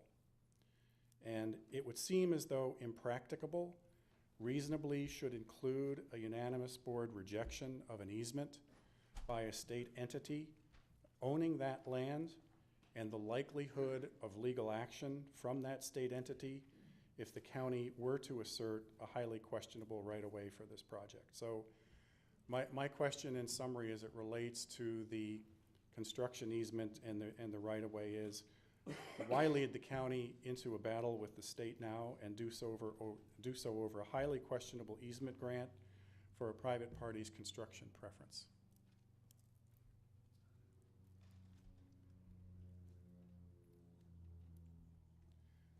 I'd like to talk a little bit further about the second dedicated irrigation pipeline that everyone's heard about.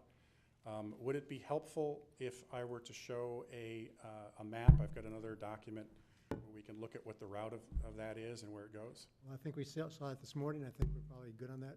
Okay. The second pipeline was shown. I don't mean the Schulke report. I mean the privately owned one that Johns Island Water Management already owns today. I might get it in.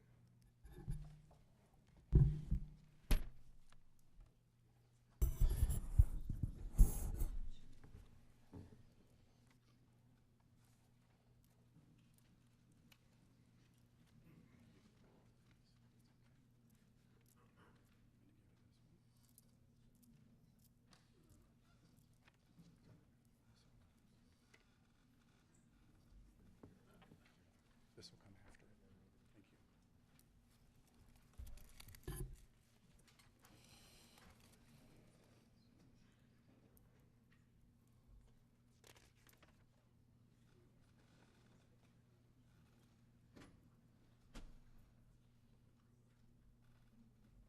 So I always find it easier to have these discussions when we can look at something together.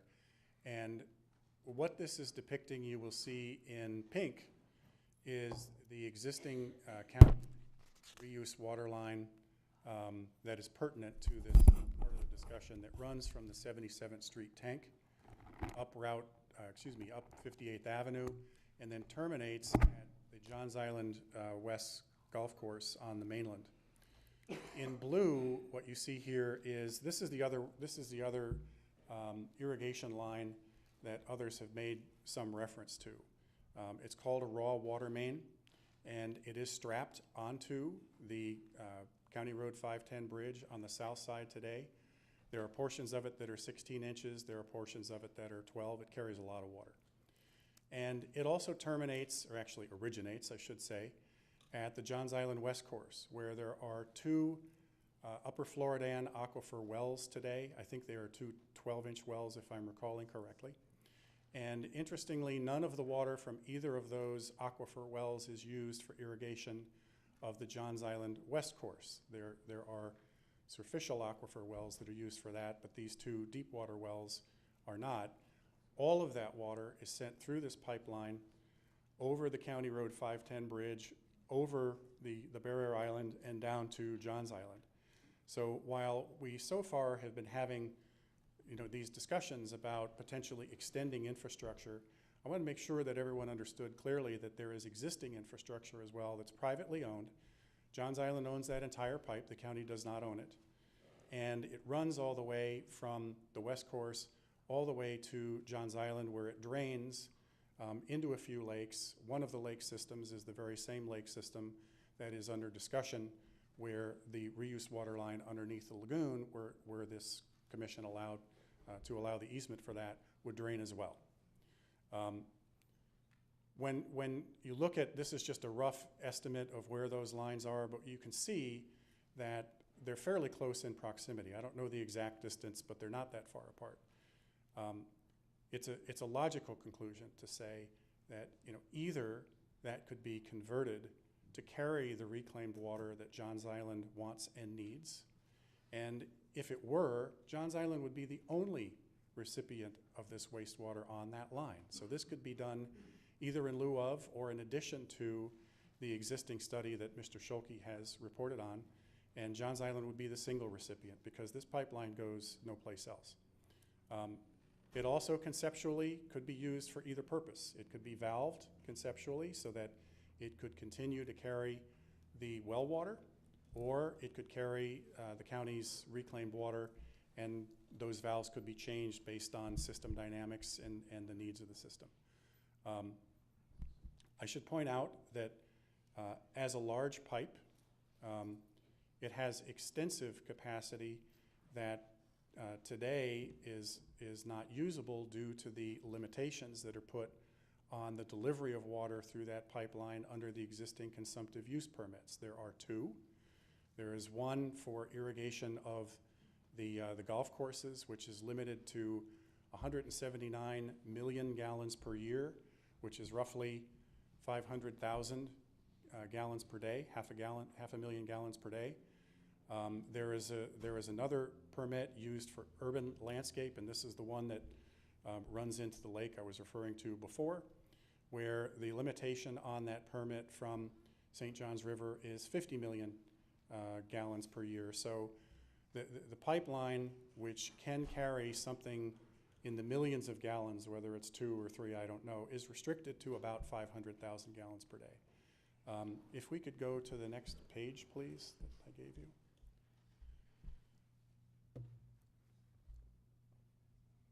So this is hard to read, but that's because the drawing itself was hard to read.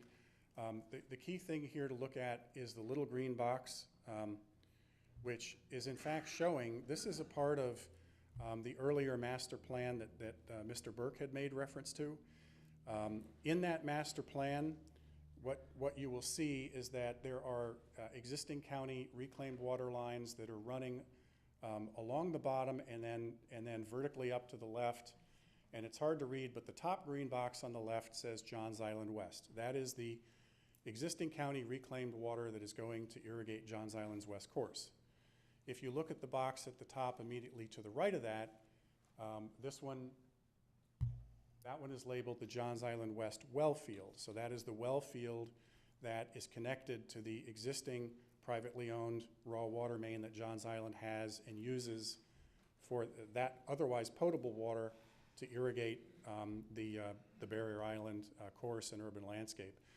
And the key box here is the one beneath both of those. It's a little bit larger, and what it says is construct, I can't tell what exactly the word is, L800 or something like that, pipe 16 inches to cross-connect IRCDIS, Indian River County Department of Utility Services, and Johns Island. And then you'll see to the right of it is in fact this raw water main. So this is not a new concept.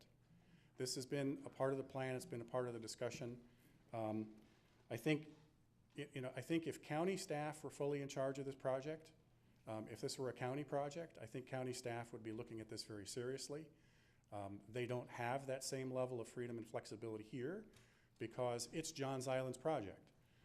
But you as commissioners can decide on an easement to allow this to happen, given the legal questions and given the alternatives. And we ask you to please consider all of this and vote no. Thank you. Thank you very much. And I will note, in case anybody from the City of Vero Beach is watching, that you would have been kicked away from the dais about 22 minutes ago. Anybody else who wants to speak on this issue? If there is nobody else, Mr. Seymour. Thank you, Mr. Chairman. I'm not going to spend a whole lot of time here to refute every single thing. The bottom line is, as I said earlier, we've spent over 2 years studying this, looking at every option. Yes, FPL is a Fortune 400 company, and yes, they hired a contractor. And no, we're not a Fortune 400 company, but yes, we're going to hire a qualified contractor. Your staff is going to look at this.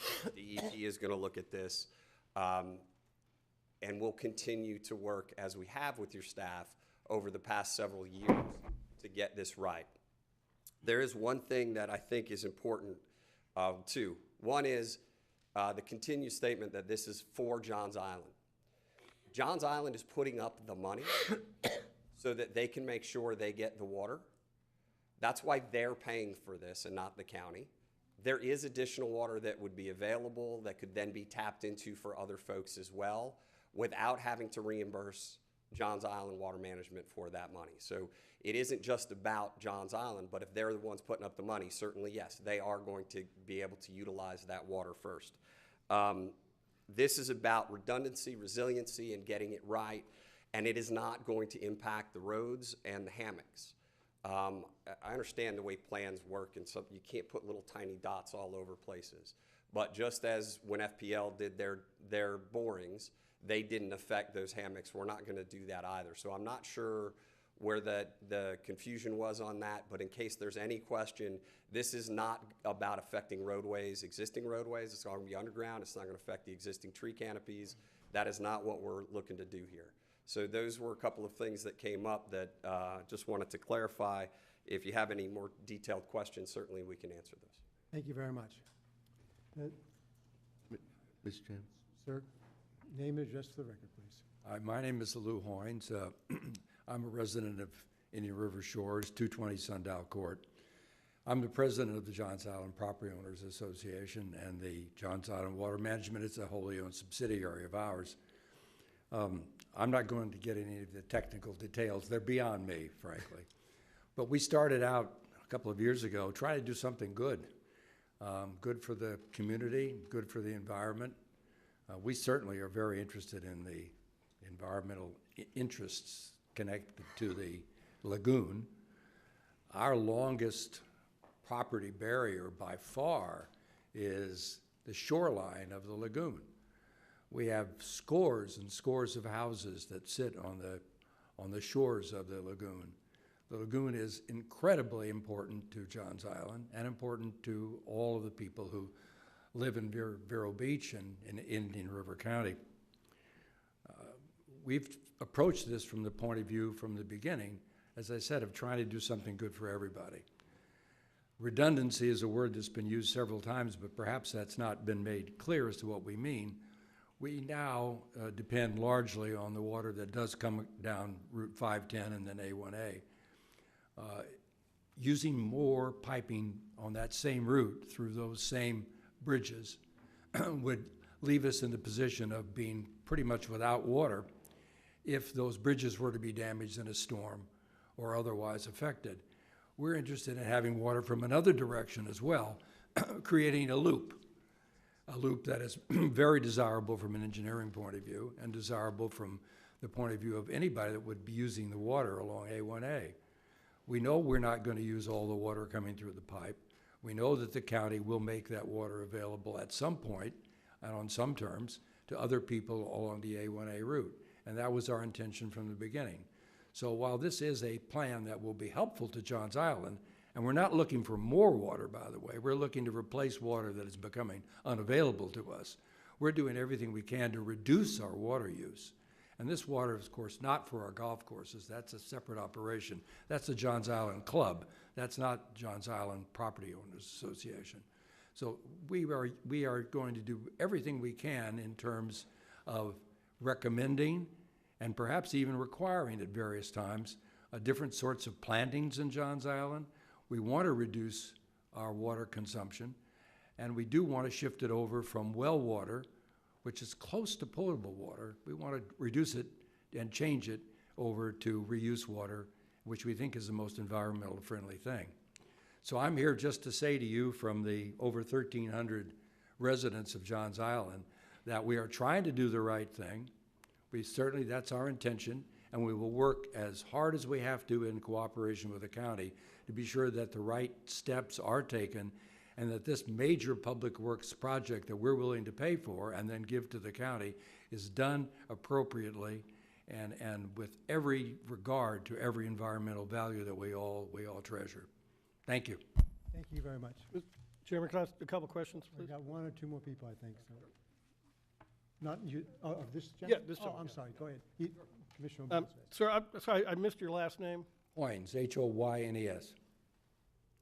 Okay. So currently, my understanding is your golf course is getting the water from the pipeline that runs from Johns Island West directly to, That's correct. that's the 179 gallons a year that was referred to. So then you stated that if we put more water through there, your concern is if a big storm comes or the bridge gets damaged, you don't have water. That's one of our concerns, yes. So what's your plan now if that happens? Where would your golf course get water? We don't have a very good answer to that. We've always had wells on the property, and of course we get some water from the city of Vero Beach, but that water wouldn't be enough, wouldn't nearly be sufficient to satisfy all our needs. So we're looking ahead and trying to provide redundancy, capacity that will help us out should one of those events, untoward events occur. And then you said you were the president of the homeowner association, and Johns Island Water Management is a directly owned subsidiary, is that It's a correct? subsidiary of Chippewa, yes. Is there a relationship between the HOA and Johns Island Water Systems, Inc.? I don't even know what Johns Island Water Systems, Inc. is. Somebody's going to have to help me out.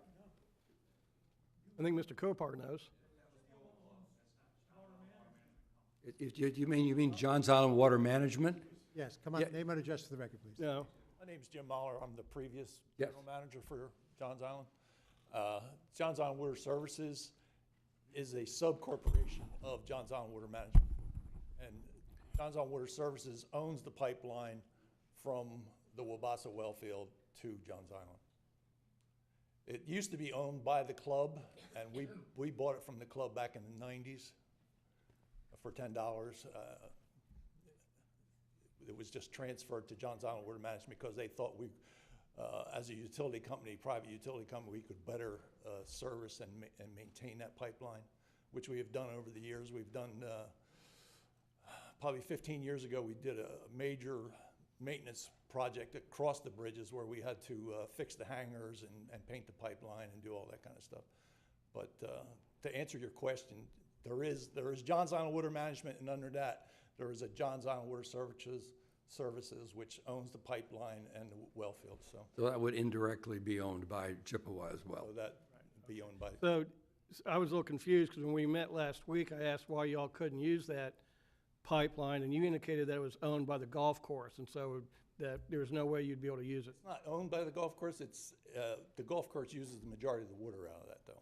I understand that, but your wording to me was that, no, we can't use it because it's owned by the golf course, totally different entity, is how you presented it to me. I don't remember saying that, but I'm sorry if you understood that. Because just the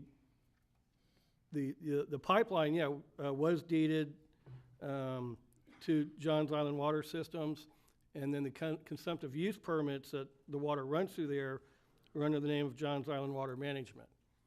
So really, the Property Owners Association controls all of that, the water and the pipeline. We have an understanding with the club, however, when we acquired this pipeline from them. I understand, I that just we would making provide sure, them with water, we would let that pipeline be used to provide water for the golf course. I'm just making sure for the record, Yes. the ownership and then who has the CUPs on that ultimately tracks up to your POA. Yes, it does. Well, the Johns Island Club has a consumption use permit to use water through that pipeline.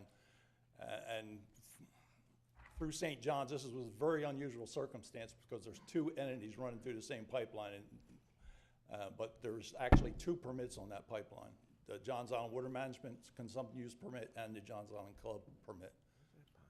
I thought both the CUPs were under Johns Island Water Management, but I'll double check that. No. Thank you. Any other questions, Commissioner? No, thank you, Mr. Chairman. Thank you very much, Mr. Miller. Thank you for your consideration. Do you want to say one more? Come on up. We'll get to Peter next. It is in regard to a few things that have been mentioned since I spoke before. 2 times it's been mentioned that Johns Island is paying for this, and then it was even mentioned just a moment ago that Johns Island is giving it to the county. I think all the commissioners know that this is not a gift, that there is an agreement here that should it go through via any path, that there's an upfront capital that Johns Island is in fact contributing. But as one would expect, there is a cost of that capital, and over the next 25 years, Johns Island Water Management Company would be getting a 50% discount on the water through that pipeline. It would be getting a 20% royalty in the event any other communities use water that pipeline serves. They will be getting a royalty of 20% as well. And further, there's a provision in the contract that upon agreement between the county and Johns Island Water Management, there is the potential that Johns Island could in fact deliver the water off-site, thereby opening up the notion that there is a potential for resale. That is in paragraph, I believe, 3D, if I'm recalling that correctly. Thank you. Thank you. Mr. Robinson, did you want to speak? Come on up, name and address for the records, please. Hi, my name's Peter Robinson, and I live in the city of Vero Beach at 315 Great Twig Road. And I'm up here to support Johns Island for one reason. I remember back in the 70s, there weren't a lot of us back here in the 70s, but back in the 70s when we went into a big drought and the city of Vero Beach was getting salt water in their water out at the airport. That island is critical that there's a lens of fresh water on top of that island. And it's critical that we keep that lens of fresh water in place.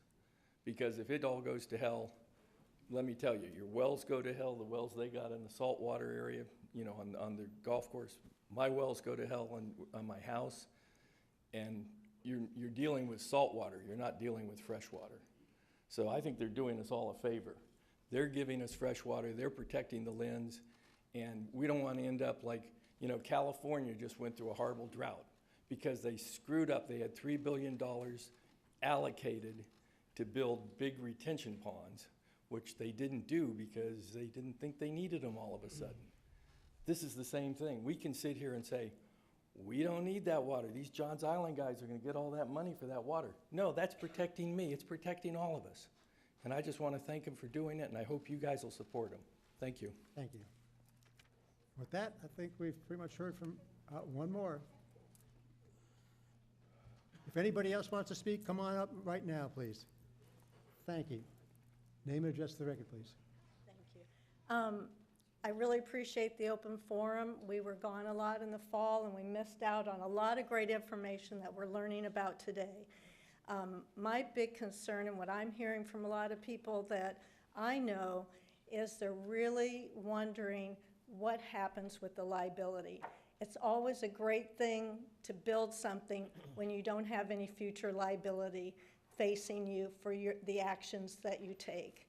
And so that would be something that I would ask you to weigh into your decision making, because there's not a shared liability. Johns Island builds it. If you don't accept it, then what happens? So you're kind of in a corner to have to accept it, but then the responsibility for the operation, the maintenance, the breakage, the leakage, the economic impact should the lagoon become further polluted, and then this is no longer a desirable place to live, raise your kids, your property values sink. Those are the things people are wondering about, and they're not voicing it because we don't understand all these technical things. We don't understand all the science. But what we do understand is that if somebody is not taking full responsibility for what they're building over a long time, there's something inherently not quite right about that. So maybe there needs to be like some kind of a shared responsibility here, or some way that, you know, we know it's a private enterprise, and I'm really thrilled with the ideas that you're coming up with and solutions. So let's work on solutions that don't put the county taxpayers in a position that they're very nervous about what is going to fall on their shoulders to have over the next 25 years. Ma'am, name and address, please, for the record. I'm so sorry. It's Jacqueline Cannon, 1901 Bay Road, Unit 101. And I'll just note, today, as we sit and stand, without the pipeline, the county taxpayers have 100% of the responsibility for that reuse water. So nothing changes one way or the other. I think it's just the installation of the pipeline under the water. I understand, but that's then a county choice. Thank you, ma'am. Thank you. Name and address to the record, please. Larry Wapnick, 101 Island Sanctuary, The Shores, Indian River Shores. I want to thank the County Commission for hearing everybody here. It's a great learning example of how a community can come together and share different things. Now, I happen to like Johns Island very much. They've given tremendously, but so has everybody else in this community. It's not that one does it all. We have all shared. And when I listen to Debbie Mackay talk about and show the example of a pipe, And I looked at the top of the pipe, and she said, well, this will go out to the people. Yes, it will, but it will go out at a cost. And it will go out at a cost to the county for a 20% commission over a 25-year period of time. So this is not being given to us. As a matter of fact, the county is losing, because if the county built that pipe, they would get all the profits from that pipe, and those profits would go to us. However, the pipe is not needed for the whole county. There is water coming in. There are artesian wells all over. Of course, when you use them and you water your lawn, you get different smells and stain the house and everything else. So it's not the greatest source. But there's also a source of water from the city. We have retention ponds. If this water came into the aquifer, and there were over 1 million gallons a day that we used, I mean, everything would change. Our water supply would change because of the pH and everything else. It's not compatible. So yes, I thank Johns Island for being so benevolent, but all of us are benevolent as well. We have all given to the charities, to the county, to you name it, whatever charities are out there. But now, let's think of the children. Mr. Wapnick, if you'd Yes. address the board, please. Yes, let's think of the children. Let's think of Mr. Rigby, who spent over a year at Camp Lejeune and is now paying the price for it. Yeah, Wabasso has more children than Indian River Shores, but the thing is, who is going to inherit where we live and what we are doing and everything else? It's going to be younger generations.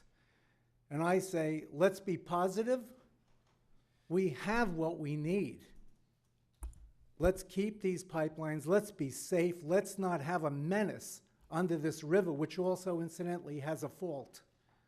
We're playing with fire, and we don't need to be. So, thank the county commission. We all learned a lot today. And you guys are good guys. So, thank you very much. Thank you. That said, gentlemen, I think we're ready for some deliberation. I'll start with Commissioner Flesher. Thank you, Mr. Chairman. I just want to start off by thanking everyone for today, for the past few weeks, the past few months. It's been a lot of information on both sides of this arena. This decision, it was said today by Commissioner Lowther, this is going to be a tough decision. He didn't envy us. And I think Commissioner Stanbridge said the same thing. But they were there. They were here. Now we are. And we've heard so much.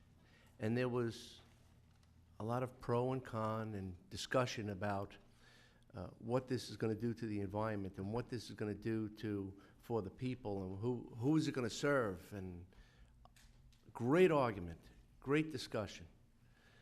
But early on, I heard something that I pointed out. I guess I questioned with the attorney because another attorney had made mention about property right and clear title. And I had discussed that with the attorney prior, but we pointed out again about who owns this? Who owns this thing? And thinking about it, you know, whenever you buy a car, buy a home, buy a boat, a plane, before you sign those 32 documents or whatever you have to sign to get through it, the title company knows if you have clear title. And when I heard that statement about, well, we can get that, or, you know, and we're talking about $1,500. That's 0.00025 of the total cost of the project. An insignificant number.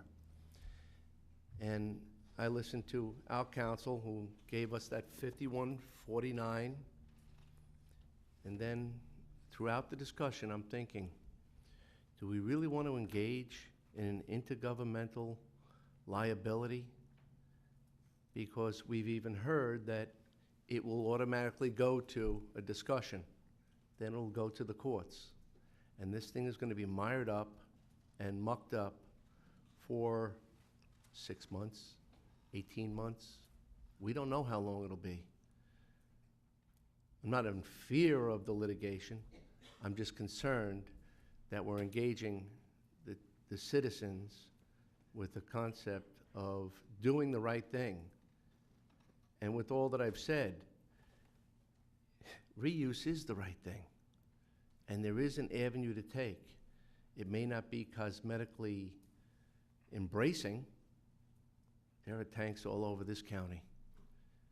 And I think that that can be accomplished in the alternative route. And the best solution for all citizens would be to go in that fashion. So getting back to my challenge early on about the permit is, we're going to authorize a permit and we don't know who owns it. We're just going to be mucked up and mired up into this decision. We're not going to see reuse water going over in a short period of time. We don't have to know who's going to be doing the job or what type of pipe is going to be used, because I don't know if we're all going to be around when it actually gets accomplished. It'll be tied up. So with that, Mr. Chairman, I'd like to make a motion not to grant the temporary construction easement. There's a motion from Commissioner Fleischer. Which, I'll second it for discussion. seconded for discussion by Commissioner Adams. Commissioner O'Brien. Yeah, I actually would like to ask if Mr. Schulke would come to the podium, please. And then, is one of you guys, Mr. Williams? Is Mr. Williams here? Okay. If you want, I'll be calling you up to in a minute if you don't mind. Thank you. Thank you for being here. Good afternoon. Joseph Schulke, Schulke Baron Stoddard. Great, thank you. Mr. Schulke, one of the things that we've kind of heard from Johns Island with some of the alternate routes that you studied was, would we be able to guarantee or be assured that they would get their 1 million gallons per day?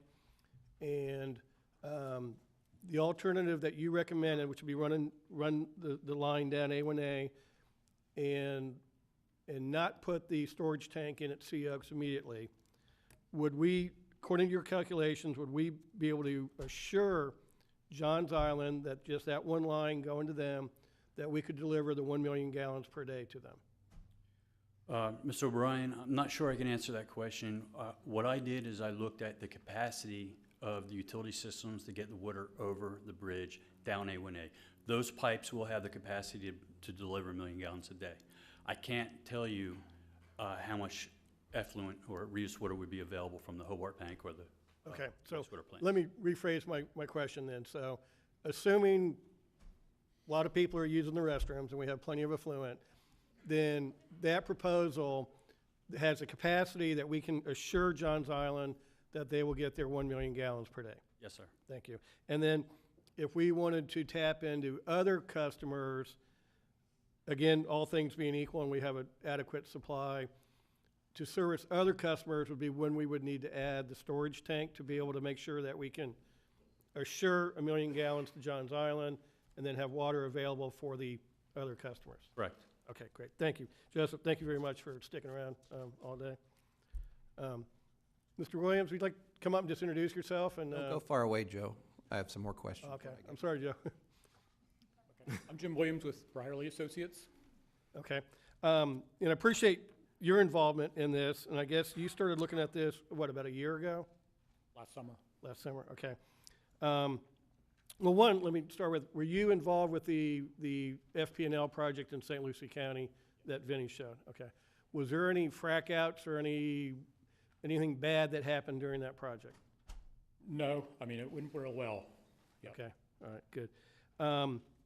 So since last summer, my understanding is that you've been reviewing the plans that were submitted by David Knight. You've made recommendations, and I assume that they have incorporated those recommendations.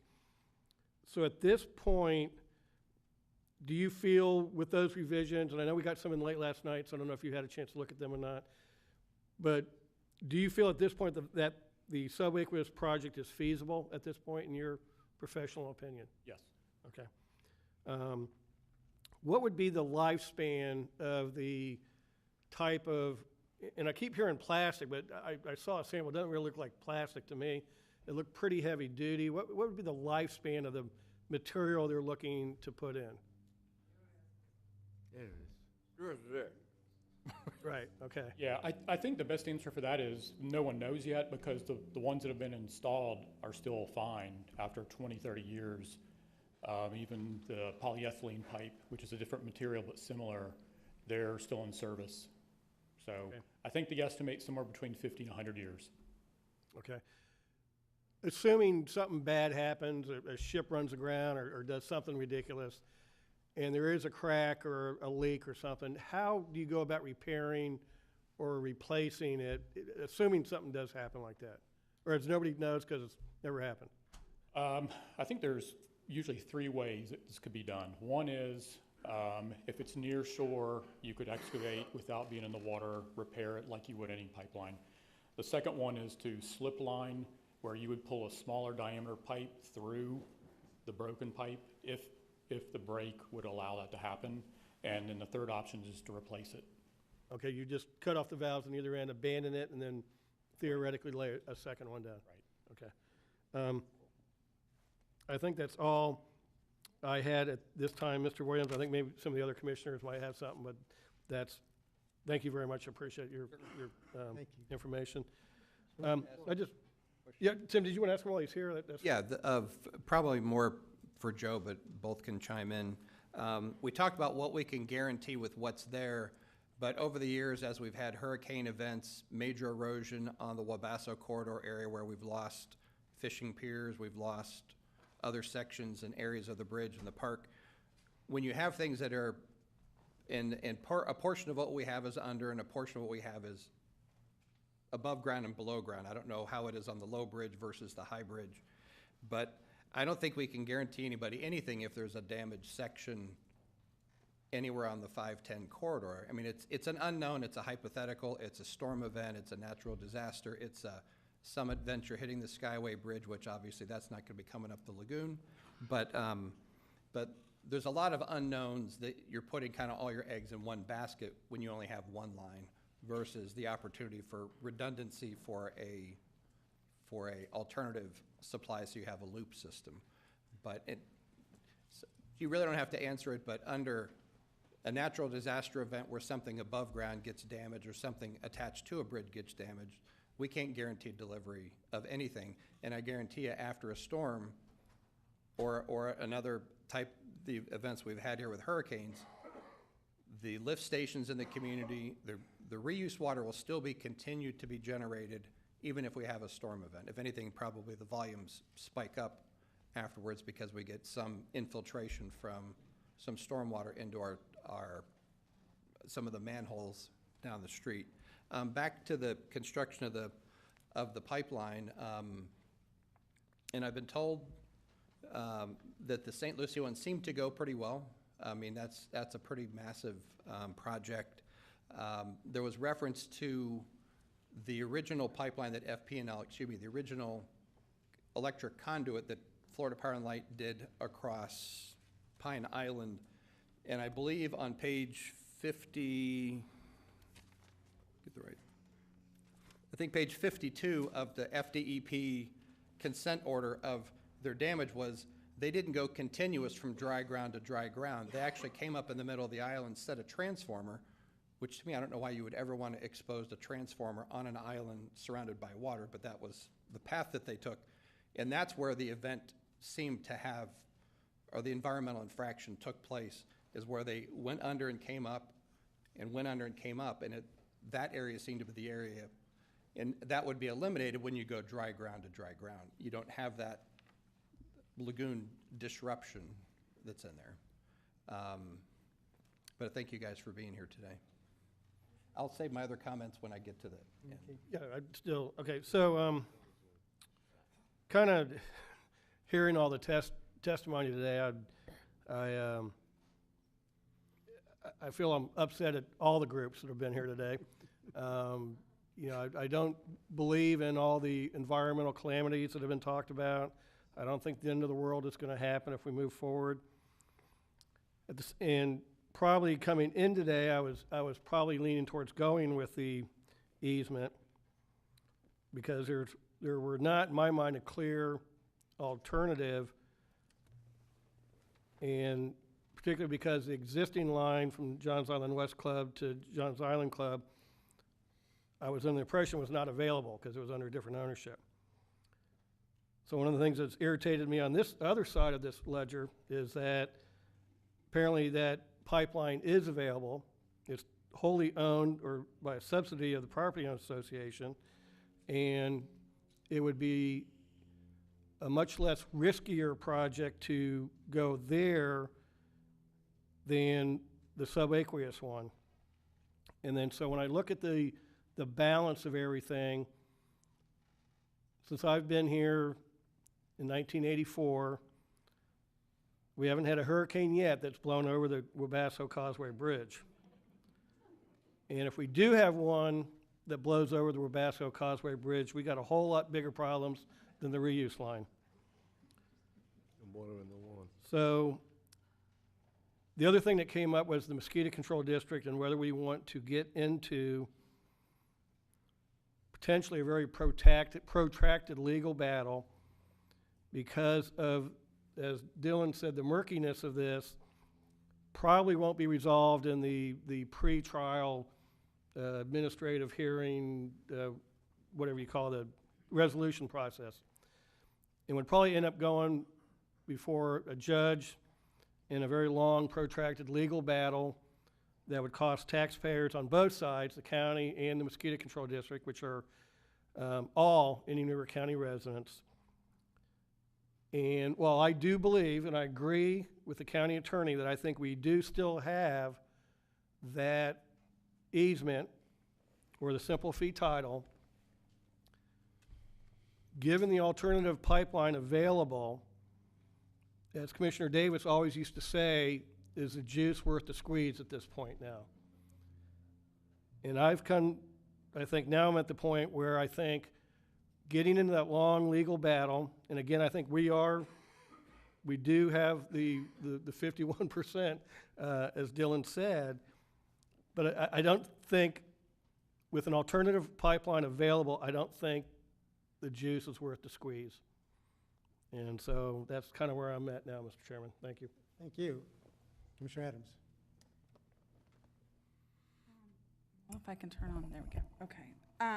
Yeah, I have a couple questions and then a couple of comments. So I'm going to try to be organized. So just bear with me. You're a shining light. We're counting on you.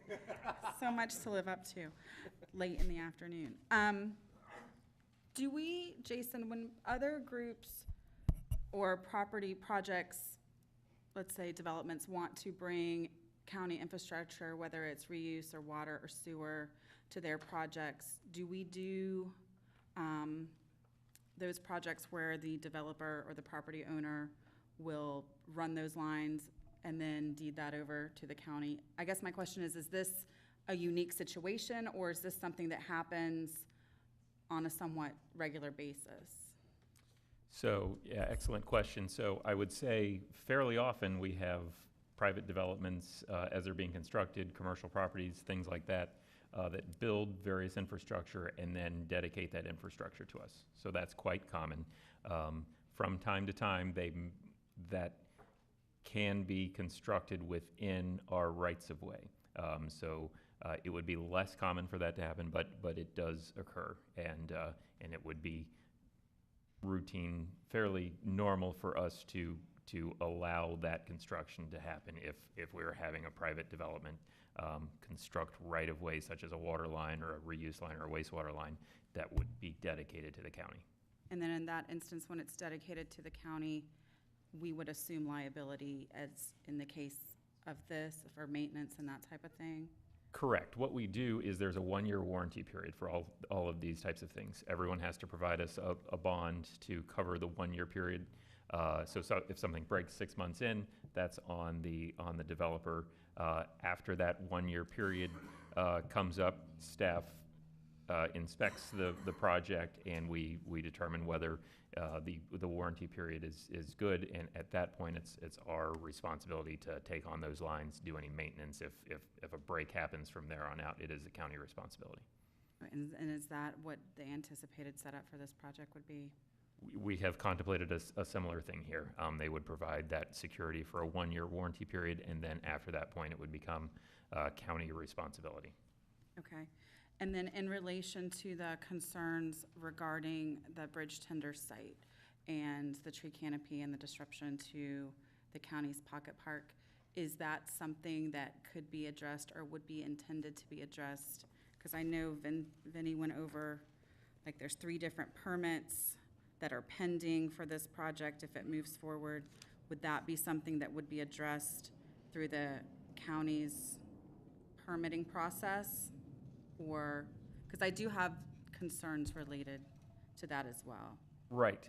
As part of the right-of-way permit, because that area falls in the road right-of-way, that would be addressed in the permit, which we're still going through that process.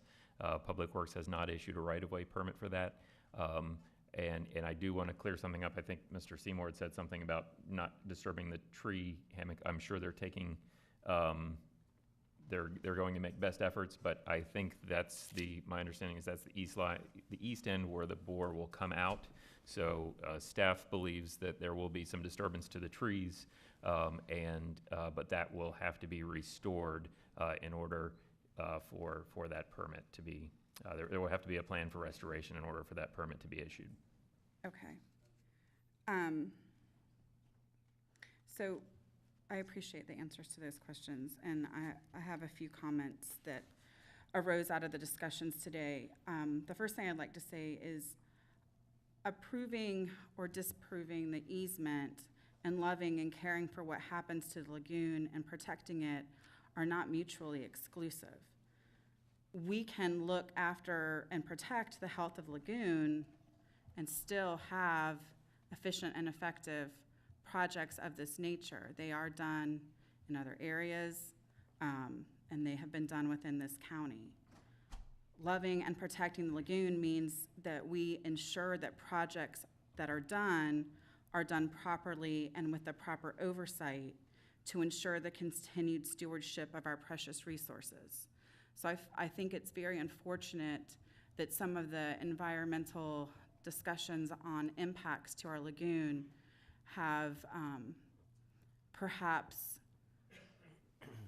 been a little overzealous. I understand and appreciate, having worked on the lagoon health itself with the lagoon plan and with the IRL NEP, the concerns there, but I also believe that these projects can be done in an environmentally friendly way. I think the rhetoric has been ratcheted up to a level that it's very difficult to have a conversation about this. We've been encouraged by state, federal, and local agencies to provide and utilize reuse. I think in order to do that, it's going to have to be conveyed to areas where it can be used. And expanding the reuse system is in line with long-standing utility plans and studies for the future. So it would seem positive to cultivate additional usage opportunities, as well as curtailing wells that draw fresh water from the aquifer. That being said, this is a request to grant an easement to allow for a temporary construction easement. I do believe we have the ability to grant an easement, so the question comes down to whether we want to exercise that ability in this situation. To be quite honest with my fellow commissioners, I'm not exactly sure where I am on this, and I know it's been a long day and we've heard a lot, and it's been several weeks. This has been ongoing, but for me, I feel like no matter what we do at the end of the day, we're going to make somebody unhappy. The lines have been drawn, and there's no real collaboration or middle ground that's not going to make somebody unhappy. And for me, that is a very difficult position to be in, just to be completely honest with you guys and with everybody in the audience. I feel like there's options out there. We have a study that indicates the A1A corridor is viable, and that is in line with our plans that we have in place with the Utilities Department. And I think in the long-term impact to the county utility system, that would be the better choice. That being said, this is not our project. This is a project that's being done by Johns Island. It's being funded by them, and then it will be deeded to the county. So our ability to dictate what they want to do is, or how they want to go about connecting to our system, is not as clear cut as it might appear to some of the groups that have spoken today. And again, I get back to, we are solely being asked to give an easement. Again, I wish that there had been more ability to work with everybody in the room, but I think that both sides ratcheted it up very quickly and very fast, and the lines have been drawn in the sand, and that's very unfortunate, because I believe there are options. So again, I would love to hear what the rest of the commissioners have to say. I will honestly say I'm still not quite sure where I am on this, so I apologize for that. Quite all right. It's a difficult subject. Commissioner Zork. Thank you, Mr. Chairman. Not too many people in this room have family roots that go back to this region to 1914, as mine do. My kids are the 5th generation here in Florida. Some may say we should support the reuse line for all the great things that Johns Island does, the Land Trust, Children's Charities, Learning Alliance, Ducks Unlimited. They fund, not just through their charitable foundation, but personal donations of these charities in extraordinary amounts of money that support things that they will never need or never get any benefit from. The county has worked for a long time developing a long-term septic to sewer plan, and every 100 houses that we add into that system of converting existing septic systems, every 100 adds 10,000 gallons more of reuse that we have to find a home for. And what's been proposed to us is you could call it a partnership, you could call it a, not necessarily collaborative. They came up with it on our own and proposed it to us. But the real question is the temporary construction use easement. I happen to agree wholeheartedly with Dylan's position, looking at the deed, doing some other research on my own. There is clearly a deed out there that whatever happens today, one side or the other, who's ever on the losing side, will probably seek a court remedy, and then a judge will decide. But the deed is pretty compelling. You get a deed when you are given something, and the deed is pretty clear in what came with it. So without going on much further, I've been a huge lagoon supporter. Regardless of how the vote goes today, I continue to be a lagoon supporter, but I am in favor of granting the temporary construction easement. So that comes down to me, and again, just want to repeat the issue. The issue is whether or not the board should grant temporary construction easement consistent with the prior temporary construction easement approved by this board in the past. The conversation's been very interesting. I'd like to thank everybody, first of all, for coming here. I began by saying this is a great event for democracy. I believe that's true. I think it's tremendous when you have a large group of citizens that can come in and discuss an item. And for the most part, we've all been pretty well behaved there. I know I got testy a couple times, but I apologize for that.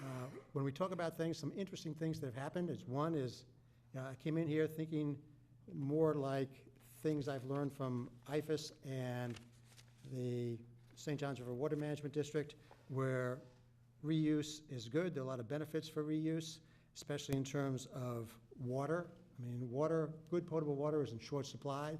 We draw down too much too fast in our aquifers. We have to stop doing that. And I've long thought that the use of reuse was probably the best way of doing that. I still believe that, but there are a lot more questions after listening to people today than I had before coming in here. Interestingly, though, there's a lot of talk about risk of environmental damage, yet no one quantified that risk in the least little bit. I mean, talk about risk, but no quantification whatsoever. And I'll just note that there is a risk of putting something 80 feet under the ground. That's true. There's also a risk of flying at 33,000 feet, yet we do that all the time. I've seen nothing or heard nothing which suggests that that risk is great, especially balanced against the benefit of getting this reuse water across. So I'll also note that, again, we're here for a temporary construction easement. There are other agencies charged with looking at environmental risks, including the U.S. Army Corps of Engineers, the St. Johns River Water Management District, the Florida Department of Environmental Protection. No one knows better than me that those agencies often fail at doing that risk, but still they're charged with doing it, so I believe the right thing to do is to work through those agencies. Another thing that hasn't been mentioned is, and actually this is one of the most interesting things, I think that from what Commissioner O'Brien said, he's leaning one way because of something he was told by JI, and I'm leaning the other way because JI said that they wouldn't go forward with the alternative route, and I believe them. So it's just not a matter of the alternative route, it's will anything be done? I mean, the county has limited resources. The battle of fighting the lagoon is a hundreds of $1 million fight, and we have to use every resource well. So then it's a matter of not whether there's some risk, but is the risk worth the benefit of having this paid for by JI and having a million gallons or so of reuse going over to the island? And again, I believe it is.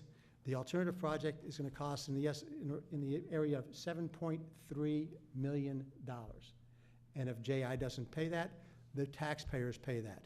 That's $7.3 million that we won't have for other projects to reduce the nutrient load that's in the waters that go into the lagoon. That's equivalent, with the grants we get for projects like these, of 2 or 3 major projects. So 2 egret marshes or a Spoonville Marsh and an Osprey Acres.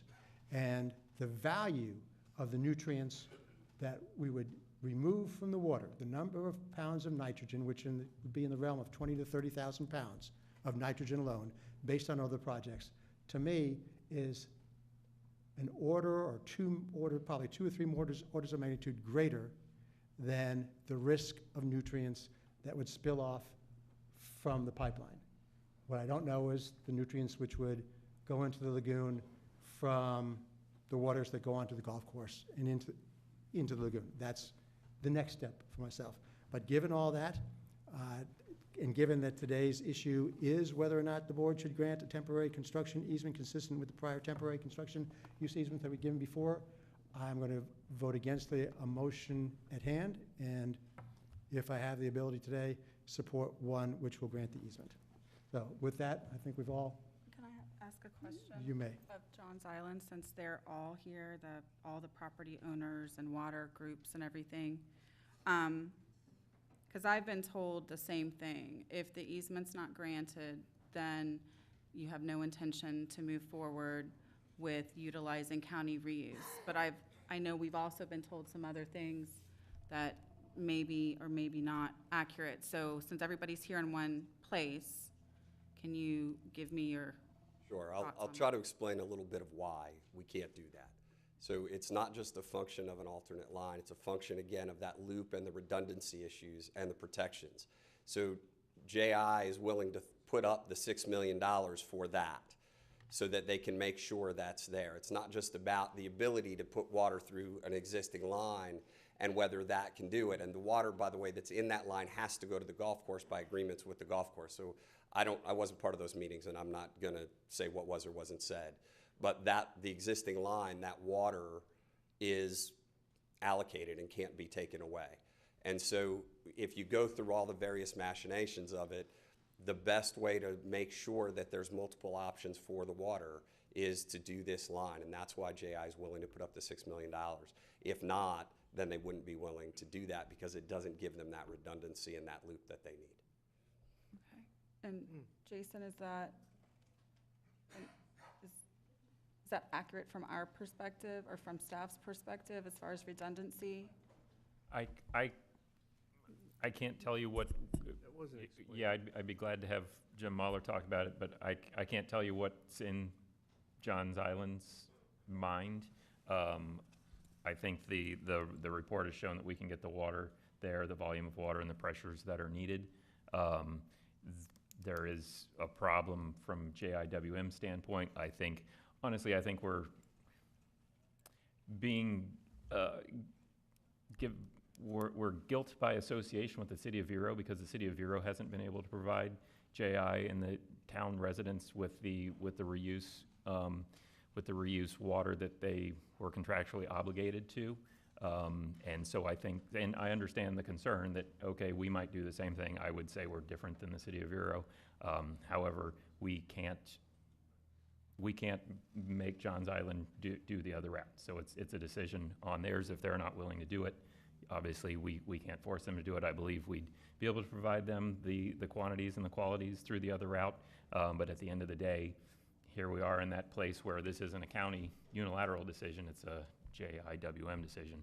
And if they are not interested in the A1A route, we cannot make them be interested in the A1A route. Is there, but is it possible through agreements contractually to ensure that the amount of water that they would need could be delivered to them? I know we can't force them to do that, just to wrap my mind around it. Right, we can contractually cover that. I think it's addressed in the agreement. There could be additional, there could be penalties in an agreement if we aren't able to deliver to address those concerns. But once again, that would be something that JIWM would have to agree to.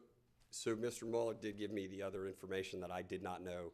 When this was approved for this specific project. So if the project doesn't go as designed, then the money actually can't be utilized for an alternative project because of the way that it was raised through the POA. So they can't transfer the money to something else.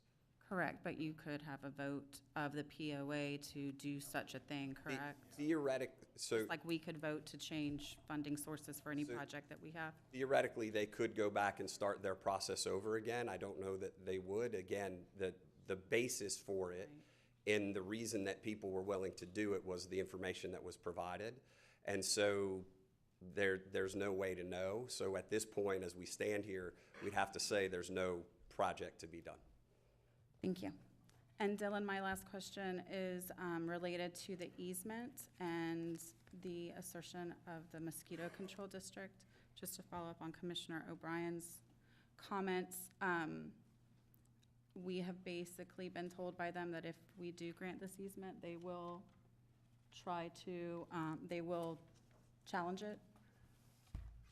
My recollection from this morning was that their district member Lowther had said that if we had moved forward with this, they were willing to take other means to challenge us on that issue. And can you give me a general idea of what that process would entail as far as length and cost?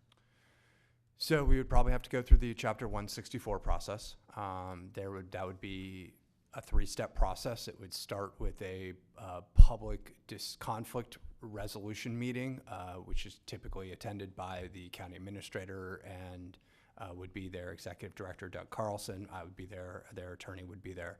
We would have a discussion of the conflict resolution issues, see if we could resolve it. If not, we would then bump to a meeting of their full board and this full board meeting and discussing about the issues. If there was not a resolution there, it would then go to a mediation process. And if not concluded there, or if no resolution there, then at that point, the parties are free to go to litigation in court. I will note that, the process is designed, maybe to take about 6 months, 6 or 7 months. I've seen a couple of them happen, and I think that's about the time period that I would expect. I hope I've answered your question on the process. Yes, thank you. Thank you. Well, with that, I think. Mr. Chairman, one follow-up question to Susan's with Dylan. But it really gets down to is we have a copy of a recorded deed for the easement, and that's the article to be argued or insured by title or whatever. That's to me, it's a simpler path. We have a document, they either believe it or they don't believe it. And then it goes through the process. And somewhere along the way, it's either affirmed that, yes, you have a deed and you still own it, or you don't. Yeah, the conflict resolution process is not really designed to get an adjudicated result. It's something that the parties then negotiate over.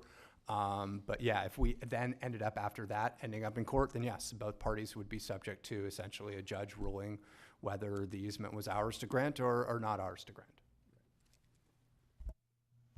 Okay, with that, the issue is whether or not to grant a temporary construction easement for hole-in-the-wall island and the motion. There's been a motion by Commissioner Flesher, seconded by Commissioner Adams.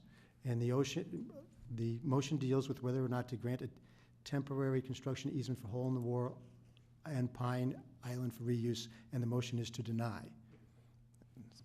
So with that, all in favor of denying the temporary construction easement? Aye. Aye, and I believe that was Commissioner Flesher, O'Brien, and Adams. Those against? Aye. That was against was Commissioner Zork and Solari. And with that, the issue is complete. Thank you, everybody, for coming here today. We're adjourned.